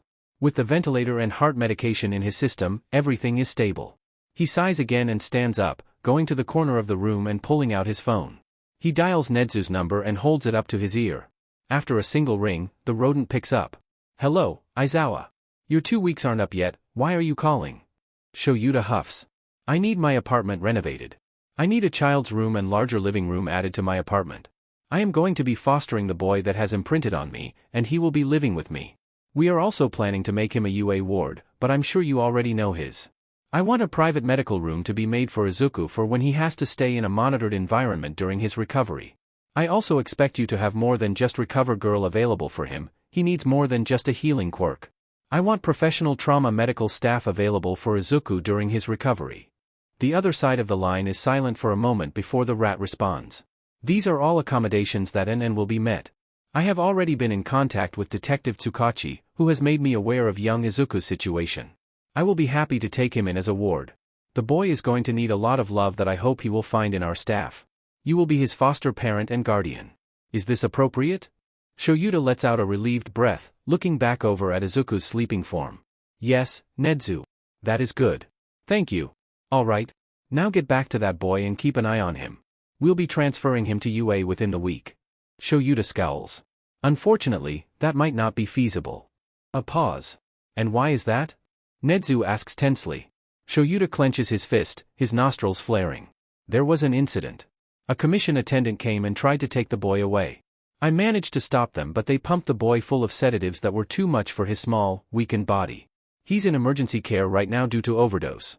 It's going to take at least a week and a half to get all the sedatives out of his system." The line is silent for long enough that Shoyuta starts to feel vaguely uncomfortable. Eventually, the rat speaks again, his voice thick with venomous cheer. "I see. Well, this will not do at all. I will speak with the commission about this and straighten things out quite quick. You just focus on helping the boy recover. Call me again when he is awake, I'd like to visit him before he comes to UA." Shoyuta sighs. "Yes sir, thank you. Goodbye." "Goodbye, Aizawa." Shoyuta ends the call and makes his way back over to Izuku's bed, sitting down and taking the kid's hand in his. He rests his elbows on his knees and goes back to watching Izuku's face as he sleeps. The rest of the day is stressful for Shoyuta, who refuses to leave Izuku's side for a moment. He refused to leave Izuku in such a vulnerable state alone. Nurses come in every hour to check up on Izuku, making sure everything is working and occasionally feed him with the feeding tube. Shoyuta watches each one of them with a hawk's eye. He refuses to let anything else happen to his kid. Eventually, the end of the day comes and nurse offers Shoyuta a blanket. He takes it, but doesn't go to sleep. He doesn't plan on sleeping anytime soon, not until Shoyuta is positive nothing will happen to Izuku. He won't let anything happen to him again. He promises this to both himself and Izuku. Never again. When Izuku wakes up to the feeling of a tube down his throat, he forgets himself for a moment and mentally finds himself back in the lab. He doesn't register the soft bed he's on or the soft blankets covering him. He only feels the tube down his throat, something in down his nose, and a slight pressure in 2 parts of his left arm. He completely forgets that Eraser saved him and believes he's just woken up after passing out during surgery. The doctors probably did something to his throat, it hurts a little and there's obviously a tube down it. Maybe they changed out his vocal cords for ones more powerful. His lungs ache, so they probably did something more to those as well. They already replaced his lungs with ones mutated for larger lung capacity and resistance to gases. What else could they want from his lungs? Maybe a water filter? Maybe they tried adding a third lung again. That would explain the tube. His lungs were damaged in the rejection last time they tried to add a third lung. Maybe it happened again. He forces himself to continue breathing steadily and not alert the doctors to his awakened status. It feels weird with air automatically being pushed into his lungs and pulled back out, but he deals with it. He doesn't want the doctors to know he's awake. He just wants to be able to relax for once and not have to perform tests 24/7 or have to put up with their poking and prodding. He becomes aware of a slowly rising in pace beeping and realizes with dread that it's a heart monitoring machine. They're going to know he's awake and panicking. They can't know he's panicking. They're going to pump him full of that awful feeling quirk suppressant until he can barely tell which way is up again. He repeats Rule 4 to himself over and over, hoping it will make his heartbeat calm down. Don't draw attention to yourself. Don't draw attention to yourself. Don't draw attention to yourself. Don't draw attention to yourself. Don't draw attention to yourself. The beeping continues to get louder and higher in pitch as his heart rate continues to increase. He starts struggling to keep his breathing calm and starts hyperventilating. He starts trembling, tears silently rolling down his cheeks. Please. No more. I don't want to do this anymore. Please. Please. He flinches violently when something touches his face, a weak, pleading croak leaving his throat. It stays firm though and cups his cheek. He tries to move away from it but another cups his other cheek, gently holding his head still. Kit. Hey. Izuku. Relax. It's me, Eraserhead. You're panicking. You need to calm down. I'm going to talk you through a breathing pattern, and I need you to follow along. Okay? Eraserhead. Why was? He slumps a bit as his memories of his rescue once again rushed back to him. Right. He's in a hospital with Eraser. It's going to take a while for him to stop forgetting that he's not in that place anymore. He breathes in the oxygen provided to him through the tube and holds it before letting the tube gently suck the air back out. It's weird and uncomfortable, but it works. He slowly calms down and the respirator goes back to working on its own, which is extremely weird and uncomfortable. He finds he can't breathe easily on his own, which scares him a little, but Shoyuta is there, soothing him with gentle touches and words. There you go. You did great. I know it must be scary waking up like this, but don't worry, you're safe. Shoyuta runs his hand through Izuku's hair. You are recovering from an overdose. It's Saturday, May 23rd, year 25XX. You've been mostly under for about 7 days now. You've woken up a few times but you probably don't remember because of the sedative. I've been with you the entire time. You're in Muzutafu General Hospital in a high-security intensive care room. There's a nurse on the way now that will assess if you still need the ventilator. If not, it will be taken out and replaced with an oxygen mask. Unfortunately, the mask is similar enough to a muzzle that it might elicit a reaction from you, so they will be administering a weak sedative drip to help you stay calm. Izuku relaxes more and more with each word spoken to him. The mix of facts and comfort are very helpful to calm himself down. While the oxygen mask isn't an appealing choice, it's better than the tube down his throat. He slowly opens his eyes, and as his vision clears, he finding Shuta's face in front of him, watching him with soft black eyes. Izuku lets out a rough but pleased rumble at the sight of his alpha. It calms him further to know that his alpha has been watching over him. Shoyuta smiles softly at the sound of Izuku equivalent of purring. It's a relief after the scare a minute ago. He strokes Izuku's cheek gently, rubbing under his eye. Hey there. The boy's eyes are much clearer and more alert than they have been the past few days, and it eases something in his chest. The doctors had predicted that Izuku would be in and out of it for at the least a week and a half. It seems that he's coming to a bit earlier than that. It might have something to do with that one quirk he has, malleable adaptation. He doesn't care. He's just glad his kid is awake and fully aware. Izuku makes a rough trilling noise with a look of frustration and discomfort. He is really not a fan of the tube in his throat. It's very uncomfortable and leaves an edge of panic in his mid that he can't shake. Yeah, I know. It's uncomfortable having something down your throat like that. Hopefully, it will be getting removed soon. The nurse should be here any moment now. He rubs small circles under Izuku's eye with his knuckle, and the boy's eyes droop a bit, his purring picking back up. He chuckles softly, and he continues gently touching Izuku's face and hair. After calming down fully, Izuku takes a moment to take in where he is. He's in a room with soft yellow walls with light green vines and blue flowers painted on them. The colors are soothing to look at. There are 3 doors.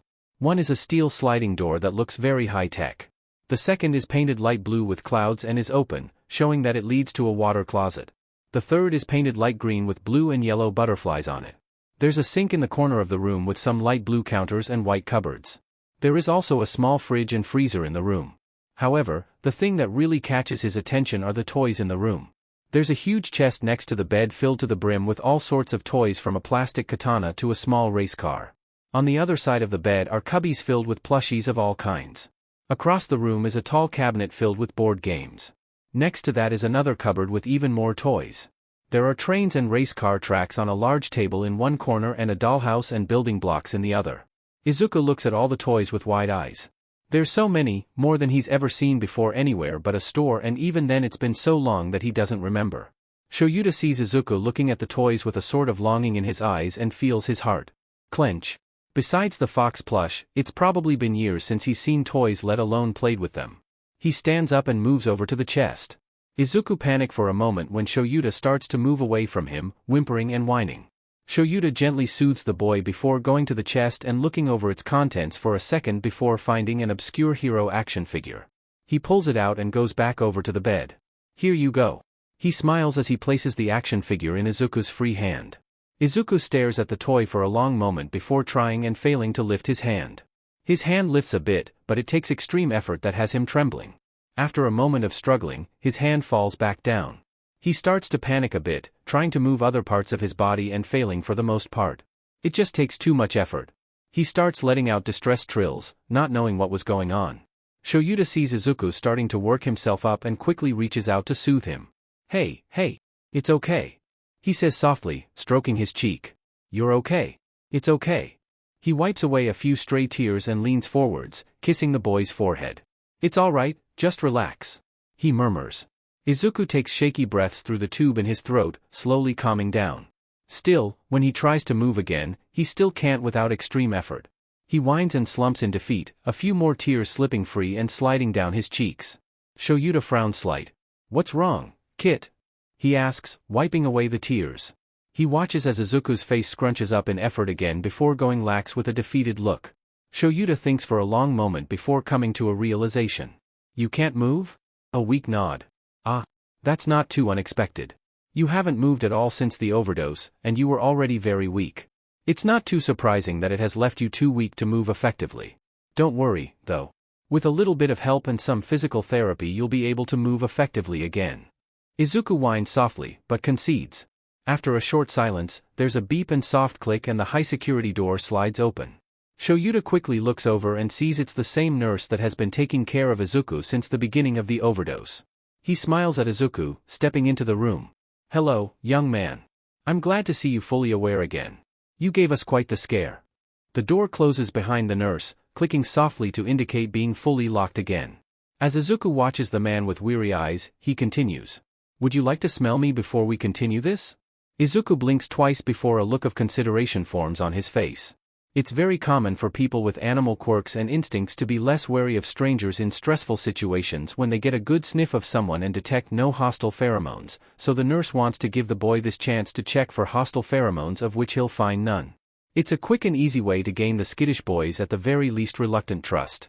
It's also possible that, despite being mostly unconscious for the last week, Izuku will recognize his scent from the week he's been caring for him. When Izuku nods, the nurse pulls out a pad of fabric and runs it across his neck. He then holds it out. Eraserhead, could you bring this closer to Midoriya so he can smell it? Sure. Shoyuta gives Izuku's hand a firm squeeze and stands up. He walks over to the nurse and takes the cloth from him, bringing it back over to the boy to smell. Shoyuta holds the cloth up to Izuku so he can smell it. He leans forwards as much as he can and sniffs at it. It smells like fresh coconuts and almonds, and it tickles a memory in the back of his head. It's fuzzy and unclear, but it elicits a feeling of safety in him for some reason. He remembers. Gentle touches and soft words of encouragement.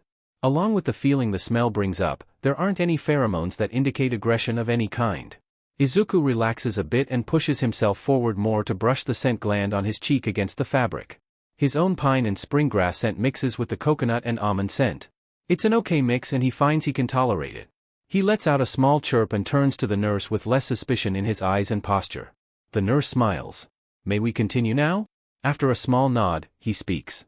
Alright, so, I am going to be your personal nurse for the rest of your time here.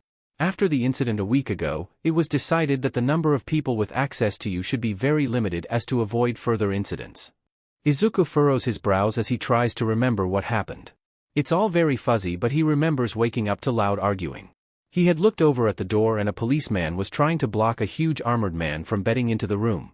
When the armored man shoved the policeman aside and started stomping towards Izuku's bed, he had panicked, screamed, and used his telekinesis to grab and throw anything he could get his powers on at the man. He had tried to struggle out of the bed, but his limbs had felt weak and uncoordinated. He had fallen off the bed and curled into a ball. When hands had grabbed at him, he had screamed again and tried to throw fire at the man, but there had been a pinch in his neck and everything quickly went dark. Izuku. Izuku JRKS, looking up quickly with wide, wet eyes. Shoyuta is right up in front of his, grasping his hands firmly in his. You're okay. You're safe here. They can't get to you here. Only someone with a specific key card can get into this room. I promise you are safe here. Izuku blinks and a few tears run down his cheeks. Shoyuta gently wipes them away, giving him a reassuring smile. Izuku nuzzles into Shuta's hand, closing his eyes. The nurse gently clears his throat and Izuku looks over at him. He is correct. This room's security is on par with a high-level government facility. The walls and door are made of a high-strength steel alloy. And the door can only be opened with a specific key card, of which there are only 3. We have 5 of these rooms. This one was made with young victims of high crime in mind. I hope you can relax and be comfortable here while in our care. Izuku looks around the room again and lets out a rough chuff. It does sound very safe, but what about the mist man? He could get into Izuku's locked room without having to come through the sliding door. What if he comes to collect Izuku again? The mist man won't be stopped by steel walls or door. He struggles to find a way to communicate this and eventually uses the very little sign language he knows to clumsily fingerspell Warper. Shuta's eyes widen and he quickly sits up straighter. Izuku, he says firmly, and the boy looks over at him. Did the lab have a Warper? Izuku hesitates for half a second before nodding. Shoyuta curses under his breath. That makes things a whole lot harder. He'll have to make sure Nedzu adds warp blockers to the apartments and any other place Izuku will be at. Luckily it's doable, or they would have a major problem. But, if they have a warper, why haven't they attempted to retrieve Izuku yet? He is obviously a valuable part of their, experiments. So, why haven't they come after him yet? Are they attempting to get them to lower their guard and attack then? Are they being cocky and thinking they can retrieve him at any time with their warper? Did they get what they wanted out of Izuku and are done with him? He doesn't know, but he doesn't want to take any chances. He turns to the nurse with narrowed eyes. I want warp blockers installed in this room immediately. Price doesn't matter, UA will pay for it. The nurse looks a bit alarmed by this but nods. Of course.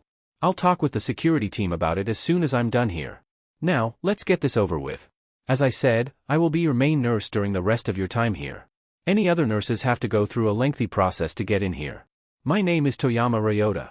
I'd like us to be friends during our time here, so please, call me Ryota. Izuku hesitates before giving a small nod. Ryota smiles. Perfect. Now, what I'm going to do right now is turn off the ventilator to see if you can breathe on your over. We've already been slowly weaning you as your lungs started working again about a day ago. If you can, the tube will be removed and replaced with an oxygen mask. If you can't, we will continue weaning you off the ventilator for another day. Shall we see if we can get you off this thing? Izuku nods a bit more eagerly this time and Ryota laughs softly. Great. I'm going to approach the machine, alright? Izuku nods again, and Ryota approaches. He stops in front of the ventilator and starts fiddling with it. Izuku can feel the moment the ventilator turns off. His lungs stutter for a moment, and he gives a wheeze. Easy there. Ryota says softly. Come on, breath in for me. Can you do that? Izuku struggles for a moment before taking in a wheezing breath. There you go. Now breath out and breath in again. Izuku exhales shakily and taking in another wheezing breath. Good, very good. Now keep going. You're doing great, hun. Just keep breathing. Izuku continues taking unsteady breaths before his breathing slowly starts to even out. There you go. You did great, hun.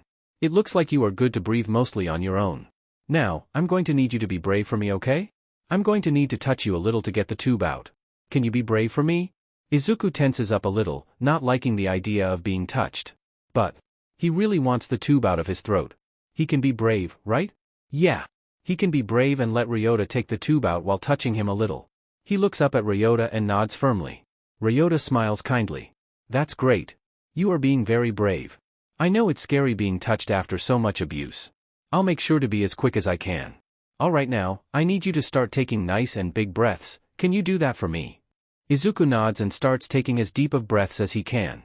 Good, very good. Now, I'm going to have you take in as deep a breath as you can and hold it. As you're holding your breath, I'm going to pull the tube out, okay? Izuku nods again. Okay. On my mark. After a moment of fiddling he gives the signal and Izuku takes in a big breath and holds it. Ryota slides the tube out, and Izuku starts coughing. Ryota gently pats his back until he stops. The coughing fit leaves Izuku trembling with exertion.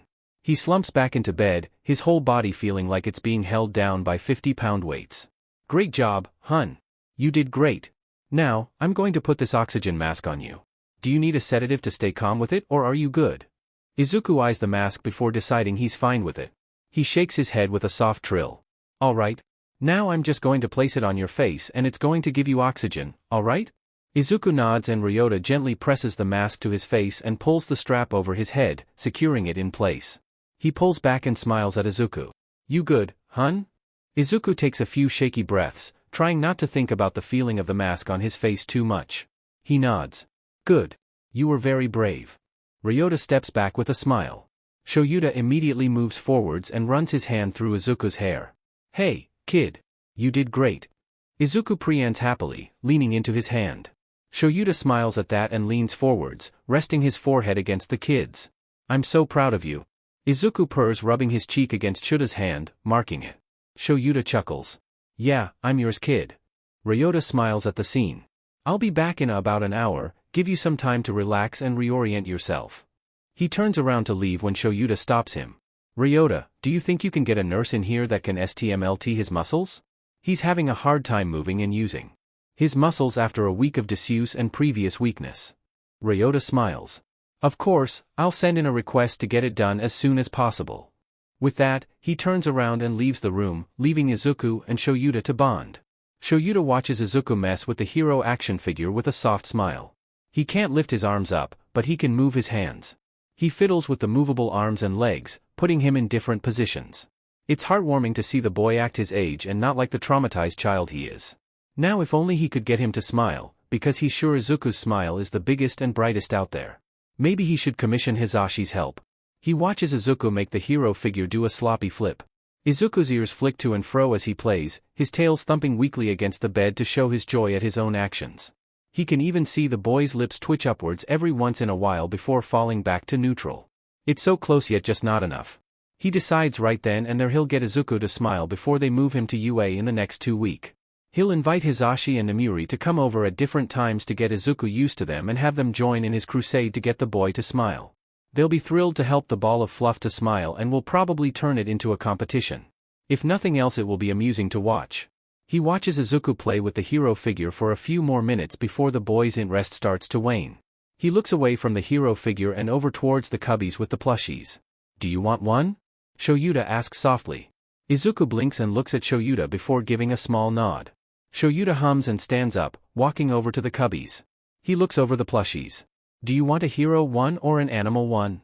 He glances over at Izuku, the boy having a look of intense concentration on his face. After a moment, Izuku speaks softly. HHHRO. Shoyuta nods and reaches out, picking out a present Mike plushie and bringing it over to the bed. Alright, so he picked one of his friend. Can you blame him? He wants to get Izuku used to the idea of the hero so he'll feel more comfortable when the real thing shows up. Yup, that's totally the reason he chose it. What other reason would he have to choose a plush of the loud hero for his kid? None. Absolutely none. Shut up. Here you go. He puts the plushie down in Izuku's lap. Izuku blinks and puts down the action figure of Splendor, a new obscure hero with a useful quirk that Izuku was scheduled to analyze back at the lab. Luckily he was saved before he did the analysis, so that is one less person hurt by his actions. He picks up the plush on his lap. He runs his fingers through the spiked hair and runs his fingertips over the headphones and sunglasses. He can feel tears build in his eyes as he stares at the present Mike plushie. He knows the man was attacked and hurt using his analysis they forced from him by chaining his down with a computer and threatening to torture the other subjects in front of him. The tears slide down his cheeks and past the oxygen mask. He chokes back a sob and brings the plushie to his chest, squeezing it as tight as he can with his weak limbs. Sorry, he breathes, tears spilling over, because what else can he do? There's no way to take back what he's done. The only thing he can do is beg for forgiveness. SORRY. Shoyuta startles as Izuku starts crying as he hugs the present Mike plushie. Izuku? His hands hover over the boy, unsure of what to do. When the kid apologizes, he's confused for a moment before realization hits. Present Mike is one of the heroes that Izuku analyzed back in the lab, and the analysis date lines up pretty well with the attack that put Hizashi in a coma for a month. Izuku is apologizing for supposedly getting the hero hurt. Oh, kid. He gently wraps his arms around him, holding him tenderly. I promise you, Izuku, that nobody is gonna blame you for anything that happened down there. I'm not gonna let them. BB but. HRRRTHH him. HRTLOTSPEPEOPPLE. Izuku chokes out, trembling violently in his arms. Shouts grits his teeth as he remembers reading in Izuku's file how they forced him to kill the other victims of the lab by threatening the boy's mother or using a puppeteer quirk to supposedly evolve his quirk through high stress. I know. The boy tenses. You were forced to do horrible, horrible things down there. But they threatened your and your mother's well-being and even forcibly controlled your body to do those things. None of it was your fault, I promise. Izuku clutches at the front of Shuta's shirt, sobbing heavily. Shoyuta gently rocks side to side, rubbing slow circles behind Izuku's ears. It's okay now. He murmurs, resting his chin on the boy's head. It's over. You're free now and you'll never have to do anything like that ever again. I'll make sure of it. Izuku presses himself against Shoyuta as firmly as he can, sniffling. PP promise. Shoyuta hums. I promise. Izuku relaxes a bit, feeling a small bit better with that reassurance. He closes his eyes and focuses on the scent of cinnamon and coffee through the smell of purified oxygen being provided by the oxygen mask. He's glad the room doesn't smell of antiseptic, ruining every other scent. It smells clean, but not over-the-top chemical clean. He moves his face closer to Shuta's neck, trying to get even more of the man scent. After getting a few good sniffs, he pulls back with a sniffle, still holding the present Mike plushie to his chest. He looks down at the plushie and bites his lip softly. He fiddles with it for a moment, moving its arm up and down. Don't. He pauses for a moment, squeezing the hand. DD don't think he am mad do YYU. He wouldn't blame the man if he hated him, but he doesn't like the idea of present Mike hating him. He really likes present Mike. Shoyuta snorts, causing Izuku to look over at him. Kid. This is present Mike you're talking about. The notion that he could be mad at you, a child alone, is ridiculous. Add in the conditions you were under when you handed over the analysis, the possibility of him being mad at you is non-existent. Izuku nods once slowly, looking back at the plushie. Right, you know PR present Mike, YYU same G grad deduation C class HH him, now TH him at UUA. Really don't think BMM mad? Shoyuta is surprised that Izuku knows this till he remembers that his kid is an information gathering and processing genius. He reaches out and rests his hand on Izuku's head. I know he wouldn't be. He'd probably love you. Izuku hums softly and fidgets with the plushie, his ears twitching. Wish ko could a peopleogize. J just make sure. Shoyuta watches Izuku study the plushie, his mind made up. He would ask Hizashi to come meet the boy as soon as possible. It would be a tedious process with Izuku being in high security, but it would be worth it to see this weight lifted off of his boy's shoulders. He reaches over and gently lays a hand on Izuku's tails. The tail slowly wraps around his hand and wrist. He gently pets the fur as Izuku pokes and pulls at the present Mike plushie. Izuku studies the plushie, looking at all the flaws. Not the normal flaws like a misplaced seam or a wrong color. No, he looks at all the things that he wrote down in his analysis that got the hero hurt. The bulky speaker on his shoulders that hinders his vision, slows him down and puts him off balance. The thick leather jacket and pants that have no place in a serious fight. The headphones that block out more sound than they are supposed to. He looks at all of them and wishes he could tell the hero about better alternatives. He lets out a breath and sets the toy down next to him and wraps one of his tails around it. He closes his eyes and leans his head back. He focuses on the airflow of the oxygen mask, breathing it in slowly and holding it for a few seconds before releasing it. His lungs still feel a little weak, but he suspects that they'll feel better after breathing on his own for a while. Shoyuta watches Izuku relax and smiles. He gently takes hold of one of Izuku's hands and rubs slow circles on the back of it. They stay like this until the door opens. Izuku opens his eyes and looks over, seeing Ryota coming in. He takes in the now familiar scent of coconut and almond despite the clean air being provided to him through the oxygen mask and chuffs out a greeting. Ryota smiles at him. Hello to you too, Midoriya. How are you feeling? Izuku thinks for a moment before croaking out a soft, "Br breathing hard, feel we weak." Ryota nods. That's perfectly normal. You are still recovering from the overdose. Izuku nods once and glances over at the mess of tubes and wires on his right arm. There are 2 thin tubes going into his arm with blood running through them. There is an 4 needle in his wrist, and there's a loose fabric cuff around his upper arm. He looks back up at Ryota and croaks, what the essay? Ryota nods. Right, that's why I'm here. We're going to be removing those next. Now, usually we don't do any sedation for the removal, but since you have high anxiety and there are going to be other doctors in the room, I'm going to be administering ketamine. It is a dissociative anesthetic that will put you in a trance-like state, inducing relaxation and relieving any pain. Is this okay? Izuku frowns, thinking it over. He doesn't like the idea of not being fully aware with other doctors around him. But he supposes that as long as Eraser and Ryota stay and watch over him, he'll be okay with it. He tells them his conditions to Ryota, who smiles. We can definitely have that arranged. Alright, so I am going to administer the drag through your 4 drip. It's a needle, so it's going to be a little scary, but it won't even touch you, okay? Izuku hesitates for a moment before nodding. Ryota pulls out a bottle and needle, making Izuku automatically tense up, his ears folding back and his tails twitching erratically. Someone takes hold of his other hand, and when he glances over, he sees Shoyuta giving him a comforting look. He chuffs thankfully. Shoyuta chuckles and ruffles his hair. Do you want another plushie? Izuku perks up and nods. He watched as Shoyuta gets up and goes over to the cubbies and picks out a black cat plushie. He reached out towards it as much as he can with his free hand, and Shoyuta hands it over. He rumbles softly and hugs the soft plushie to his chest. Shoyuta smiles at the sight, placing his hand on Izuku's knee and rubbing slow circles of it. It keeps the boy occupied while Ryota administers the sedative to Izuku through the 4. After a moment, Izuku looks back over at Ryota and blinks. He's smiling at Izuku, the needle gone. All done. It will kick in shortly. Don't worry, we'll take good care of you. Izuku nods and turns attention back to the cat. He plays with its paws, having it wave at him. His ears flick happily, and he plays with its ears. It's only a few seconds later that he starts feeling different and lays his head back as everything starts to feel fuzzy and floaty. Shoyuta takes hold of Izuku's hand again as his head lolls to the side. His eyes quickly grow glassy and far away as the sedative kicks in. He brushes away some hair that had fallen into Izuku's face. He speaks softly to the boy, even though he might not hear him. I'll be right here, Kit. I won't leave you, I promise. Shoyuta watches as Ryota opens the door again, letting in several doctors. He eyes them wearily as they approach his boy and Ryota smiles knowingly at him. Don't worry, everyone who comes in here has had a thorough background check, otherwise they would not be here. Shoyuta relaxes a bit and sits back, letting the doctors do their thing. They remove the tubes from Izuku's arm, realign the veins, and close up to holes, putting specialized bandages on them to keep them closed while they heal. It's a process that only takes about 30 to 35 minutes. Shortly after, they leave. Ryota walks up and looks over at Izuku. He should still be under for a few minutes. He turns to Shoyuta. You care about him a lot, don't you? Shoyuta sighs and looks down at Izuku's peaceful, relaxed face.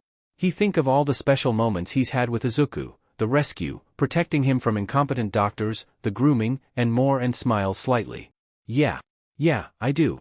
Ryota smiles and nods. That's good. He's going to need all the love and support he can get after what he's gone through. Shoyuta looks over sharply. You read his file? Ryota's eyes darken as a scowl forms on his face. Yes. It's horrendous, what those scientists did to him. If I had my way, I'd give back everything they did to him twice over. Unfortunately, it's up to the judge to decide their fate. A pause. Have you also been called to the court for their court case? Shoyuta nods. Yes.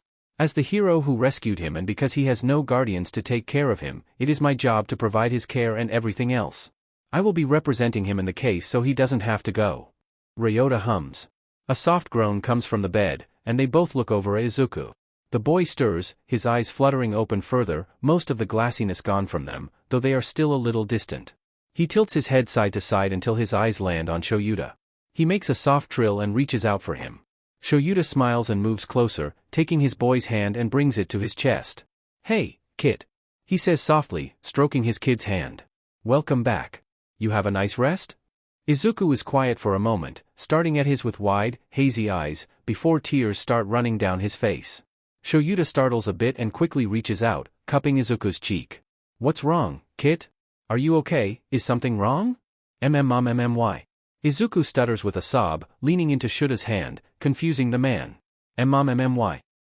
Though thought yo you we are dead. TT told why you were DD dead. B but AR he air. MOAMY. MMOAMI. He sobs heavier, frantically rubbing his cheek against Shura's hand. He can't believe his mom is here. The evil doctors must have lied to him about her death. He barely remembers her, but there's no mistaking that green hair and those green eyes and that sweet floral scent. His mom is here after all this time. Shoyuta is taken back by Izuku's hysteria. He glances over at Ryota for an answer and sees a grimace on the man's face. What is going on? Shoyuta asks slowly. Ryota sighs. A possible side effect of ketamine is hallucinations. I believe he is hallucinating you as his mother. Shoyuta feels a deep ache in his chest as he looks back at his boy. He's still frantically scenting his hand, his tears soaking Shura's sleeve. Shoyuta gently strokes his cheek for a moment. His boy is obviously overwhelmed with this, but he can't allow Izuku to believe his mother is alive when she has been dead for years. It would be cruel. So, he gently lifts Izuku's chin, having his boy look at him. Izuku, I am so sorry, but I'm not your mother. Your mother did, unfortunately, die when you were taken. Izuku's sobs slowly die down as he stares at Shoyuta incomprehensibly. Izuku doesn't understand. What does she mean she's dead? She's right here in front of him. She can't be dead if she is here. Why is she saying something so mean? Why would she lie? Izuku slowly starts shaking his head, tears still running down his face. No. No, why you live? Why you AR? Why you AR? Why you re-eyed H here? Yo you AR? WHY wold LL lie? D don't LL lie. Shura's heart clenches painfully and he squeezes his boy's hand. I'm so sorry, Kit, but she is dead. Izuku squeezes his eyes shut. No. No. No. No. No. No. Shoyuta quickly gathers Izuku into his arms, holding him firmly. SHHHH. I'm sorry, Kit, I'm sorry. It's going to be okay. Shoyuta feels like his heart is tearing in two as Izuku shakes and sobs in his arm, stuttering out no over and over. He starts trembling and gasping, choking on the breath he sks in. He coughs and gasps more, frantically shaking his head. A pressure starts to build up in the room as it starts to shake and tremble. Shoyuta looks over at Ryota desperately. Ryota quickly pulls out a bottle and a needle. He fills the needle with the contents of the bottle and injects it into Izuku's foreline. Izuku quickly starts to slur and after a moment slumps in Shura's arms. Shoyuta sighs softly and rubs the back of Izuku's head. I'm sorry, Kit. He mumbles softly. Your mother may not be here for you anymore. But I'll do my best to do as she did and love and care for you with all my heart. I'll make sure you never have to suffer as you have anymore. I'll protect you until you can protect yourself and even then I'll still be there for you. You can even call me Dad if you're comfortable with it as I already see you as my boy. I promise, you'll never be alone again. He carefully lays Izuku back down on the bed, pulling the blanket up and tucking him in. He gently wipes away the boy's tears, his heart heavy with the knowledge of the grief Izuku holds. He watches as Izuku's once again glassy eyes flutter about the room, seeming to follow something only he can see. Ryota clears his throat. Well, that was an unfortunate side effect. I'll mark it down so we can be prepared for the possibility next time. He writes the information down on his clipboard. He watches Izuku with sad eyes, watching as he shifts to staring at Shoyuta with those glassy eyes, no recognition for who he really is in them. He turns his attention to Shoyuta. Also, I've put in the request for FES for the boy as well as physical therapy. It should be approved in the next couple of days, so look out for that. I'll make sure they know the situation so there are no mishaps. Shoyuta glances over at him and nods his head. All right, thanks. He turns back to Izuku, frowning at the leftover tear tracks on his face. He absently licks his thumb and rubs it across the boy's cheeks, smearing and removing the tracks. Ryota watches with a slight smile. He is glad to see the familial interactions between the two. It's a very good sign that a healthy bond is forming, one that will no doubt be extremely helpful for the boy's recovery. Family between someone with an social animal quirk is often much deeper and more primal. The instincts of those with animal quirk latch on to family fiercely and is very important for growth in both the animal part of the individual and their human part. A social animal quirked individual deprived of family or pack can and will lead to a multitude of mental problems. One of the common mental issues is the development of a twisted social hierarchy, much like the Alpha Beta Omega hierarchy Izuku developed in captivity. It is unhealthy and unnatural, a result of being deprived of the social interaction needed in mental development. It is good to see that Izuku's twisted social hierarchy is slowly being fixed by the familial body he is forming with Shoyuta. Ryota speaks up after a moment. It is highly likely that Izuku will not remember his outburst of hallucination due to the dissociative properties ketamine. I suggest not mentioning it so as not to distress the boy. Shoyuta blinks, glances at the man, then looks back at Izuku. That's good. He doesn't need the stress of any of that. Ryota nods. Yes. Well, unfortunately I have other things to attend to, so I must be going. Keep an eye on him and make sure to relay anything unusual to me. Shoyuta nods. Of course. Ryota leaves and Shoyuta returns his attention to Izuku. He takes the boy's hand and rubs slow circles on it. Eventually, Izuku starts to stir again, glass eyes blinking and finding Shoyuta. The boy just stares this time, a soft chirp leaving him. Shoyuta smiles at the boy. Hey there, kid. It's been a long day. Why don't you go ahead and sleep? I'll be right here, watching over you so you don't have to worry about nightmares. Okay? Izuku just stares for a long minute before chuffing and turning closing his eyes. It only takes a few minutes for his breath to even out and settle as he falls asleep. Shoyuta sits back with a soft sigh, watching the boy sleep. He hopes things settle down soon so Izuku can start healing in earnest. A few days pass after Izuku's awakening. Due to the amnesiac effect of the ketamine, Izuku did not remember his hallucination of his mother. Shoyuta decided not to bring his mother up unless Izuku specifically asks about her. He wants to keep Izuku as positive and happy as he can, and telling him again that his mother is dead won't do that. A technician trained in FES was allowed into the room after a couple days. Both Izuku and Shoyuta were weary of her, Izuku especially, but after she explained what she is going to be doing along with allowing Izuku to catch her scent, Izuku relaxed a bit and Shoyuta followed. Izuku was hooked up to a bunch of electrodes that the technician used to send controlled jolts of electricity to his weakened muscles, causing them to contract and slowly strengthen. Izuku found the process strange and vaguely uncomfortable, but he's willing to put up with it if it would get him moving faster. He has 5 sessions of FES a day that leave his weakened muscles aching, but slowly but surely moving becomes easier. Izuku was also put on a physical therapy plan that Shoyuta helps him out with twice a day. He couldn't leave the bed yet, so it's confined to the bed. Mostly it is practicing certain motions to strengthen muscles to get him ready for walking and moving around more. Day by day, Izuku slowly got stronger and was able to move more freely with less effort. He was very happy with his progress, making sure to tell Shoyuta every time he's able to do something he wasn't before. It amused Shoyuta and made him happy. Izuku recovered quickly from the overdose. His lungs recovering wonderfully, and he was removed from the oxygen mask 5 days after he woke up. Izuku was overjoyed by the removal of the mask. Not only was it progress towards recovery, it also made him feel less constricted and trapped. With the removal of the mask and more mobility, Shoyuta decided it was finally time for Izuku to take a bath. When he explained what they are going to be doing, Izuku was more than a little excited. It took Shoyuta a couple minutes to convince him that, no, they weren't going to flood the bathroom and, no, they weren't going to fill the bathroom with bubble, unfortunately. Izuku was less excited after that, but still excited enough to want to take the bath. Shoyuta picked Izuku up off the bed and brought his 4 with them into bathroom. He started with the shower to wash Izuku before letting him soak in the tub. It took a bit of coaxing to get Izuku under the steaming water, but once he was under he melted under the warm spray. Shoyuta chuckled and used the second, extendable shower head to soak all of the boy's fur and get it ready for a thorough washing. Already the water was running dark with dirt and grime. He started with Izuku's hair. He got a good amount of cleansing shampoo into his hands and started gently working it into the boy's curls. He made sure to get every inch of the boy's head, working the shampoo into the boy's roots and scalp to get at all the built-up dirt. He didn't stop until the bubbles were a faint brown with dirt and grime.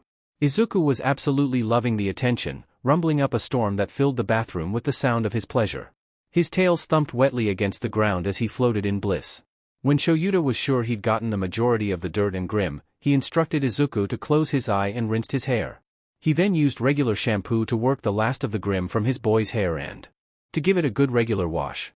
After rinsing out the second shampoo, he worked in some curl conditioner that he had specifically ordered earlier for the boy. The instructions said not to rinse it out, so he left it in and moved on to the boy's fur. He used a special fur shampoo made for people with animal mutations. He worked it into the boy's fur diligently, adding massage-like movements to the care routine. It was a good way to work the shampoo in while also giving his boy a pleasant experience. Izuku ended up giggling when Shoyuta worked at his feet and in between his toes. He made sure to get every inch of Izuku's fur, allowing his boy to marvel at the bubbles for a few minutes before rinsing him off once more. The water ran dark brown with grime. Once that was done, he used body wash to soap up all the places that weren't covered by fur. After rinsing him off again, he got Izuku into the warm, steaming bath he had filled up. His kid melted into the water immediately. He watched Izuku relax with a smile and let him soak in the warm tub until it started to go cold half an hour later. He got Izuku out, blow-dried him, and helped him get dressed in a clean hospital gown. Izuku spent the next hour and a half simply marveling at the softness of his hair and fur. As Izuku movement improved, he was allowed out of the bed with Shuta's help. His favorite pastime became playing games with Shoyuta and sometimes Ryota when the nurse had the time. His favorite game was Rescue, which was role-playing a hero rescue scenario with action figures, stuffed animals, and fallen blocks. A close second was Monopoly. The first time Shoyuta and Ryota played Monopoly with Izuku, they learned he was not only an information genius, but a strategy genius as well as a bit sadistic. Suffice to say, they always lost miserably to the boy. Other games Izuku enjoyed were all strategy and information-gathering games. He also really enjoyed Sari. Whenever he would send a player pawn back to their home, he would get this gleeful shine in his eyes and his lips would twitch up into a tiny half-smile, his tails thumping excitedly against the ground. Other pastimes included napping, cuddling with Shoyuta in the nest on the rug, gathering information from the tablet Ryota provided to him, working with Shoyuta on correcting his stutter, walking around the room with Shoyuta and Ryota's help as physical therapy along with a few other exercises, and fiddling with the present Mike plushie. The day after Izuku's bath, the hospital security team finally got the warp blockers. They planned to get them installed as quickly as possible. The only problem was Izuku's unease around unknown people. To keep Izuku calm during the setup, it was decided that he would be put on nitrous oxide and that the people setting up the warp blockers would be sprayed down with a scent blocker so that there wouldn't be any leftover scents to make Izuku uncomfortable. So, Izuku was put on the gas and the security workers were quick to set up the warp blockers. Izuku tracked them the whole time, but the gas kept him from getting overly anxious. There was no incident and the setup went smoothly. A day later, Naomasa came to share the lab files on Izuku's additional quirks. Malleable adaptation is a mutant quirk that allows the user's body to rapidly adapt to changes in their environment or changes to the body. Originally, the quirk worked over the course of months, but with the apparent evolution, it now works 10 times faster. Healing is pretty much what Shoyuta expected. It speeds up the body's healing process, cutting most recovery time in half at the expense of reduced stamina. Observation is a mutant mental quirk that changes the way the user processes what they see. It greatly enhances the observation process of the eyes and brain, making details much more obvious to the user and small KNKS easy to pick out. Reflex is a passive emitter quirk that gives the user something like second instincts and reflexes. When activated, it has a certain control over the user's body and will automatically move them away from any incoming attacks, whether they consciously knew they are coming or not. Archives is a mental quirk that gives the user something of a library in their head. All the information the user receives is automatically put into this library where it can easily be found and called on with little to no effort. Empathy is more complicated than he though it would be. It's a mental quirk that allows the user to subconsciously pick up on how others feel while also being able to exert his own feeling onto others. He suspects this quirk is the one responsible for the pressure Izuku is capable of exerting. Glamour is a mental quirk that is capable of creating elaborate, seamless illusions. It's almost like creating an alternate dimension with how impossible it can be to tell the illusion from reality. It can affect all 5 senses, but the more detail put into an illusion the harder it is to keep it realistic and stable. It takes immense amounts of concentration and practice to use effectively. It was good to know what each of Izuku's quirks do so he could help Izuku with them when he asks for it. Though, Shoyuta doubts Izuku will need much help with his quirks with how smart he is. If he does end up needing help, it'll probably be something only Nedzu can help with. It's now a little over halfway through the week and yesterday Nedzu called Shoyuta to tell him he would be coming to visit Izuku today. Shoyuta is a little nervous, but he trusts Nedzu as someone who has gone through something similar to Izuku. Now, he and Izuku are on the rug with Izuku in his nest and Shoyuta on the floor. They are playing Mastermind, a game where one person makes a pattern and the other has to guess it through trial and error. It is Izuku's turn to guess the pattern, and he's currently on his second try with one correct color and placement. He's running the possibilities through his head and has 2 colors down when the door opens. Izuku's ears perk up and he turns towards the door with wagging tails, expecting Ryota. He blinks when he doesn't see anyone on the doorway and is immediately on guard. A growl starts up in his throat as his eyes scan the open doorway. Shoyuta sits quietly, watching Izuku surveys to doorway. His own gaze is drawn down to the intruder, who smiles at him pleasantly. Izuku's ears twitch when they pick up the sound of paw pads hitting the floor gently. His eyes immediately snap down, landing on a rather strange sight. There, walking through the door, is a white-haired stoat walking on two legs wearing a tiny dark blue suit.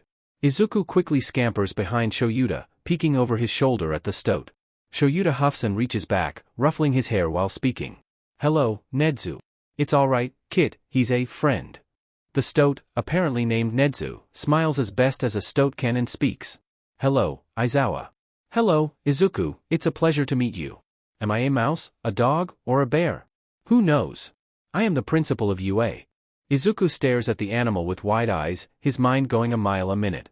He quickly comes to the conclusion that this is the result of a quirk. Either a human has a stoat transformation quirk, or a stoat has some kind of human replication quirk, or a quirk with human replication as a side effect. Then he blinks as the stoat's words catch up to him and tilts his head. "YYUN none th those. YOUSS stoat. WH white-haired STST stoat." He ducks back down behind Shoyuta.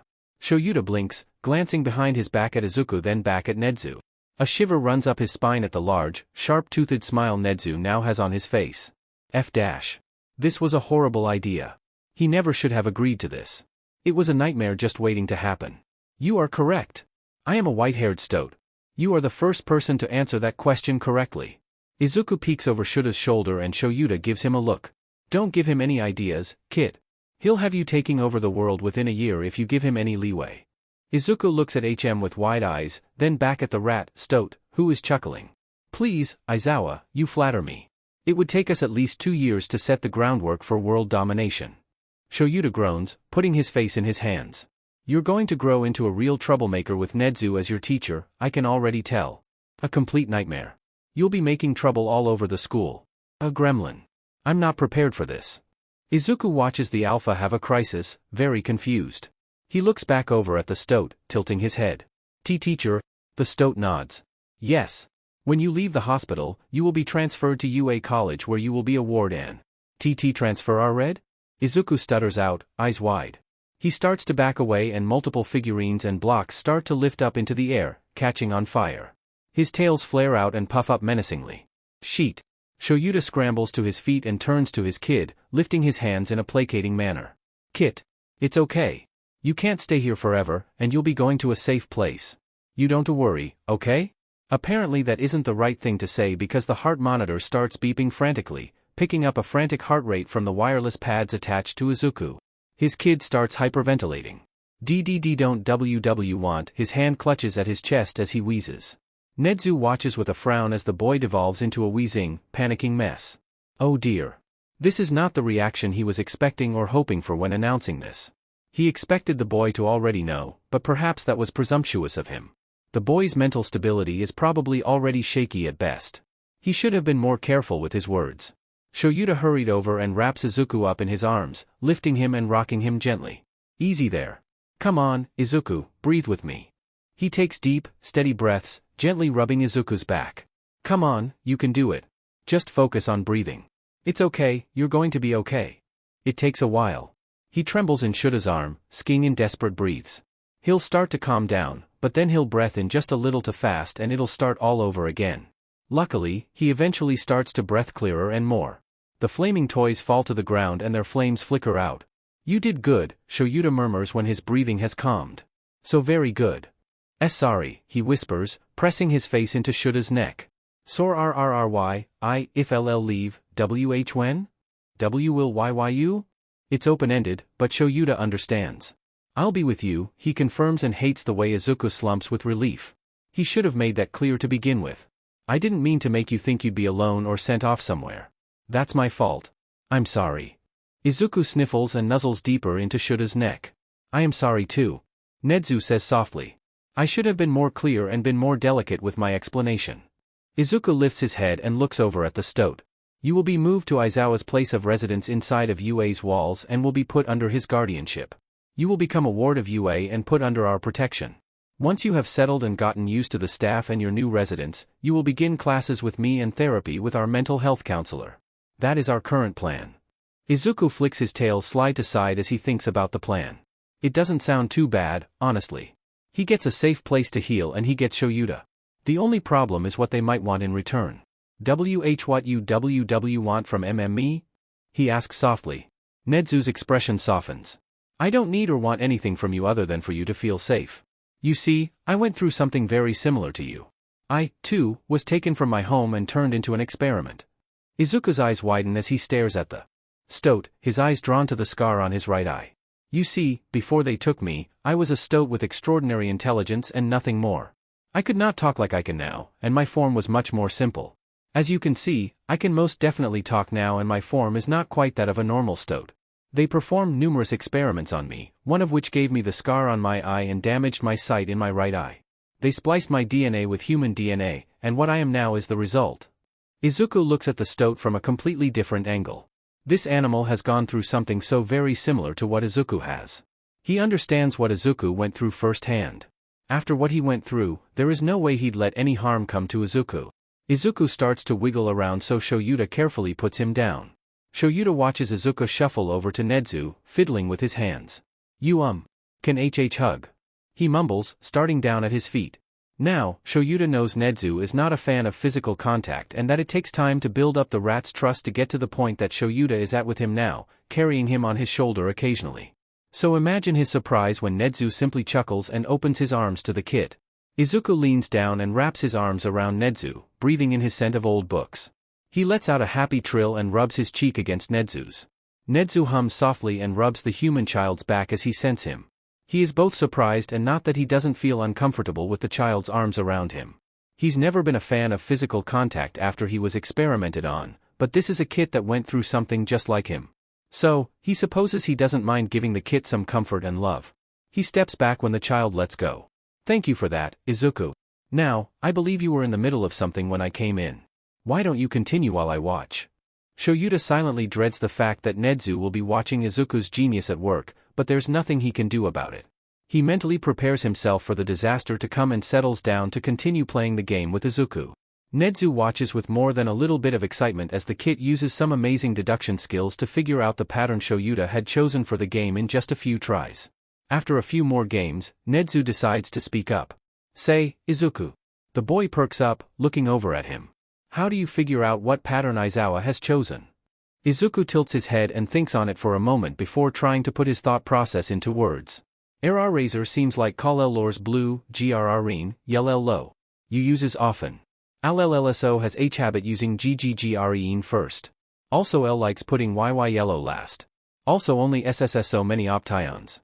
Make CHCH chart in head, FF figure out most op PPTI tions. Nedzu nods along with a toothy smile. Fascinating. So you figure out a pattern of behavior and use that to predict actions. That's a very smart way of doing things. Izuku flushes at the praise and fluffs up his shoulder fur to hide his face in it. He's still not used to being praised and it flusters him more often than not. Thank. Nedzu's ear twitches, the urge to teach and correct flaring up. He hums and taps at his chin. I have an idea. Let's have a bit of an early lesson. I am going to say a sentence, and I want you to repeat it back to me. Okay? Izuku tilts his head and turns his body to face Nedzu. He nods his consent, and his ears perk up as he waits. Thank you.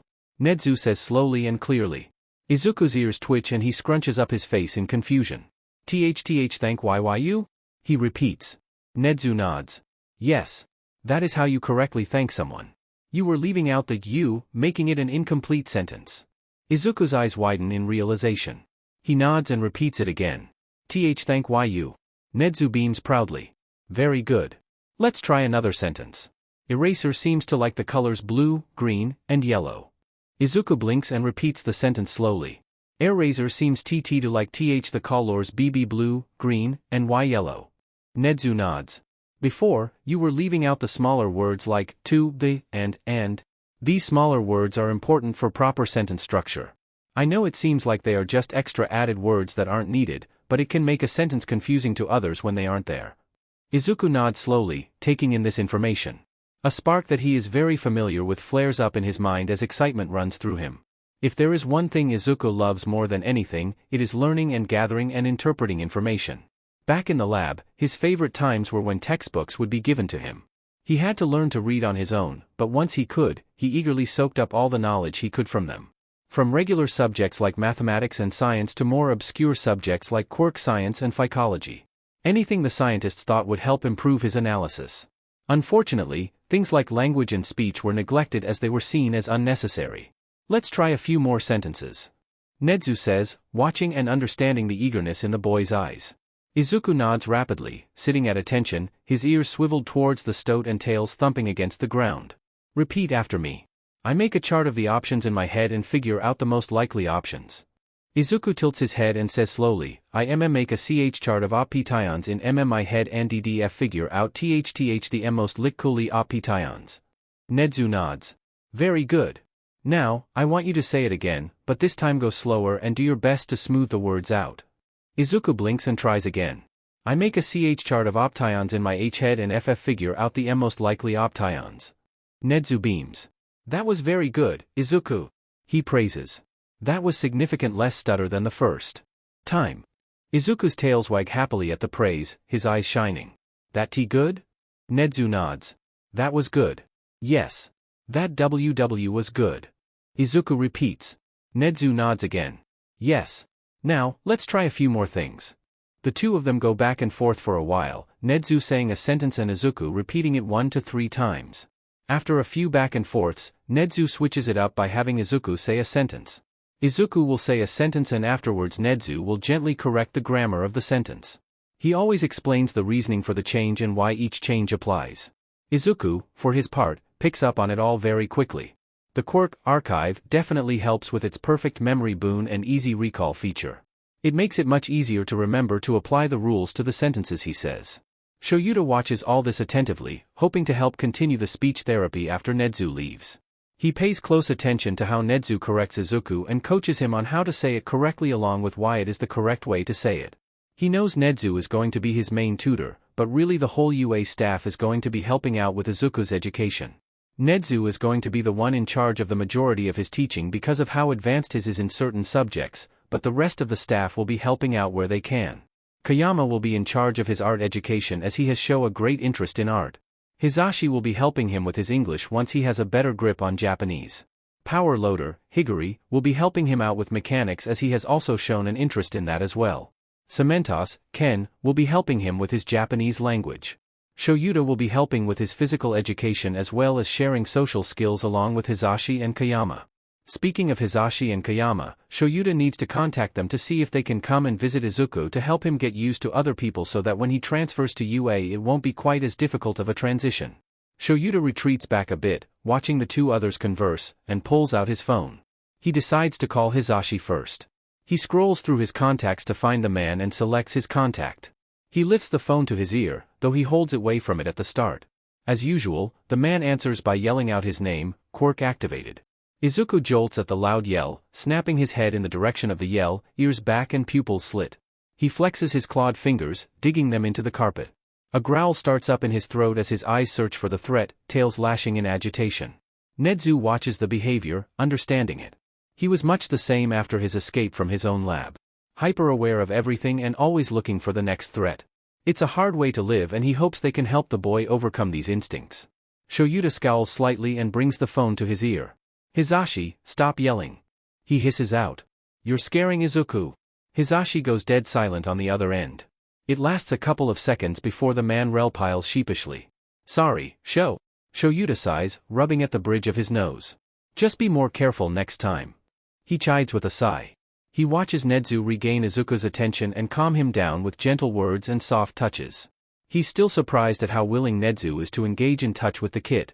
It's not something he's seen before, even if other cases where UA has taken children in to care for them. Given, Izuku is the youngest they've had while Shoyuta has worked there. Sho? Is everything okay? You went silent on me. Shoyuta blinks. Ah. Yes, everything's fine. Nedzu is calming him down. He replies. Nedzu? He's there with you. Shoyuta watches Nedzu speak in soft whispers to Izuku. He strains his hearing to try and hear what he's saying, but he can't make the words out. Ah man. No fair. I want to see the little listener. Hisashi whines, his voice exaggerated. Shoyuta huffs. Actually, that's why I'm calling you. Izuku needs to get more used to people or the transfer to UA is going to be extremely stressful for him. I'm calling to ask that you come visit him so we can ease him into more positive social interactions. Oh, of course I'll come help the little listener out. I can't wait to meet him in person after everything you've told me about him. Hisashi says in a teasing tone. Shoyuta rolls his eyes with a faint blush, hiding his face in his capture scarf. Right. I'll work on getting you certified to enter his room.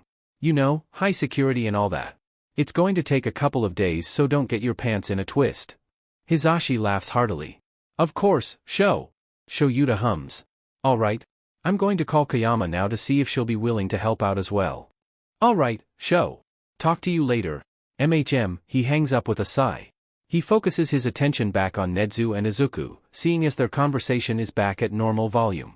That give VVS him oppor, the opportunity to get in more hits.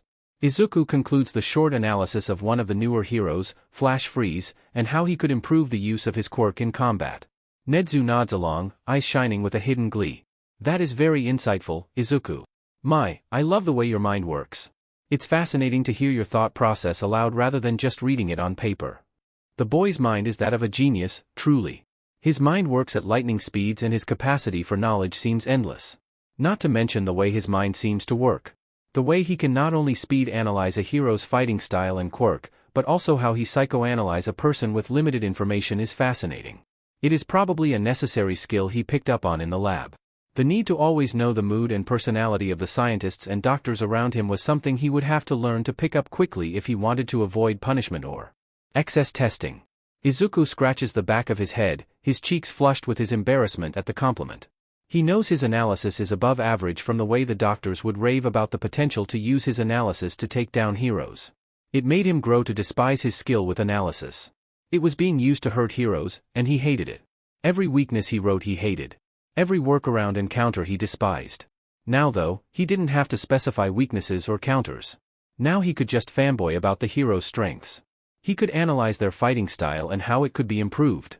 He could analyze their quirk and figure out how it can be trained and strengthened. It's so much better and he loves it. Let's see about a more popular hero. What do you think about Midnight? Shoyuta perks up at the mention of Kayama and focus in on Izuku's response. Midnight is a dust hero, meaning she patrols during night, but still interacts WW with Medya and W will help out OC occasionally during D-Day. Her Q quirk is a advert T-type as K knockout gas, BB but act, is AC actually T-type of F female pheromone that IND dutses sleep. This Y war RKS better on M men than W women. She uses blad dead iron fans both means esprit, to spread her pheromones and as C close rang W weapon. She uses Tes Senjutsu WH which is art of W or fan which is, she is VV very proficient in. She be best as ambusher. Use her Chu quirk on C criminals from DISTT tants to surprise them, then get CC close with F fans when they grow, are groggy. Should target W woman first science men go down fast stir to quirk. She should learn to use Tonto give more V versatility. Should also work on macking quirk thicker, more potent. She should also see if her pheromones can be ST stored in C contain as W without losing effectiveness, then C could be P put in smaku bombs. Would also be SM smart to change C costume so stronger, more protective material in vital spots. Shoyuta blinks at the mass of information Izuku just provided. A lot of that isn't very well known at all. Barely anyone knows that Kayama's quirk is actually pheromones, not a knockout gas. She doesn't advertise her proficiency in Tessen Jutsu either. You could only figure it out by knowing the jutsu intimately and watching all of her movements in a fight very closely. Nezu beams. Very good. You are correct in all aspects. I'm sure she would be thrilled to hear all your ideas on how she can improve. Izuku blinks. Can I tell her? Nezu nods. Of course. She is a staff member and teacher at UA University after all. No doubt you'll get to see her at some point, probably soon rather than later. He looks over at Shoyuta, giving the man a knowing look. Shoyuta huffs and turns away. He scrolls through his contacts until he comes to Kayama's and selects it. As it starts ringing, he brings it up to his ear. After only a few rings, she picks up. Shoyuta, darling, hello. Hello, Kayama. I hope I haven't caught you at a bad time. Not at all, darling. As a matter of fact, I was just thinking about calling you. It's been almost 3 weeks since you've been out of contact with me, and I was starting to worry. I know Nezu said everything was fine and that there was simply a low-threat complication in a raid you participated in, but I still couldn't help but worry. Shoyuta sighs. I'm sorry for not contacting you sooner. Things have been pretty hectic for me so I haven't had a lot of opportunities to contact other people. It's fine, Shoyuta. I'm just glad you're calling me now. Though, I assume this isn't just a random call? It never is with you. Shoyuta huffs softly, scratching at his cheek. No. It isn't. I have a favor to ask of you. Oh, a favor you say. What kind of favor are we talking here, The complication Nedzu mentioned is a young boy. I found him during a raid on an illegal lab.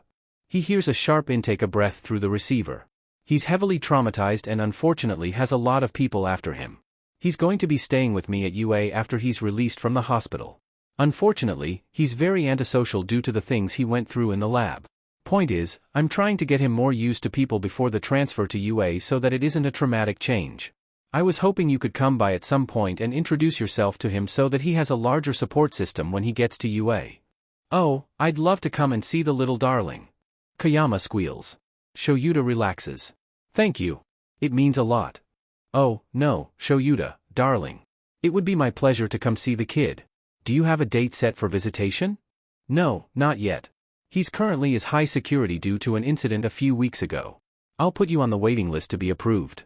Because you're a hero, it will probably only take a few days. Alright. I'll be waiting for the all clear from you. Is there anything else you need from me? Shoyuta shakes his head before remembering this is a phone call. No. That's all. Alright, darling. I'll talk to you later. Yeah, alright. The call ends, and Shoyuta lowers his phone with a sigh. He looks over at Izuku and smiles, seeing him listening intently to what Nedzu is saying. He focuses in on the conversation, curious as to what is holding Izuku's attention so firmly. Now, the best codes have multiple layers including languages, different alphabets, shorthand, and more. The more complex you make it, the harder it will be for someone to decode your message. It's also useful to have and use more than one code.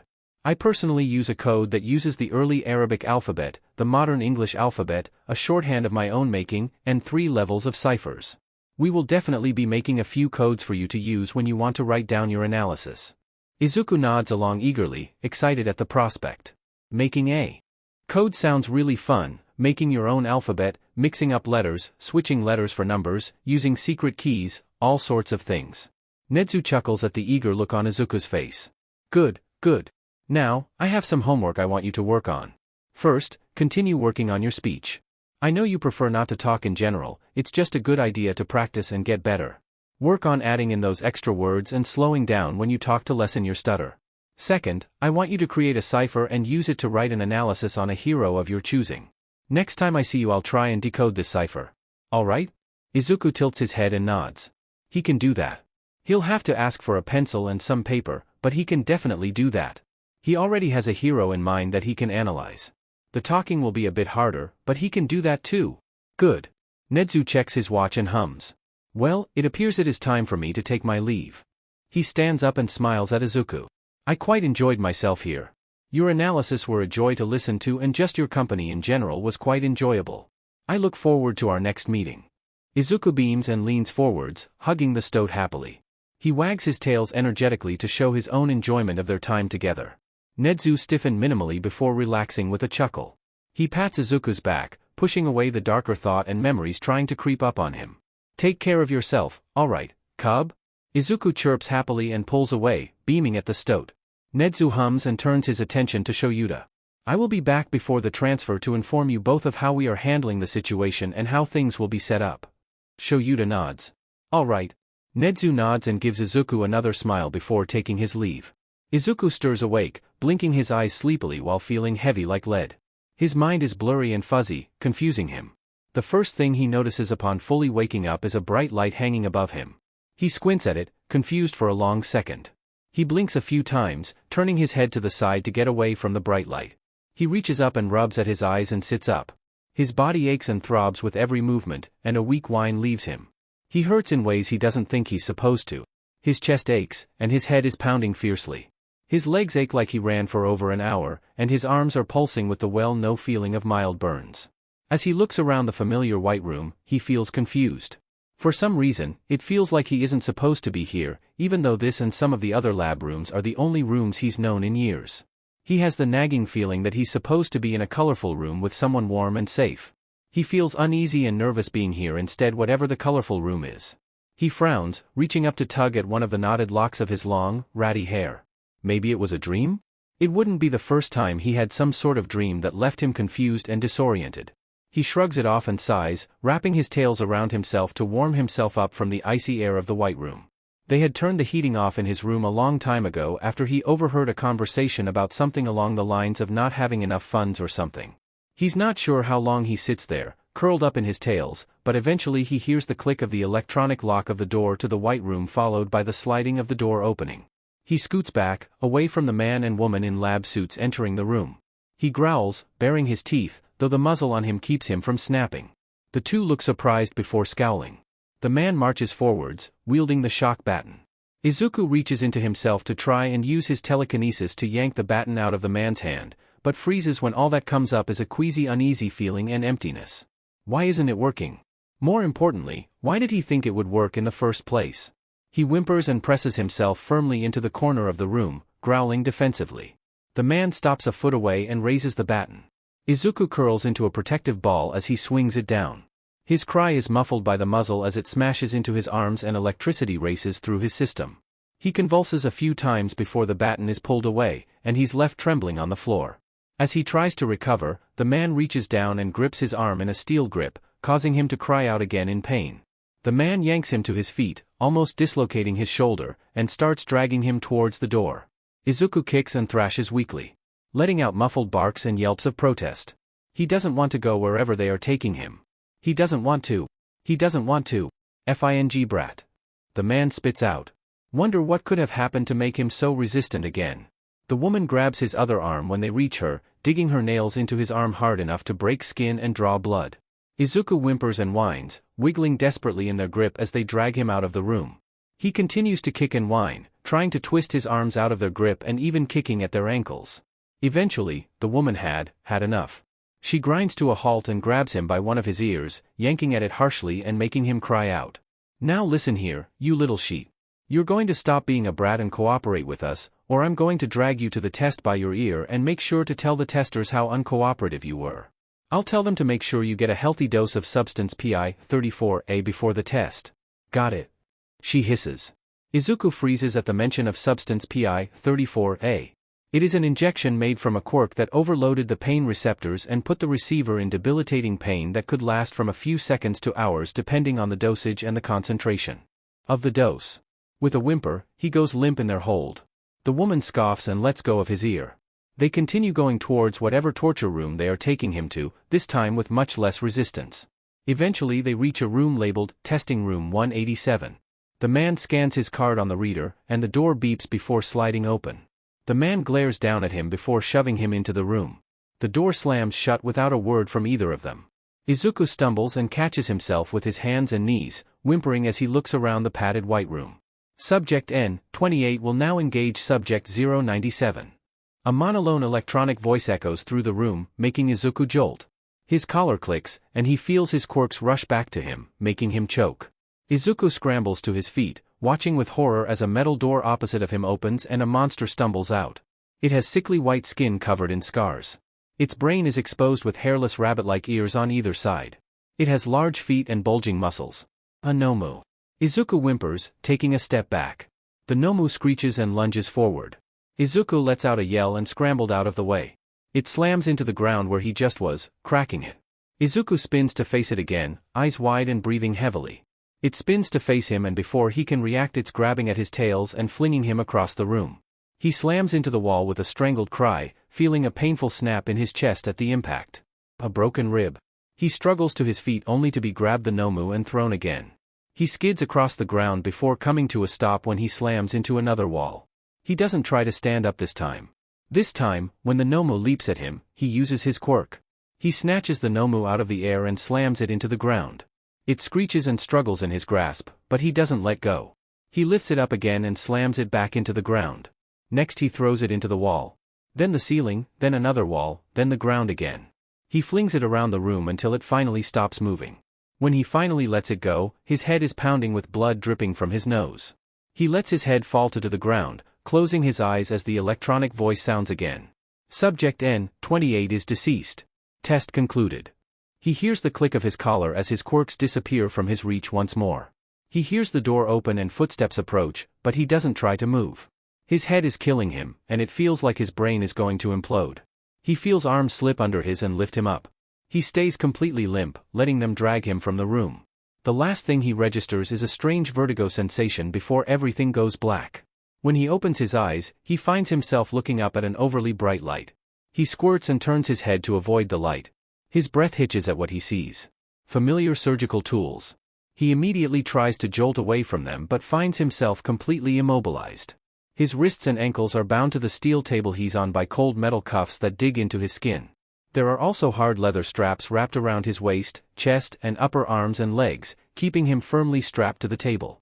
His tails are spread out and strapped down too. It feels like a bucket of ice water has been poured over him.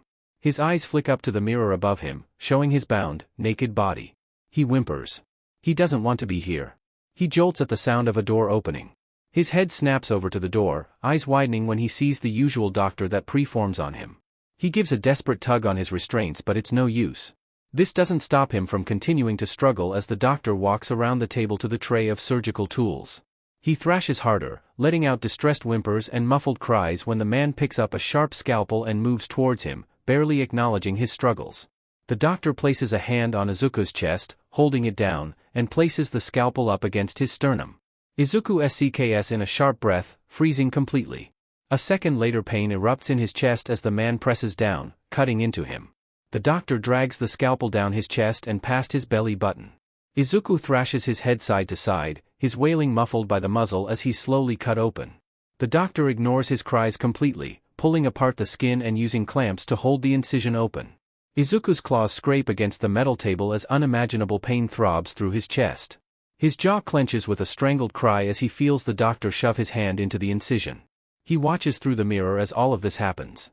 It's not the first time he's seen himself like this, but for some reason he has the impression that he shouldn't be like this again. He's not supposed to be here. Why is he here? Why isn't he supposed to be here?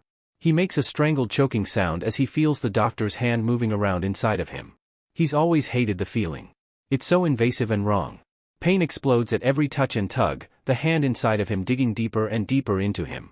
His head quickly starts to fill with the familiar buzz of dissociation. He feels his mind start to slip away in an act of self-preservation. The next time he blinks he's floating above his own body, watching as the doctor digs through his now limp body. He stares into his own blank gaze, trying not to look at the bloody mess that is his chest and stomach, but ultimately failing. Layers of skin, muscle and fat have been pulled away and held by clamps, revealing his organs and bone. His body jolts at a loud crack. One broken rib. His body jolts again as a sick squelching noise cuts through the room. One organ removed, a quirk-affected one taking its place. Another crack and jolt. Another broken rib. Another squelch. Another replaced organ. Izuku can still feel everything happening to him. But he doesn't have the energy or mental capacity to react. It all blurs together until suddenly he's back in his body. He expects to be bombarded with pain, but there's nothing. He jolts up, realizing he's not on the table anymore. His surroundings have changed. He feels his hands wrapped around something and takes a sharp breath in. In his hands a large, bloody knife. His hands are soaked in the red liquid, and it is splattered across his torso. He trembles as he slowly lifts his gaze. There, in front of him, is a mangled body slumped against the wall, a pool of blood forming under it. Dull blue eyes stare at him pleadingly as they bleed out. Weak, pathetic croaks leave their throat. Slowly, the life leaves those eyes, and the now dead body stops moving altogether. He lets out a sob, and the knife falls from his hands, clattering against the cold tile floor. He reaches up and grabs at his hair and ears, tugging at them as his sobs turns to wailing. He killed them. They are dead, and it's all his fault. His hair and ears quickly become matted with blood as he wails, curling up on himself. He killed them, he killed them, he killed them, he killed them. It runs on repeat in his head, as he screams and wails, tugging at his body. Panic washes over him in waves. His vision goes black around the edges. It's all too much. Everything is too much. He can't take it. He can't handle it. As the world fades to black around him, all he can see is those dead blue eyes staring at him and a choked voice whispering words of hatred and vengeance in his ears. They promise him that he will pay from killing them, that it's all his fault and how karma will get him back for this. When he opened his eyes, he's starting up at a bright light again. He tries to sit up, but he's still strapped to the cold metal table. This time though, his limbs are spread out and strapped down even tighter so they can't move at all. The door opens, and he whips his head over to it. It's the doctor again. Once more, he ignores Izuku's struggles and picks up a scalpel.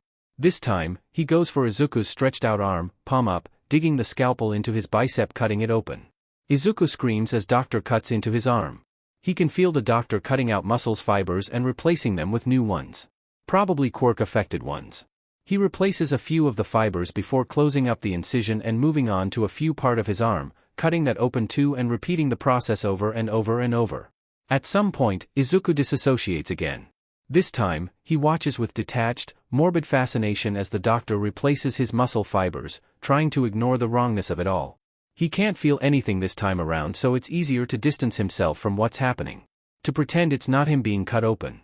He watches the procedure, imagining it's one of the doctors on the table being cut open instead of him. He imagines it's one of them being tortured. It helps until the words fades to black once more. He squeezes his eyes shut, and when he opens them again, he's back on that dreaded table. He's strapped down again, but without the muzzle. Instead, his head has been strapped down so he can't move it. He whimpers, trying not to think of what they'll do to him this time. When the door opens this time, multiple people in lab coats walk in. It takes him a second before he realizes he only has two tails and his legs aren't animal-like. Immediately Izuku is filled with dread. This is before his quirk evolution, before they started replacing body parts. If they weren't here to replace body parts, then they were here to. One of the doctor's scientists speaks up. Commencing session 35 with subject today, we will be trying out a new substance labeled RK-36B on the subject. Substance will simulate pain and suffocation. Subject has been restrained and will stay restrained for the duration of the session. We will now proceed with the session. One of the scientists steps forwards towards Izuku with a needle filled with a bright blue liquid. Izuku starts squirming frantically, letting out distressed chirps. The scientist ignores him and brings the needle to his arm. They jam it into his arm and inject the liquid into him. Immediately a burning pain starts to wash over him. He cries out and strains against his bonds as what feels like liquid fire is injected into his veins. It spreads quickly throughout his whole body until it feels like he's being burned from the inside out. After a few minutes of the torture, his breath stutters. He wheezes as it starts getting harder and harder to breathe.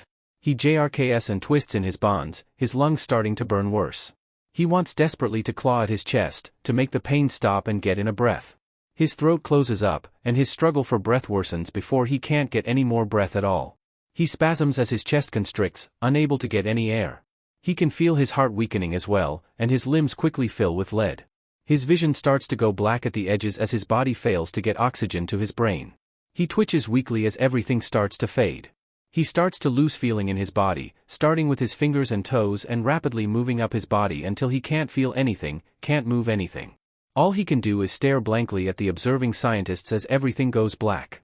He's floating in a void of nothingness, unable to see, hear, feel, taste, or smell anything. He's dead. They killed him. They finally killed him. At least he's finally free. As soon as that last thought hits him, he's sked back into the living, gasping and wheezing on the cold metal table, trembling violently. He coughs and gasps in precious breaths, recovering from whatever that was. The scientists simply watch on impassively. Then, the one from before speaks. Administering second dose. Izuku's eyes widen as the scientist pulls out another needle filled with the blue liquid. No PPL please. PLEAs and no more. The scientist ignores him and jams the needle into his arm, and the process starts all over again. He goes through this 7 more times before he stops reacting, just lying there like a broken doll as his body is abused by the substance. Then he blinks for the 5th time and finds himself starting at a white wall. He sluggishly tries to move, worn out after the torture, but he's strapped down completely again. His heart drops when he realizes he's strapped to a large metal chair this time. It's the simulation chair. The one they used before his quirk evolved like the doctors wanted it to. His forehead, chest and waist are strapped to the back of the chair with thick leather to keep him from moving. His arms are strapped to the back of the arms and back of the chair with metal cuffs, and his legs are cuffed to the chair. There's also a metal bar GG in his mouth. He whimpers, squeezing his eyes shut. He doesn't open them when the door opens, keeping them squeezed shut. He just wants this to stop. Dying over and over again has left him mentally numb and exhausted. He can't handle anything else. He doesn't want to do this anymore. Someone, please, make it stop. Please. Please. TCH. How pathetic. Izuku's eyes fly open at the familiar voice. There, standing above him, is Shoyuta. Relief slams into him so hard he lets out a sob. Era. He chokes out past the GG. Eraser is here. He's here. He'll save Izuku. He already saved him once, he'll do it again. He won't have to deal with any more torture. Eraser will keep him safe. He squirms in his bonds, trying to get closer to the man. But Shoyuta doesn't move to help. He just stands there, staring at him. Error? Shoyuta sneers down at him. Fing pest. So pathetic. You really thought I was saving you. Izuku's heart drops in his chest as he stares at Shoyuta with wide eyes. No. No please. It's not. It can't be. Kami, you really did. You thought someone like me would save someone like you. What are you, delusional? Of course I wasn't saving you. It was just another test, and you feel for it hook, line and sinker. Tears roll down Izuku's cheeks as he shakes his head as best he can with it strapped down. No. No, this is just a bad dream. There's no way Eraser would say these things to him. There's no way. It's just a bad dream. He's going to wake up and be back in his nest at the hospital, wrapped in soft blankets with Eraser stroking his head. The Shoyuta in front of his sneers once more before turning on his heel and walking away. Izuku jolts and starts struggling in earnest. No. No, come back. He feels hands grip either side of his head, and he knows the visions are about to start. He can already imagine seeing his mother being tortured, her burnt and tattered body at the feet of some faceless man. He watches Shuta's retreating back and gathers all his remaining strength to scream. Shoyuta jolts awake when a ear-piercing, blood-curdling screech fills the room. He bolts up in the chair and looks around frantically. It only takes him a second to realize the scream is coming from the Izuku. He expects the worst. Someone trying to take his boy away, someone hurting him, or worse. Luckily, that isn't the case. No one else is in the room. His relief doesn't last long though when he catches a glimpse of Izuku. He's curled up in a ball in his mess of a nest on the floor. Blankets have been ripped out and tossed aside and pillows are everywhere. Izuku is convulsing and thrashing his head as his tails writhe around him. Realizing that Izuku is having a very intense nightmare, Shoyuta hurries forward. He kneels, trying his best not to let panic get the best of him. He takes a firm hold of Izuku's shoulders and starts shaking him gently. Izuku! Izuku, wake up! Izuku! Come on, wake up. It's just a nightmare, you need to wake up. He only continues to thrash and let out gargled screams. It almost looks like he's having a seizure. Izuku! Wake up, please! It's just a nightmare. Finally, after a minute of shaking the boy, his eyes snap open. The large green irises flicker around before landing on Shoyuta. The boy gasps and surges forward, throwing himself into Shuta's arms.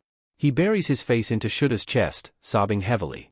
Shoyuta wraps his boy in his arms, holding him close and rocking him. Shh! It's okay. It's okay. It was just a dream. Just a bad dream. You're okay, you're safe. Izuku trembles and sobs in his arms, mumbling under his breath. Alpha DD didn't leave.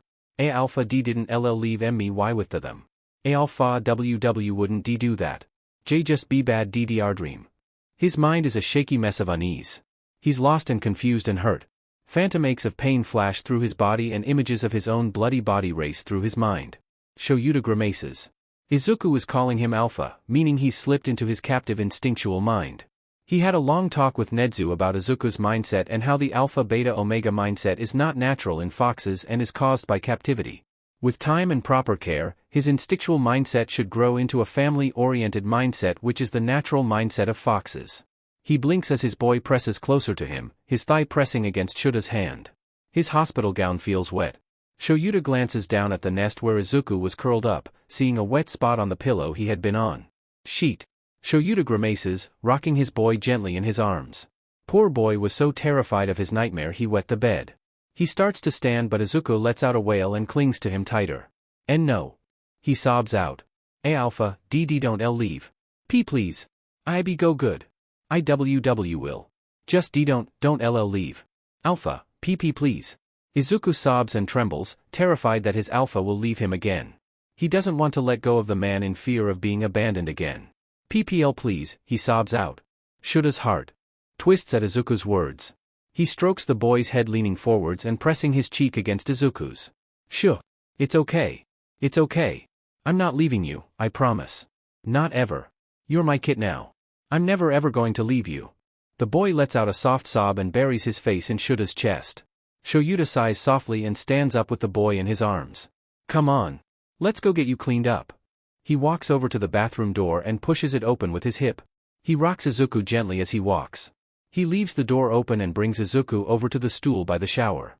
He slowly and carefully sets Izuku down on it, making sure to stay in physical contact with his boy. He pets Izuku's hair and around his ears, trying to help him calm down from the nightmare. Tears are still streaming down his cheeks with snot running from his nose. You're a mess. Let's get your face cleaned up first, shall we? Shoyuta smiles a strained smile as Izuku nods, dull eyes watching him intently as if he'll disappear at any moment. He takes a face rag and wets it with the handheld showerhead. He slowly brings it up to Izuku's face and starts wiping it very gently. He makes sure to get all the snot and tears off his face. He starts humming softly, seeing that Izuku is still obviously stressed out from the nightmare. Once his face is clean, Shoyuta gently rubs circles under his kid's eyes, hoping to soothe him further. Izuku slowly relaxes at the gentle care, but still never lets Shoyuta leave his sight. The nightmare is still too fresh, too real. There we go. Much getter. Shall we clean up your legs next? Shoyuta asks in a soft tone. Izuku lets out a soft chirp of agreement. All right. He first helps Izuku out of the hospital gown. He then takes the handheld showerhead and turns it on. He wets Izuku's legs and crotch, being careful to avoid his tails as they aren't dirty. He takes the fur soap and starts gently working it into the fur on Izuku's legs. Izuku slowly relaxes, his eyes drooping a bit. Shoyuta smiles at him. Can you hold out your hand for me so I can put some soap in it? Shoyuta asks softly. Izuku blinks slowly before holding out his hand. Shoyuta pours some soap into his hand and lets his boy clean his private parts himself, turning away to give him privacy. After a minute, he hears a soft trill and turns back around. Izuku is all soaped up. He then takes the showerhead and starts rinsing Izuku off. Once all the soap is rinsed out, Shoyuta helps Izuku squeeze out the excess water. As Izuku works on getting the last of the water out of his fur, Shoyuta grabs a towel and starts drying his fur with it. After his fur is sufficiently dry, Shoyuta gets the blow dryer and finishes drying Izuku's fur completely. After that, Shoyuta gets a new, clean hospital gown and helps Izuku into it. Izuku goes through all of these motions with a blank mind. He pushes everything out of his mind but the gentle comfort given to him by Shoyuta. Nothing else matters. Nothing else can find its way into his mind. No leftover nightmare visions, nothing. By now, Izuku is looking pretty exhausted and out of it. Shoyuta picks Izuku up and leaves the bathroom. He starts rocking Izuku gently, humming softly as he slowly walks around the room. He feels Izuku nuzzle into his neck, a soft purring starting up. Shoyuta smiles softly, glad that Izuku has recovered from the nightmare for now. He continues humming and walking around until Izuku has gone still and quiet in his arms, fast asleep. He walks over to the bed and slowly lowers Izuku down onto it. Unfortunately, his kid clings right to him, even in his sleep. He smiles fondly and gets into the bed with his boy on his stomach. He pulls the blanket over the both of them and settles down. Good night, kid. He murmurs, kissing Izuku's forehead. His kid hums and nuzzles deeper into Shuta's neck, murmuring something that sounds suspiciously like "Dada." Shuta's heart clenched, and he holds his kid tighter. He falls asleep happy with his kid in his arms and his heart warm in his chest. Izuku wakes up the next morning to find his limbs heavy as lead and thoughts distant and fuzzy. He feels exhausted even though he slept and his head is pounding. His body feels disconnected, unreal, unable to move. Is he still asleep? Did he ever wake up? Is there really any point in getting up either way? He's just a subject anyways. There's a voice in the back of his head, tinny yet omnipresent, that is chanting it, that's telling him to just stay in bed, to stay out of the way, to be the doll that he is, and stop wasting everyone's time and resources. Not to take up anything. Even the air he breathes is probably a waste. He really should just stay in bed and wait to wither away. Nothing better to do after all. Saves him being a problem for anyone else. A PRD of time later, a minute, a week, a year, it's all the same, all painfully eternal with his brain and body refusing to respond or cooperate, he registers a noise. A fuzzy, distant yet familiar voice speaking softly. Are they talking to him? He can't tell, everything is so disoriented and unclear. Oh, wait, did he reply? He's not sure. It felt like his mouth moved, but who knows if there were words or sounds, or if he simply made a movement. It was tiring either way. Shoyuta frowns at the very obviously disassociated child laying against his chest. His eyes are glassy and distant, and he's barely reacting at all to anything Shoyuta says or does. He's only getting despondent chirps and bark-like noises. He sighs and gently shifts the boy onto his back, and hovers over him worriedly, stroking his cheek. Izuku, come on kid, come back to me. Can you do that? Come on, just ease back into yourself. You can do it. Izuku vaguely registers that his body is moving but he can't bring himself to care. He just wants to curl up and block out the rest of the world as he wastes away. It feels like everything is falling apart and nothing is worth it. With bone-deep exhaustion and depressive thoughts weighing him down, he simply stares blankly, incomprehensively, as the world moves around him. If only his eyes would close, rather than staring blankly. Oh. What's that? Dark strands, dark eyes, pale skin. Oh, of course, it's Eraser. Alpha. That one. Hey, Kit. That's it, there you go. Yeah, it's me, Eraser. You back with me? And now Izuku is more aware again. He can feel his body, for all that it is lethargic, and registers that there is a careful hand running through his hair and brushing against his ears. It's nice. Glad you think so, Kit. Shoyuta murmurs softly, continuing to slide his hair. He's glad his kid is back from that, even if he's not fully recovered. Oh. He must be mumbling. Izuku's eyes slide shut as he leans into Shuta's hand. That's okay. He doesn't mind. He doesn't think he can care much about anything right now, though. Not with the heavy fog filling his head and making everything dull and obsolete. You had a hard night, huh, Kit? Can you tell me what is wrong? Shoyuta asks, sliding his hand down to rub at Izuku's cheek. Izuku opens his mouth but finds that his throat is closed tight and refuses to make more than a weak chirp. So, he lifts his hand sluggishly and signs with the little bit of sign he's been learning from Shoyuta. Head foggy. Body heavy. Cannot care. Want sleep, never wake up. Oh, Kit. Shoyuta murmurs, his heart clenching. Izuku cracks open an eye, seeing his face scrunched up in worry.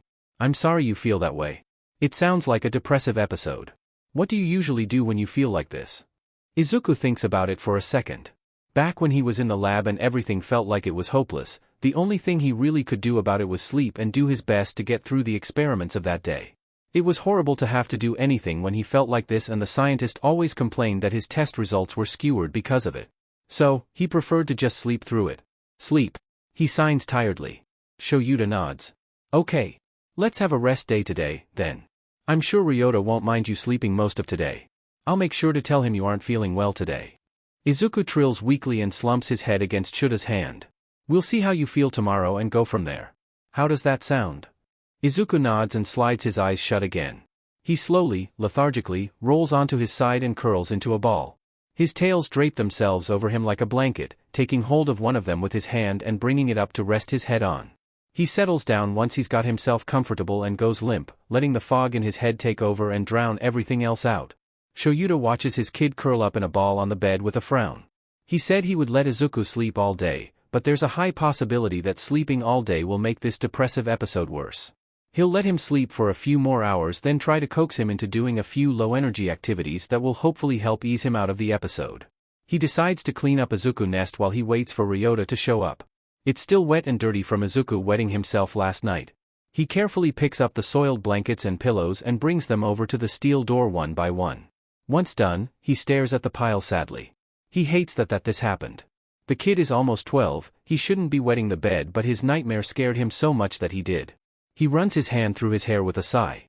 He goes about picking up some of the board games and toys Izuku played with yesterday. He puts everything away, always keeping an eye on Izuku to make sure he's not in any distress. He won't allow another nightmare to take his kid so soon. After the room is clean, he goes and sits in the chair next to the bed.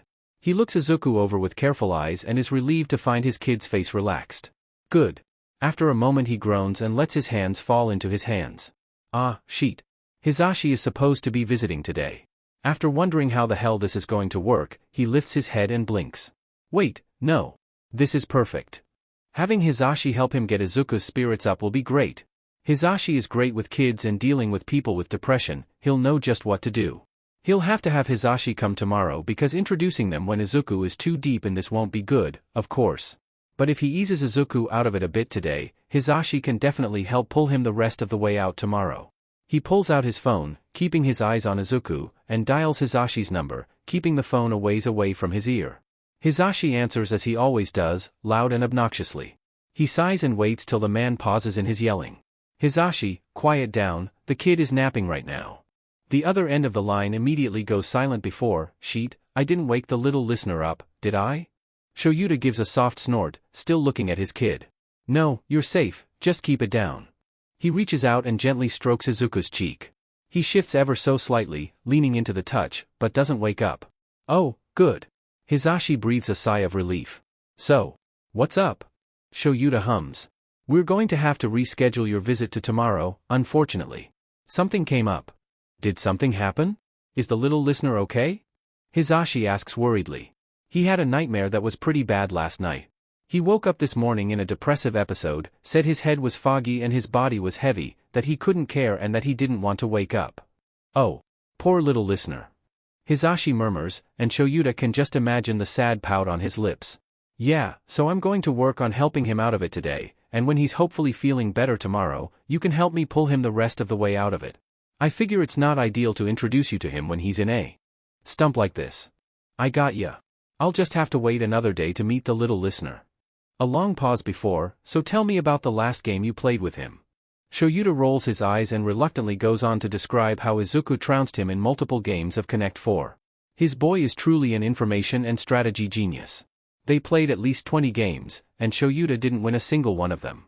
Izuku always cornered him in some kind of trap, it was ridiculous. He's a mini Nezu and it's terrifying, Shoyuta concludes, just as the steel door clicks and slides open. He glances up and sees Ryota entering the room. Alright, so I've got to go now. I'll call you tomorrow morning, alright? Hisashi calms his laughter down. Yeah, alright. Talk to you tomorrow? There a click as the line drops. Shoyuta puts his phone away as Ryota walks over to the bed, looking down at Izuku worriedly. Is he okay? Did something happen?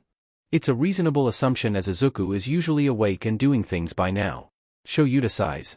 Nightmare. A bad one. It took me 35 minutes to get him back to sleep. He woke up this morning in a depressive episode. He told that his head was fuzzy and his body was heavy and that he wanted to go to sleep and never wake up. I'm letting him sleep a little longer before taking it easy for the rest of the day. Ryota frowns, rubbing his chin.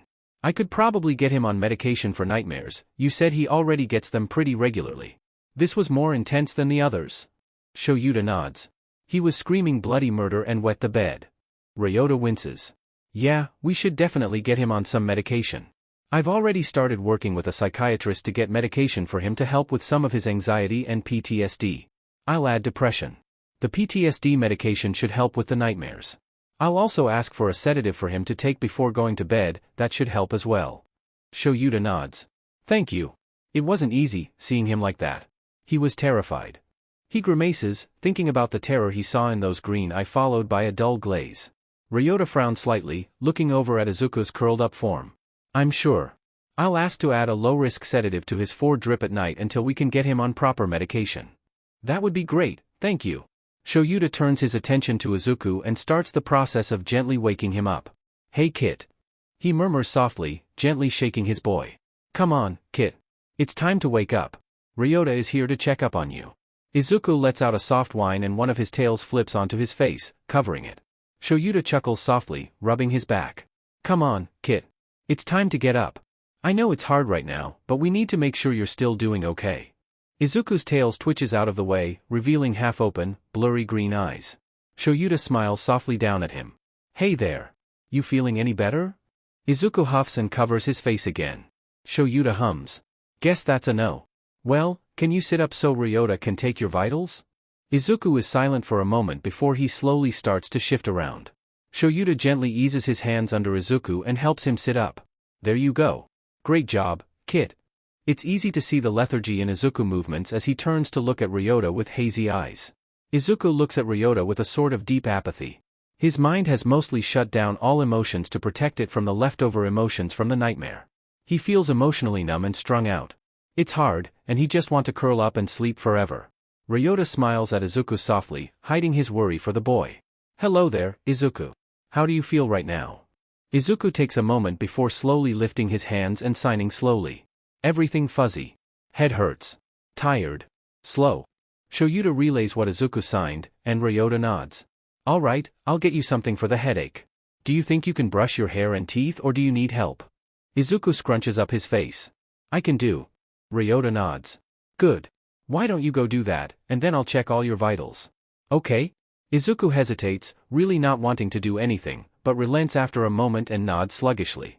He slowly swings his feet over the edge of the bed. Shoyuta moves to help him get up, gently putting his hand on Izuku's back. Come on, Kit. To the water closet. He gently leads Izuku over to the water closet, keeping him steady. Shoyuta stands in the doorway as Izuku gets out his hairbrush and toothbrush. He puts toothpaste on the toothbrush and brings it up to his mouth. He spends about 4 minutes sluggishly brushing his teeth before spitting and rinsing out his mouth. He then takes his hairbrush and starts half-heartedly running it through his bushy hair. It only takes about 20 seconds before his hand drops with the hairbrush and tears fill his eyes. Shoyuta quickly moves into the water closet and gently soothes his kid. He then takes the hairbrush from his hand and finishes brushing his hair for him. He should probably ask for scissors to cut Izuku's hair. Its length, down to his mid-back, along with its curly nature, makes it a nightmare to comb. Once he's done, he gently ruffles his hair. Good job, Kit. I know even just getting up wasn't easy. Izuku leans back until his back is flush against Eraser's front side and lets out a soft, tired trill. Yeah, you're doing great. Come on, let's go get your vitals checked. Izuku fades out a bit as Shoyuta leads him back to the bed. Everything feels so disconnected, like he's in a different world than everyone else. He barely registers being helped up onto the bed. He's in and out throughout the whole examination, only really coming to when he's directly addressed, and even then it's hard to formulate a response. He teeters on the edge of awareness, struggling to keep up with it all. Izuku. He hears after a while and fades back in, turning his head to look at Eraser. Ryota's all done. Izuku hums in acknowledgement, leaning to the side so he's leaning up against Eraser. He closes his eyes and exhales, relaxing. Good, now he can go back to sleep. Hey, Kit. You want to play a game? Shoyuta asks as Izuku starts to drift off again. It's painful to see his kid so out of it, especially since he knows personally what he is going through. Depression sucks big time and can be very hard to handle on your own. Support from others is one of the most important things for someone going through depression, and Shoyuta plans on being one of those people for Izuku. Izuku whines softly in protest, pressing his face deeper into Shuta's shoulder. He doesn't want to do anything, just sleep. Come on, Kit. I promise it will make you feel better. Shoyuta murmurs, running his hand through Izuku's hair. Izuku peeks up at him with blurry eyes, looking marginally interested. He does want to feel better. Shoyuta smirks. Yeah. Trust me, I know. When I got like this when I was younger, sleeping all day always made it even harder the next day. But if you move around a bit and keep your mind active and on other things, it really helps. Izuku contemplates this for a moment, thinking about the pros and cons before huffing and giving a small nod. Great. I know this isn't easy, but you're doing great. I promise. Now come on, let's go pick out a game. He helps Izuku out of the bed and leads him over to the board games. Alright. Now, what kind of game do you want to play? A strategy game, a memory game, a puzzle game, a trivia game, a deduction game, a dice or card game, an economic game, or a humorous game? Izuku blinks, processing all his options. That's a lot of different types of games. He's silent for a few minutes, his eyes roaming over the shelves of games before slowly lifting his hands to sign. Dice or card? Shoyuta nods, expecting as much. It's not too strenuous and mostly luck-based, so he can play without having to think too hard but also still participate. Good choice. He looks over the games until his eyes land on Yahtzee. He nods to himself and picks out the game. This one okay? Izuku looks over the game for a moment before nodding once in agreement. So, they set up the game and start playing. Izuku isn't showing anywhere near as much enthusiasm as he usually does when playing games, but that's not the goal of this. The goal is to get Izuku's mind to settle so he can start to address the cause of this depression episode. About 30 minutes in, they are on their second game and some life has returned to Izuku's eyes. So, Izuku. Shoyuta says as he rolls the dice, getting a 3, a 1, a 6, a 5, and a 4. He glances at his sheet and sees that he has the small and large straight still open. He smirks slight and chooses the 3, 4, 5 and 6 before rolling again, getting a 4. Izuku hums, watching him take his turn. We need to talk about your nightmare last night. He rolls again, getting 6. No luck there. He takes his small straight and puts it on the board. Izuku tenses up, lifting his head to look at Shoyuta. Just the reminder that the nightmare happened has emotions and images pressing up against his mind, fighting to force their way in and take over. The phantom pain rush across his skin, and the harsh words Shoyuta spoke echoing through his head. Shuta's heart breaks, seeing the fear swimming behind the fog in those eyes. Please. Shoyuta implores softly. It's important that you don't bottle this up. It will only make it worse. Also, I have an exercise given to me by Ryota that might help. Izuku fidgets uneasily, wringing his hands together while worrying at his lip with his teeth. Shoyuta gently reaches out and takes both of Izuku's hands in his. You don't have to go into detail if you're not comfortable with it, but I want to help you, and I can't if you don't tell me. Izuku is still obviously reluctant, so Shoyuta gives him an out. How about this? We'll skip retelling the nightmare and instead simply rewrite it so it has a good ending. Izuku blinks and tilts his head questioningly. Rewrite it to have a positive ending? It's the exercise Ryota gave to me. It's called imagery rehearsal therapy. You write down your nightmare, then rewrite it with a good ending. Then, just before falling asleep, set the intention to redream your dream as what you rewrote. By practicing a rewrite during the daytime, you increase your chances of having them at night while you're sleeping instead of your nightmare. Izuku becomes contemplative, thinking this possibility over, before nodding slowly. He could do that. He could have Eraser save him before any scary stuff even starts. Eraser will hold him and care for him while the mean doctors go away. So, they spend a few hours writing positive ends to any nightmare he might have. It's hard at first, but with prompting from Shoyuta and some suggestions, it becomes easier and easier. It's nice, and he finds himself feeling better and better with each positive outcome he comes up with. By the time they are done, he feels much better. He sets down the paper and nuzzled into Eraser, hugging him. Thank you. He mumbles, hugging him tightly. He still feels a bit lethargic and unsure about his place here, but he doesn't feel like his world is falling apart around him anymore. Shoyuta hums and runs his hands through Izuku's hair. You are very welcome, Kit. He rests his chin on Izuku's head, rubbing his back slowly. This is the best he can do for his boy.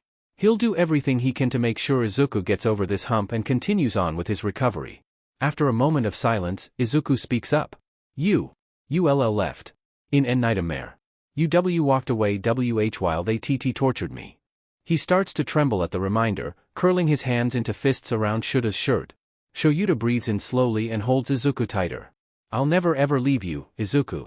You're my kid now, and I won't be leaving you if I have any say. He gives his boy a gently squeeze. I promise. Izuku sniffles and nods, pressing his face deeper into Shuta's shoulder. Oh, okay. They stay like that for a few minutes before Izuku speaks up again. Can. He hesitates before wrapping his tails around himself and continuing. I call you. Dad. Shoyuta blinks once, and looks down at Izuku, who is glancing up at him shyly. After a moment of silence, Izuku cringes and looks down and away. And never mind. The at SST stup was AAAST stupid question. ISH shouldn't have asked. Shoyuta quickly regains his composure and takes Izuku's face in his hands, lifts his head to look at him. He smiles softly. Of course you can, Kit. You can call me whatever you want. Izuku lets out a small sob and surges forward, hugging Shoyuta tightly. Shoyuta rocks him gently, murmuring softly to him. He calms down quickly and stays in Shuta's arms for a while longer. The rest of the day goes by peacefully, playing short, easy games and taking naps. It's calming, and slowly but surely the depressive episode fades away. At the end of the day, while still feeling a bit emotionally numb, he feels loads better. At the end of the day, Ryota comes in and smiles at the sight of Izuku nestled in Shuta's lap and playing a card game. The boy looks much better than he did that morning. His skin has more color to it, his eyes are clearer and less haunted, and his posture is more awake. He waves when they both look over at him. Hey! He says softly, walking over to them. Izuku chirps in response before focusing back on his card game. He's almost won, he just needs a few more moves, and then he's sure he'll have Eraser cornered. Shoyuta, already resigned to his defeat, hums. Hey! He absently runs his fingers through Izuku's hair. Ryota chuckles and turns to Shoyuta. The sedative was approved. I can have it administered to him as early as tonight. They also approved of a low dosage of trazodone. This catches Shuta's attention. Really? At Ryota's nod, Shoyuta gently nudges Izuku. Hey, Kit. I have some good news. You want to hear it? Izuku lifts his head, looking up at Shoyuta, and tilts his head. Good news? Shoyuta chuckles and nods. Yeah. The sedative we requested to help keep your nightmares at bay was accepted. It will help you relax before bed. They also agreed to give you a low dosage of sleep medication to help deepen your sleep. Izuku perks up with wide, eager eyes. Real LLY? He asks, looking between Shoyuta and Ryota hopefully. He would really like something to help with getting better sleep and keeping away the nightmares. Ryota nods. Yup. We're working to get you on other medication to help you out further, but it's a slow-going process without a psychiatrist coming to see you and prescribing them to you. Izuku falters at this. Was his fear of other people and doctors making things harder for his saviors? It sounds like it. He's not quite sure what a psychiatrist is, but it's probably some kind of doctor. If they are hesitant, introduce one to him. He bites his lip and hesitate before speaking hesitantly. Would help if SSSA, I saw a PSPS psych ch chayat tr wrist? Ryota pauses. He looks at Izuku and sees his unease. He smiles softly. I'll be honest, it would help. But don't feel pressured to do something that makes you uncomfortable. Our top prior is for you to feel comfortable.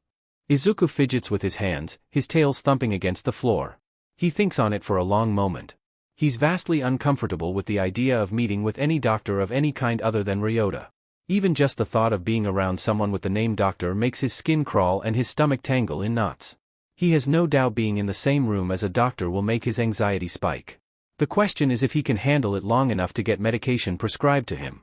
The nightmares have only been getting worse, and last night was horrific. It had left vivid images of the torture he went through in his mind and a creeping anxiety buried under the weight of his dissociative depression. It left him feeling mentally drained and physically exhausted even after the long sleep he had. He doesn't want to deal with that on a constant basis. So, is the non-lasting anxiety of a doctor's visit worth the medication for regressing the nightmares? I see and try, he says after a long moment of thinking. Ryota and Shoyuta smile. All right, Ryota says, making a note on his clipboard. I'll set you up with a psychiatrist shortly so that we can get you on some medication. This will make things much easier in the long run. Getting Izuku on medication will help immensely with not only progress on his mental health, but will also make it easier to manage his physical health. It's extremely hard to work with a patient that is terrified of you. Hopefully the medication can ease his all-encompassing anxiety to make treatment easier. The hospital has been putting off a lot of things due to the boy's anxiety. They were able to get a lot done when he was recovering from the sedative overdose, but there are still a lot of things that need to be done. For example, they still don't have the full scope of how the surgeries the boy went through have affected his body. They know what has been changed and have gotten a few scans of how his body now works with the transplant organs. But how they affect the body as a whole, rather than just the immediate areas, is still unknown. They also don't have a clear image of how the recently transplanted stomach has been integrating into Izuku's body. They managed to get a scan during the overdose incident, but it's been nearly 3 weeks since then. They need to check on the progress his body has been making. Shoyuta clears his throat, drawing Ryota out of his thoughts. Can I ask that he see Inui Ryo, alias Hound Dog? It would be helpful later down the line for when he transfers to UA. Ryota blinks. Ah, yes, that can be arranged. He makes another note on his clipboard. I'll send in the request after I leave. He turns his attention back to Izuku and smile. Now, I have a bedtime routine that will help relax you before you go to bed and will help deepen your sleep along with the medication. It should help lessen the nightmares. Izuku perks up. Ah, really? Ryota nods with a smile. Yup. He's very glad that Izuku is so willing to try these things out. It would be much harder to help him if he was resistant to the help. First, you're going to take the sleep medication. He sets down a cup with a pill in it. Now, it's not going to taste very good, so I have some apple juice for you to take it with. He sets an apple juice box down next to the pill cup. Can you do this for me? Izuku can't help but eye the pill wearily. He knows it's going to help him sleep and all, but he hasn't had the best record with medication in the past. Before the doctors in the lab put the collar on him, they would force quirk suppressant pills down his throat daily. The pills would leave him feeling like absolute trash. His head would be fuzzy and dizzy and his stomach would always end up in knots. Not to mention the crappy feeling that would encompass his whole body for most of the day. And that's only one of the things involving pills he had to endure. Still, these pills are going to help him. They are going to make him better, not worse. Reluctantly, he takes the cup and tosses it back, swallowing it dry. He makes a face at the taste and takes to apple juice, sking it up through a straw. He makes sure to go slow enough that his stomach doesn't revolt against him. Great job. Ryota praises with a smile. Shoyuta nods and reaches out, ruffling Izuku's hair. Now, the first thing you want to do is take a nice long, warm shower. Now, while you can use this shower to wash up, it's mostly to help you wind down. Taking a hot shower or bath before bed can help improve sleep. The body goes through a natural temperature regulation in the hours before bedtime, and a warm shower or bath can aid in this process, improving sleep as a result. Izuku takes this all in and nods slowly. That makes sense. Why don't you and Aizawa go take a nice long shower while I get a few more things ready? The shower is a calm affair. Izuku relaxes into the warm, verging on hot, spray of water, letting his thoughts drift about while avoiding any negative thoughts. Shoyuta works shampoo into his hair, massaging his scalp with firm presses of his fingers and gentle scratches before gently scrubbing down his skin with body wash. His fur doesn't need daily cleaning, so they don't worry about that this time around. After about 25 minutes of soaking in the hot water, Izuku starts to yawn. Shoyuta leads him out of the shower and dries him off with a towel before blow-drying his hair and fur. Izuku ends up enjoying the warmth, so Shoyuta indulges him and lets him soak up the warm air for a few minutes. Eventually, Shoyuta urges the boy away from the hairdryer and gets him started on his regular before-bed routine. Izuku lethargically brushes his teeth and hair while Shoyuta works a brush through his fur. He goes to the bathroom and puts on a clean hospital gown with Shuta's help. After that, Shoyuta picks up the drowsy kit and brings him over to his nest on the carpet.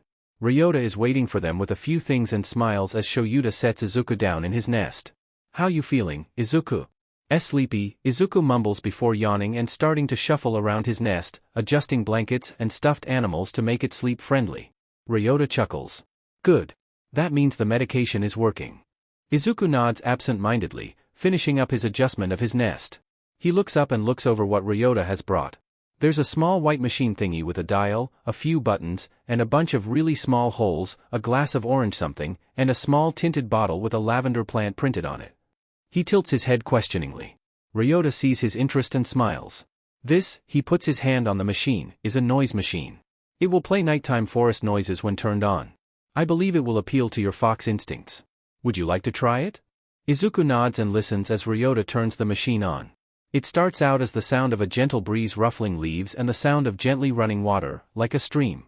Then soft cricket sounds start up followed by the occasional sound of an owl. Finally, a soft trickle of rain starts up, pulling it all together. Izuku closes his eyes and relaxes into his nest, focusing on the sounds. He can feel his instincts rumbling out happily at the sounds. While he may have never been to a forest before let alone slept in one, his instincts seem to know exactly what it's like.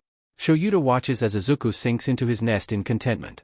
It's good to see him so relaxed and content after the nightmare and depressive episode. Those can be really hard to come back from, and Izuku is doing a wonderful job. Izuku feels himself begin to drift before Ryota's voice brings him back. "I see you're enjoying that. Good, that's what I was hoping for. Now." He reaches over to the glass and picks it up. "Go ahead and drink this. It's warm milk with a spoonful of honey, some ground turmeric, and a pinch of cinnamon all mixed and soaked with a piece of fresh peeled ginger. It also has a melatonin supplement mixed in to further help your sleep. It's called golden milk. Try it and see how you like it." Izuku reaches out and takes hold of the glass of golden milk. He lifts it up to his nose and gives it a curious sniff. He hums at the mixed scent of milk, honey, cinnamon and something he doesn't recognize, which must be the turmeric. It's nice. He puts it to his lips and takes a small sip, relaxing at the soothing taste. He drinks the golden milk slowly, eyes closed, as he continues to listen to the forest noises of the noise machine. Shoyuta watches him with a soft smile. He reaches out and runs his fingers through Izuku's hair, gently scratching behind his ears. He's glad the boy is relaxed and at ease. It's a great contrast to how he was this morning. A few minutes pass in content silence. Izuku finishes the glass of golden milk and yawns. He almost drops the glass of milk in his groggy state, but Shoyuta manages to catch it before it falls more than a foot. He chuckles. "Looks like all the sleep aids are catching up to you. Go ahead and lay down and get comfortable. I'm sure the rest of the routine can be done with you laying down." He looks over at Ryota for confirmation. "Of course," Ryota says with a smile. "The meats of the things are things that we do for you. You can just relax." Izuku hums and settles down in his nest. He curls up in a position that in a normal person would be vastly uncomfortable, but for him is his natural sleeping position. He wraps his tails around himself, using them as a blanket of sorts. Ryota picks up the bottle with the lavender plant on it and unscrews the top. He takes a pillow from the bed and tips the bottle, letting a drop of the liquid inside fall onto the pillow. He puts the bottle down and approaches Izuku's nest. "Here. Sniff this and tell me what you think of it." Izuku lifts his head slightly and eyes the pillow. He leans forwards and gives it a small sniff. A whiff of soothing lavender fills his senses. He rolls the scent over in his mind, his instincts trying to decide if it wants to incorporate the scent into his nest. After a moment, he decides he likes it and snatches it out of Ryota's hands. He stuffs the pillow into a corner of his nest, allowing the scent to permeate his nest. It becomes one of the few scents he has incorporated into his nest. There is Shuta's cinnamon and dark coffee smell from Yuki, who Izuku had Shoyuta sent. There's his own pine and spring grass smell from the many blankets and pillows he's marked. Finally, there is now the lavender scent. Ryota smiles at Izuku's acceptance and steps back. "Alright.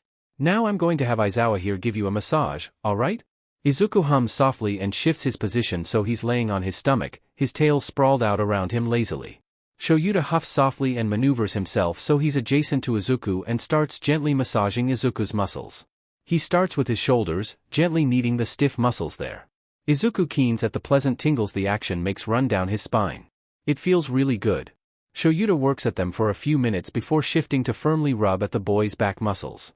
Izuku's tails wrap around his wrists lightly as he does, making more happy hums and sighs. Shoyuta continues slowly working his way down until he reaches Izuku's feet, making the boy giggle softly as he rubs them. Shoyuta smiles softly at the sound.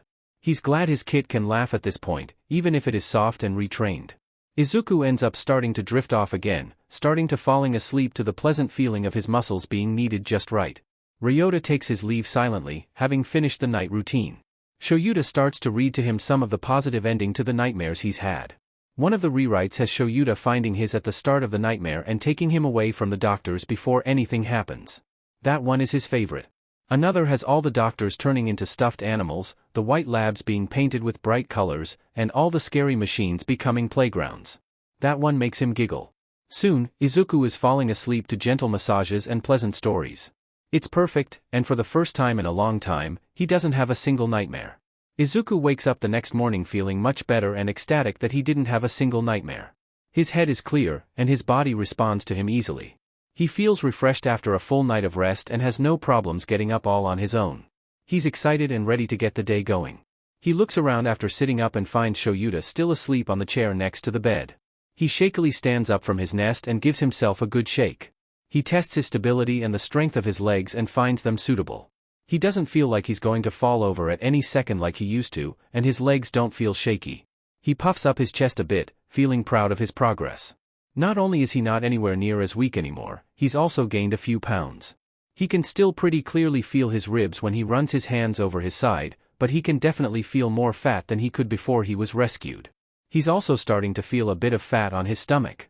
His fur also looks and feels a lot healthier. There are no bald spots anymore and it is clean and shiny now and very soft. He also doesn't feel crappy just in general. His stomach doesn't hurt, and he doesn't feel queasy or nauseous. He feels great. He turns his attention away from himself and over to Shoyuta. The man looks tired, even in his sleep. He has those perpetual eye bags under his eyes and just looks exhausted. It makes Izuku feel guilty that his weaknesses are keeping Shoyuta from getting a good night's rest. He huffs and decides that he is going to do his morning routine on his own so Eraser can get more sleep. He takes careful steps towards the water room, keeping his balance. He makes it to the door and pushes it open, making his way into the bathroom. He slumps against the sink, already pretty tired. Just coming into the bathroom has been the most he's done on his own in 2.5 weeks. He takes a quick rest before gathering his morning hygiene supplies and sitting down. He starts with his teeth, brushing them just like Eraser taught him to. He thinks he does a good job for his first time doing it on his own. He only jabs himself once. Next he brushes his hair, his tongue sticking out slightly as he wrestles with his curls. Eraser had told him that curls in general need more care than wavy and straight hair. It takes him about 20 minutes, but he manages to brush all of his hair. It looks really poofy now, which makes him giggle. He moves on to his fur, which is much easier now with only a few knots to smooth out. He hums to himself as he works through all of his fur methodical. Brushing all his tails take the longest, a good half hour or so. When he's finally done he flops down dramatically, his wrist aching from all the brushing. Izuku feels very proud of himself when he finishes. His first time doing things all on his own and nothing goes wrong. He can't wait to tell Eraser when he wakes up. He uses the sink to get to his feet. He cleans out both of his brushes and rinses his toothbrush before putting everything away. Then he does his morning relief. Once he's done, he washes his hands and makes his way out of the water closet. He closes the door behind him and looks around the room to find something to do while he waits for Eraser to wake up. His eyes land on the 2 plushies in his nest. His ears perk up, and he makes his way towards the nest. He leans down carefully and picks up the 2 stuffies before making his way over to the building blocks. He stumbles a bit on the way, but manages to stay standing with the help of his tails. He hums to himself as he sits down and starts building up a big tower using his telekinesis, his tail swaying behind him calmly. He builds it up as tall as he can without it falling over and sets Yuki upright at its base. He has Yuki chirp and trill happily for a while and all is calm. Suddenly, and without warning, one of his tails lashes out and slams into the tower, knocking it over onto Yuki. He makes Yuki let out distressed chirps and wails, calling out for help. He doesn't notice, but as soon as he starts making the noises, Shoyuta jolts in his seat and is up on his feet in an instant, looking around wildly. He only calms down when he sees that Izuku is perfectly fine and just playing, letting out a quiet sigh of relief that Izuku isn't actually hurt or anything. Thank Kami. He doesn't know what he would do with himself if Izuku managed to get hurt while he was sleeping the time away. Curious, Shoyuta approaches Izuku but stays quiet, concealing his presence. He smiles when he sees Izuku is playing with Yuki and the present Mike plushie. He's glad the kid is finding time to be a kid and just play on his own without prompting. After a few seconds, Izuku has the present Mike plushie waddle over and start murmuring soft comforts to Yuki as he slowly and carefully moves the blocks off of Yuki. He isn't conscious of it, but he is definitely projecting himself onto Yuki. He so desperately wants to be treated kindly by the hero he hurt, so he has the hero plushie be kind to a fox plushie as a silent plea to the universe. Once the present Mike plushie has all the blocks off of Yuki, he helps the fox out of the rubble and starts soothing it by petting it and wrapping it in white cloth for the imaginary injures. Again, he isn't aware, but Shoyuta records the whole thing and sends it to Hisashi. Izuku hums to himself, his tails thumping against the ground as they wag happily. He wraps Yuki up in spare white cloth, swaying side to side. He's content and relaxed, happy with how he feels. Suddenly there are hands under his armpits and lifting him up. He squeals as he's spun in a circle before being turned around to face Shoyuta. He laughs, and before he knows it, a bright smile is splitting across his face, beaming down at Shoyuta from where he's being held up. Shoyuta freezes, eyes wide as he stares at the brilliant smile before him. It's like nothing he could have imagined. It's big and full of pure, brilliant light that blinds him. It's expressive and full of unbridled joy. It's so much better than he imagined, and his little sharp teeth make it all the better. It's beautiful, and he wants it to flourish and never die. Once he recovers, he brings his giggling kid down into his arms, settling him on his hip while wrapping a supporting arm around his waist. Good morning, kid. Am I right to assume you're feeling better than yesterday? Izuku nods enthusiastically, that beautiful smile still set on his face. Why yeah. Feel much better than did why yesterday. I in fact, felt so good when W woke up after no nightmares that did morning routine all by self. He puffs out his chest proudly. Shoyuta hums, doing his best to ignore the ping of worry in the back of his head. That's great, kid. I'm very proud of you. You didn't strain yourself, did you? Progress is good, but overdoing it will do more harm than good.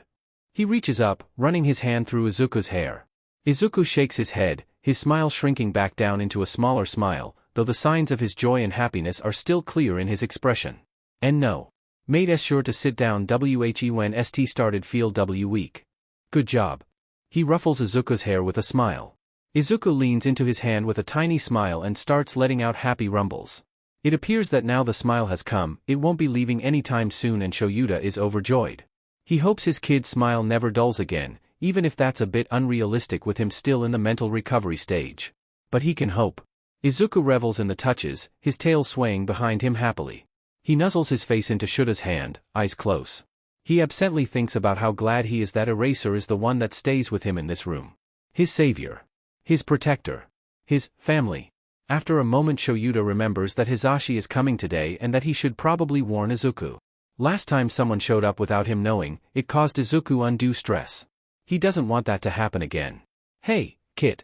Izuku's ears perk up and he turns to him with a questioning look. A colleague of mine is going to be visiting today to help me out with some things. Is that okay? Izuku frowns, furrowing his eyebrows as he thinks. He's not fond of the idea of some random person coming and invading his safe place.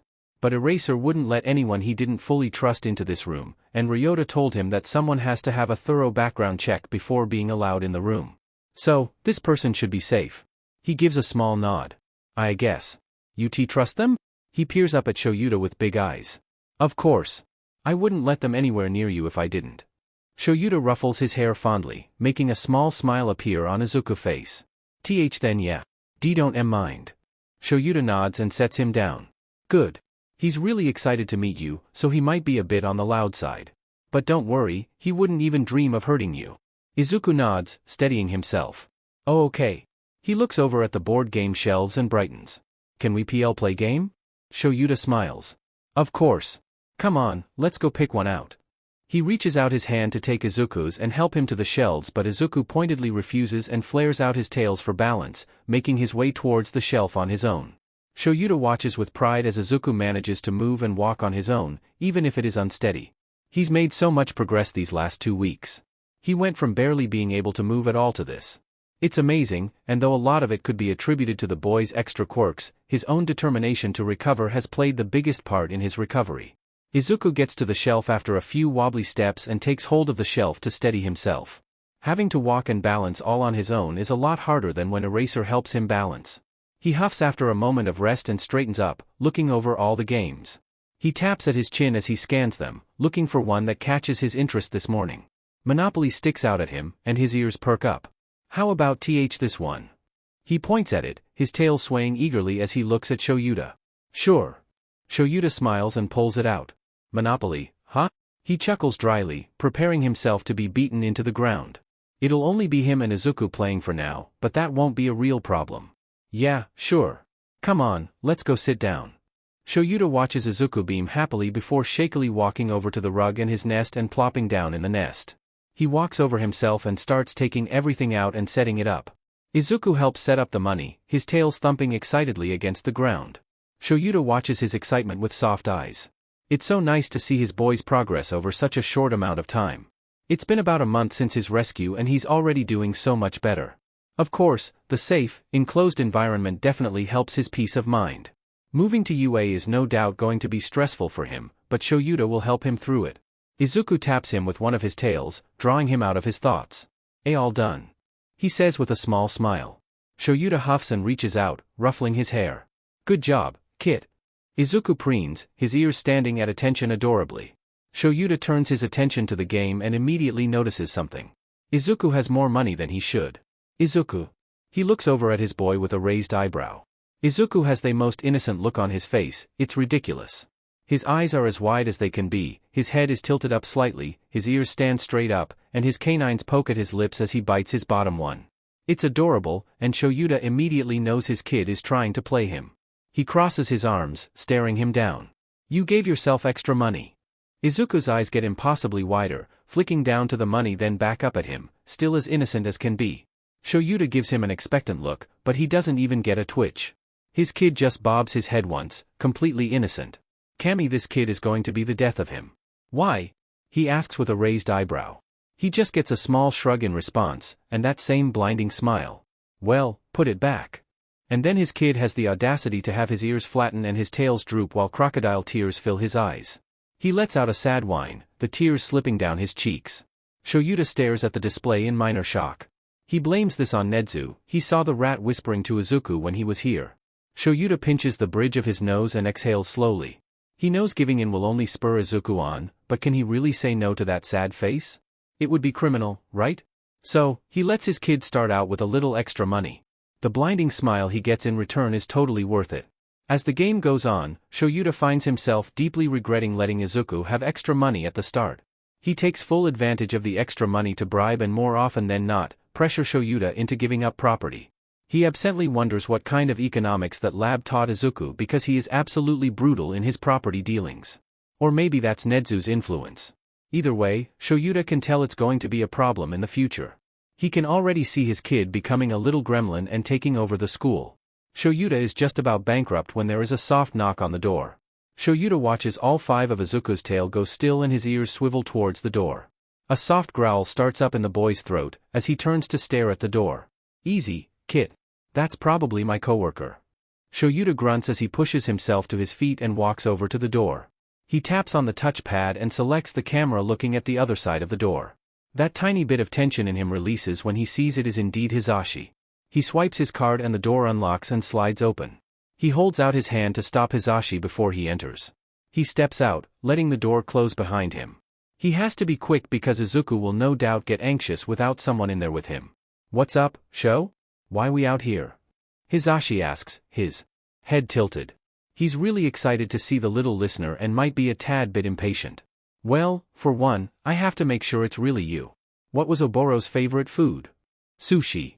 Hisashi answers immediately, though he's more than a little confused on why the question was asked in the first place. Shoyuta huffs. Alright, next I need to talk to you about how Izuku's doing today. He seems to be doing much better than yesterday, so there isn't too much to worry about there. I even got a smile out of him today. Hisashi gasps, his eyes shining. The little listener finally smiled? Shoyuta nods. Ah, that's so good. I can't wait to see it for myself. Oh, and that video you sent me was adorable. He was so cute. I can't wait to see him in person. He's bouncing excitedly on the ball of his feet, eyes glistening with excitement. Shoyuta huffs. Alright, come on. He swipes his access card and the door clicks open.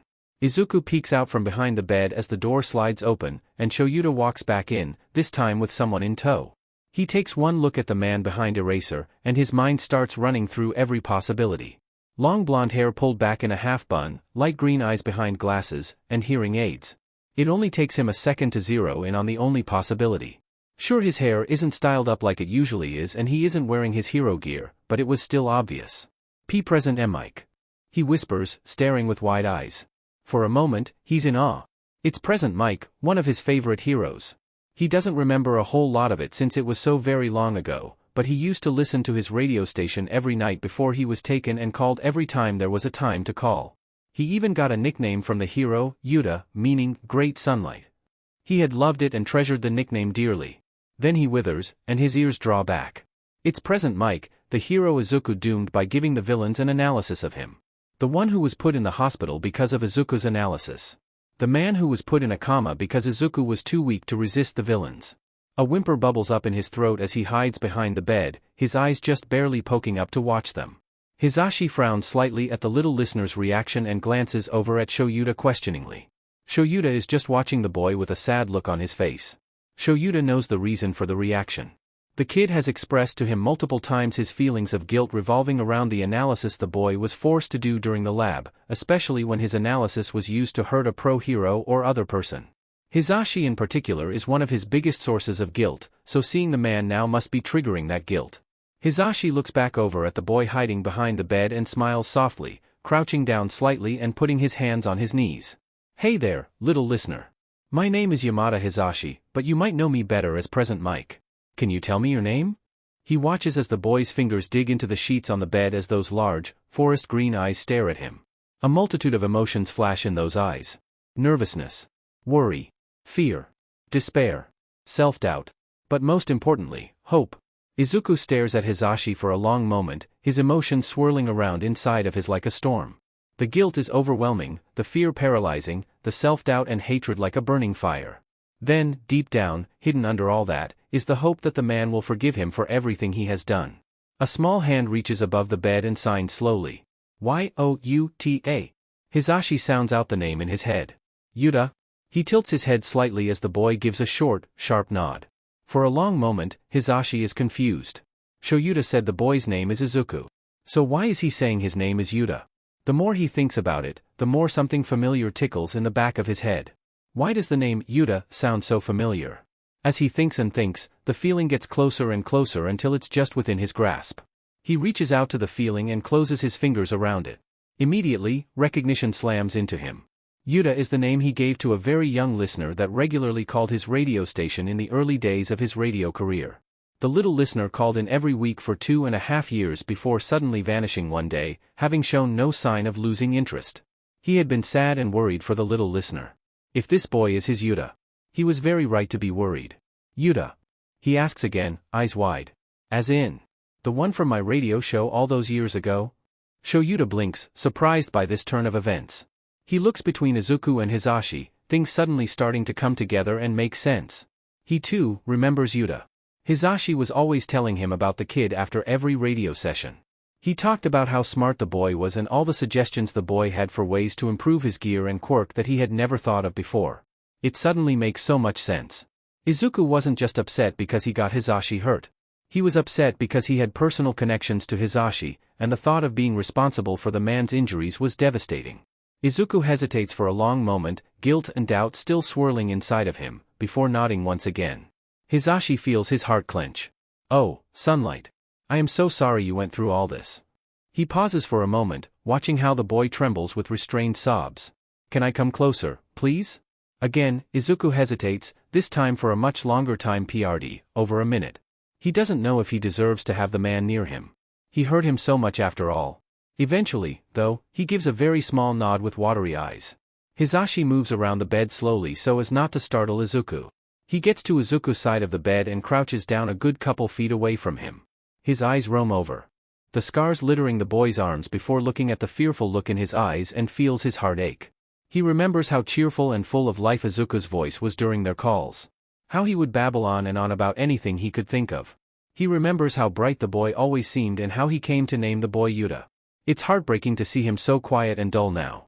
He doesn't want to see his little listener like this, he wants to finally see that happy excited boy he always wanted to meet. Hisashi lets out a shaky breath. "Can I hug you?" he asks softly. Longing flashes in those large green eyes, and Hisashi opens his arms in invitation. Izuku starts to tremble, biting his lip. His tails twitch nervously, wrapping around his arms and waist, and his ears droop. He can't, he doesn't deserve this. He raises his hands after a long moment and starts to sign sloppily. It takes Hisashi a moment to figure out what the boy is signing, but when he does, his heart sinks. "Sorry," he signs over and over, tears starting to drip down his cheeks as his breath hitches. Sorry, sorry, sorry, sorry. It's like it's a mantra for him, one he's desperately clinging to. Hisashi takes a slow breath in, collecting himself. "Why are you sorry, Sunlight? There's nothing to be sorry for." His heart breaks for this kid who has been through so much. Izuku shakes his head viciously, his eyes squeezed shut. "No," he signs harshly, almost frantically. "Hurt you. Hurt you bad. My fault, Koma. My fault. My fault." Izuku starts taking unsteady breaths, moving his hands to clutch at his chest. It feels like there's a heavy weight on his chest, crushing his lungs and make it impossible to bring air into his lungs. He gasps for breath, shaking and trembling. Shoyuta tenses up and starts to move forwards to comfort the boy, but Hisashi beats him to it. "Wow, wow. Easy there." Hisashi reaches out, taking Izuku's hands in his and holding them tightly. "Breathe, Yuta, breath. It's okay. I'm not hurt. I'm okay. It's okay. Just breathe." Hisashi frowns as he thinks over what the boy signed. Coma? Did he mean the coma from a few years ago after that one villain attack that left him in really bad shape? Why did the kid think that was his fault? Did he have something to do with it when he was in villain clutches? Either way, there is no way he could blame the kid, even if he did have a hand in it.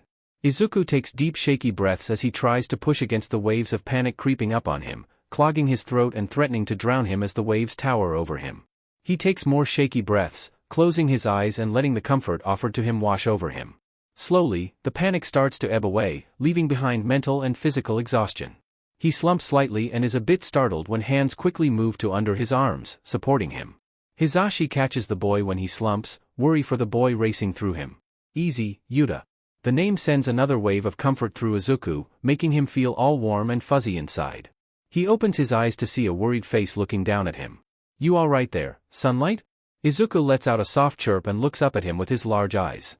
Hisashi swallows a squeal at the adorable display. "Oh, you are so precious. Come on, let's get you up on the bed. Can I lift you up?" he asks with a smile. Izuku nods and Hisashi lift him up, and onto the bed. "There you go." Izuku watches as Hisashi reaches forward and gently cups his cheek, wiping his tears away. He leans into the man's hand with a happy little whine. Even after he told the man it was his fault that he was put in a coma, he's still treating him so gently. "Oh my Kami. Shoyuta, I want shared custody." Shoyuta, who had been quietly watching the two interact, blinks before sighing. Hisashi. He's a victim of several major crimes and is in high security. Shared custody is illogical in such a scenario. Not to mention. He stops when a soft trill sounds from Izuku and glances down at him. He's tugging on Hisashi's sleeve to get his attention, eyes wide and eager. Hisashi turns his attention to Izuku and smiles. "What's up, Sunlight?" Izuku seems to have gotten his voice back because he speaks softly. "Didi does the at me mean can CC call P Papa?" Izuku asks him, hope building up in his chest. He has zero memory of his father, the man having never really been in his life before. So, the thought of having two fathers, Eraser and present Mike, both people he cares for dearly, is more than a little appealing. Shoyuta watches Hisashi malfunction, hiding his smirk in his capture weapon. After a long moment of stunned silence, with Hisashi's mouth opening and closing, Izuku cringes, just like he did when he asked Shoyuta if he could call him dad. "ISS sorry. Didn't mean to make uncomfortable." Hisashi is quick to snap out of it. "No." Izuku flinches and he quickly lowers his voice. "No, no, Sunlight. You didn't make me uncomfortable, far from it. I was just surprised is all. I would be honored if you called me Papa." Izuku's eyes light up, making Shoyuta smile softly. "Are really? Of course, Sunlight. Come on, give me a hug." Hisashi opens his arms with a big smile. Izuku smiles brightly and surges forward, wrapping his arms and tails around Hisashi, pressing his face into his chest and nuzzling it. He breathes in the man's scent of vanilla and strawberries and lets out a happy rumble. He rubs his own pine scent into the man, loving the way their scents mingle. Hisashi rubs slow circles on his back, and Izuku melts into the hug. He closes his eyes, a small smile forming on his face. A happy trill leaves him as he settles into present Mick's arms. He basks in their combined scents, rumbling happily. Shoyuta watches them with a soft smile hidden in his capture weapon. He's very happy with how this meeting went. Izuku's reaction was upsetting at first, but it has turned out very good. He's glad that Izuku is enjoying Hisashi's presence. It will help him when he ends up transferring to UA. After about half an hour of quiet cuddling, Hisashi speaks up, pulling back ever so slightly. "So, what do you want to do, little listener?" Izuku tilts his head, his longish hair falling to the side as he does. This catches Hisashi's attention and he reaches out, gently taking hold of a lock of hair. "Bit of a wild look you have here, little listener." He huffs. "I hope you asked for this look because if not I have some words for whoever cut your hair." Izuku's eyes flick over to Shoyuta before looking back at Hisashi with a blank look. Hisashi gains a horrified look as he looks between Shoyuta and Izuku. "Shoyuta, please don't tell me you were the one to cut his hair." Shoyuta rolls his eyes. He wasn't going to let anyone else near him with scissors, and his hair would have been imposing to comb with the long ratty mess it was before. You would have hated me even more for leaving his hair in the state it was. Hisashi takes a deep breath before letting out a heavy huff. "This must be fixed," he states with an air of complete seriousness. He picks Izuku up, getting a surprised noise from the boy, and sits him on one arm while supporting him with the other. He makes his way towards the bathroom with purpose, throwing the door open dramatically and stepping inside. He sets Izuku down on the sink and gently positions him so his back is facing Hisashi. "All right. First, let's figure out what kind of hairstyle you want. I know you've probably never thought about it before, but do you have a preference for how long you want your hair to be or anything like that?" Izuku tilts his head as he thinks. Does he want some kind of specific hairstyle? He's never had the luxury of thinking about it before. It's always only been survival, nothing more, nothing less. So the luxury of choosing a hairstyle leaves him baffled. As he thinks on it, his gaze is drawn to Shoyuta who is standing in the doorway, watching the two of them with a small smile. His gaze locks on the man's hair, longish and untamed. He perks up and points at the man with an excited chirp. He wants to match his savior, his dad. Hisashi follows the indication and a constipated look comes over his face, making Shoyuta snicker. He's about to question if that's what the boy really wants when he swallows the question down.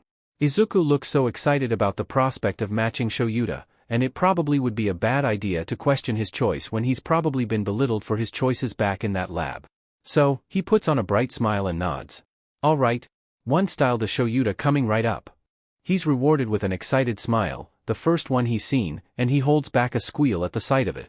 He quickly starts to dig through the hair care supplies, pulling out everything he needs. He bounces excitedly on the ball of his feet as he brandishes a bottle of spray-on dry shampoo. "Okay. First we're going to give your hair a simple washing. Then we're going to comb it out before starting the styling process." Izuku nods along and holds still as Hisashi starts to mess with his hair. He closes his eyes and relaxes into the feel of hands running through his hair and messing with it. A happy rumble starts up in his throat as Hisashi starts massaging the dry shampoo into his hair. Then, the scrape of a brush against his scalp has him melting into a puddle of maximum relaxation. It doesn't take long for Hisashi to finish the prep. Once Izuku's hair is all combed out, he fluffs it up with his fingers and pulls out the scissors. He starts very carefully snipping away at Izuku's hair, slowly shaping it into a style.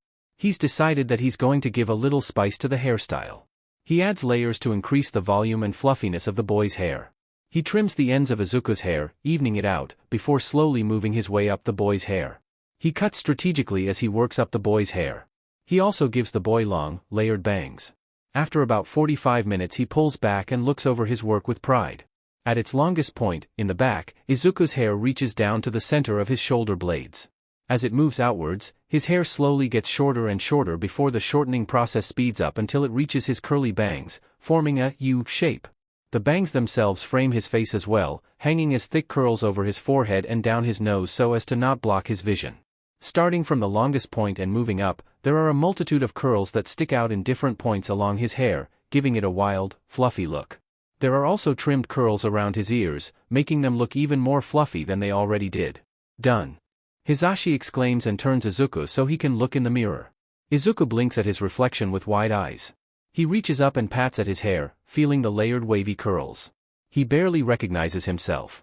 He looks so very different from the reflection he had memorized back in the White Room. His face is clean, revealing his freckles and the red markings, and more filled out than it was before. His hair isn't a knotted mess anymore, instead being carefully styled and cared for. Tears start to fill his eyes as he stares at his reflection, his body starting to tremble as his chest and shoulders shake with silent sobs. Hisashi squawks with panic at the tearful reaction, flailing his arms around as he tries to think of a way to comfort the boy.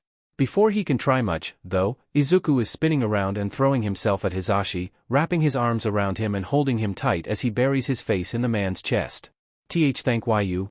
Thank you, the boy sobs out softly, rubbing his face against the man's chest. Hisashi's heart melts and he wraps his arms around Izuku in return. You are very welcome, Sunlight. He says softly, rubbing the boy's back. Shoyuta watches from the doorway, a soft smile hidden in his capture weapon. The rest of Present Mic's visit goes by with a calm atmosphere and no incidents. Izuku stays as close to Present Mic as he can throughout the visit, staying pressed against his side or settled on his lap most of the time. They restart the Monopoly game with Present Mic this time around, and Izuku has a good laugh at Mic's dramatic antics. Izuku is sad when Mike has to go, but he doesn't make a fuss. He gives Mike a big hug and rubs his face all over the man, covering him in Izuku's scent. Mike promises to visit as often as he can before Izuku is released into Yue's care. He gives Izuku a soft kiss on the forehead before leaving Izuku all warm and fuzzy. When it's time to go to bed, Eraser helps him with his feeding tube before they go through the bedtime routine set up from him. After taking a warm shower and brushing his fur, hair and teeth, he sits on his bed, sipping at a warm glass of den milk. He's already feeling groggy and ready to sleep. He finishes the glass and hands it over to Eraser, who sets it aside. All right, Kit, Eraser murmurs, running his hand through Izuku's hair, time to sleep. Go ahead and lay down, I'll start up the noise machine. Izuku settles into the nest on the bed, curling up in it with the Present Mic plushie, now scented by the man himself, and Yuki. He closes his eyes as the gently forest noises start up and fill the room. He lets out a happy trill, burying his face in the blankets of the nest. Shoyuta watches Izuku settle into his nest while smiling softly. He's glad Hisashi's visit went so well. Izuku seems much happier now than he did the day before. It's looking very good from him. He walks over to Izuku and leans down to kiss his cheek. Sleep well, Kit. He murmurs softly. Okay, sadly the chapter is over. And if you enjoyed the video, just leave a like and subscribe with post notification, so when the next chapter is ready, you will be notified. Okay, see you in the next video. Bye.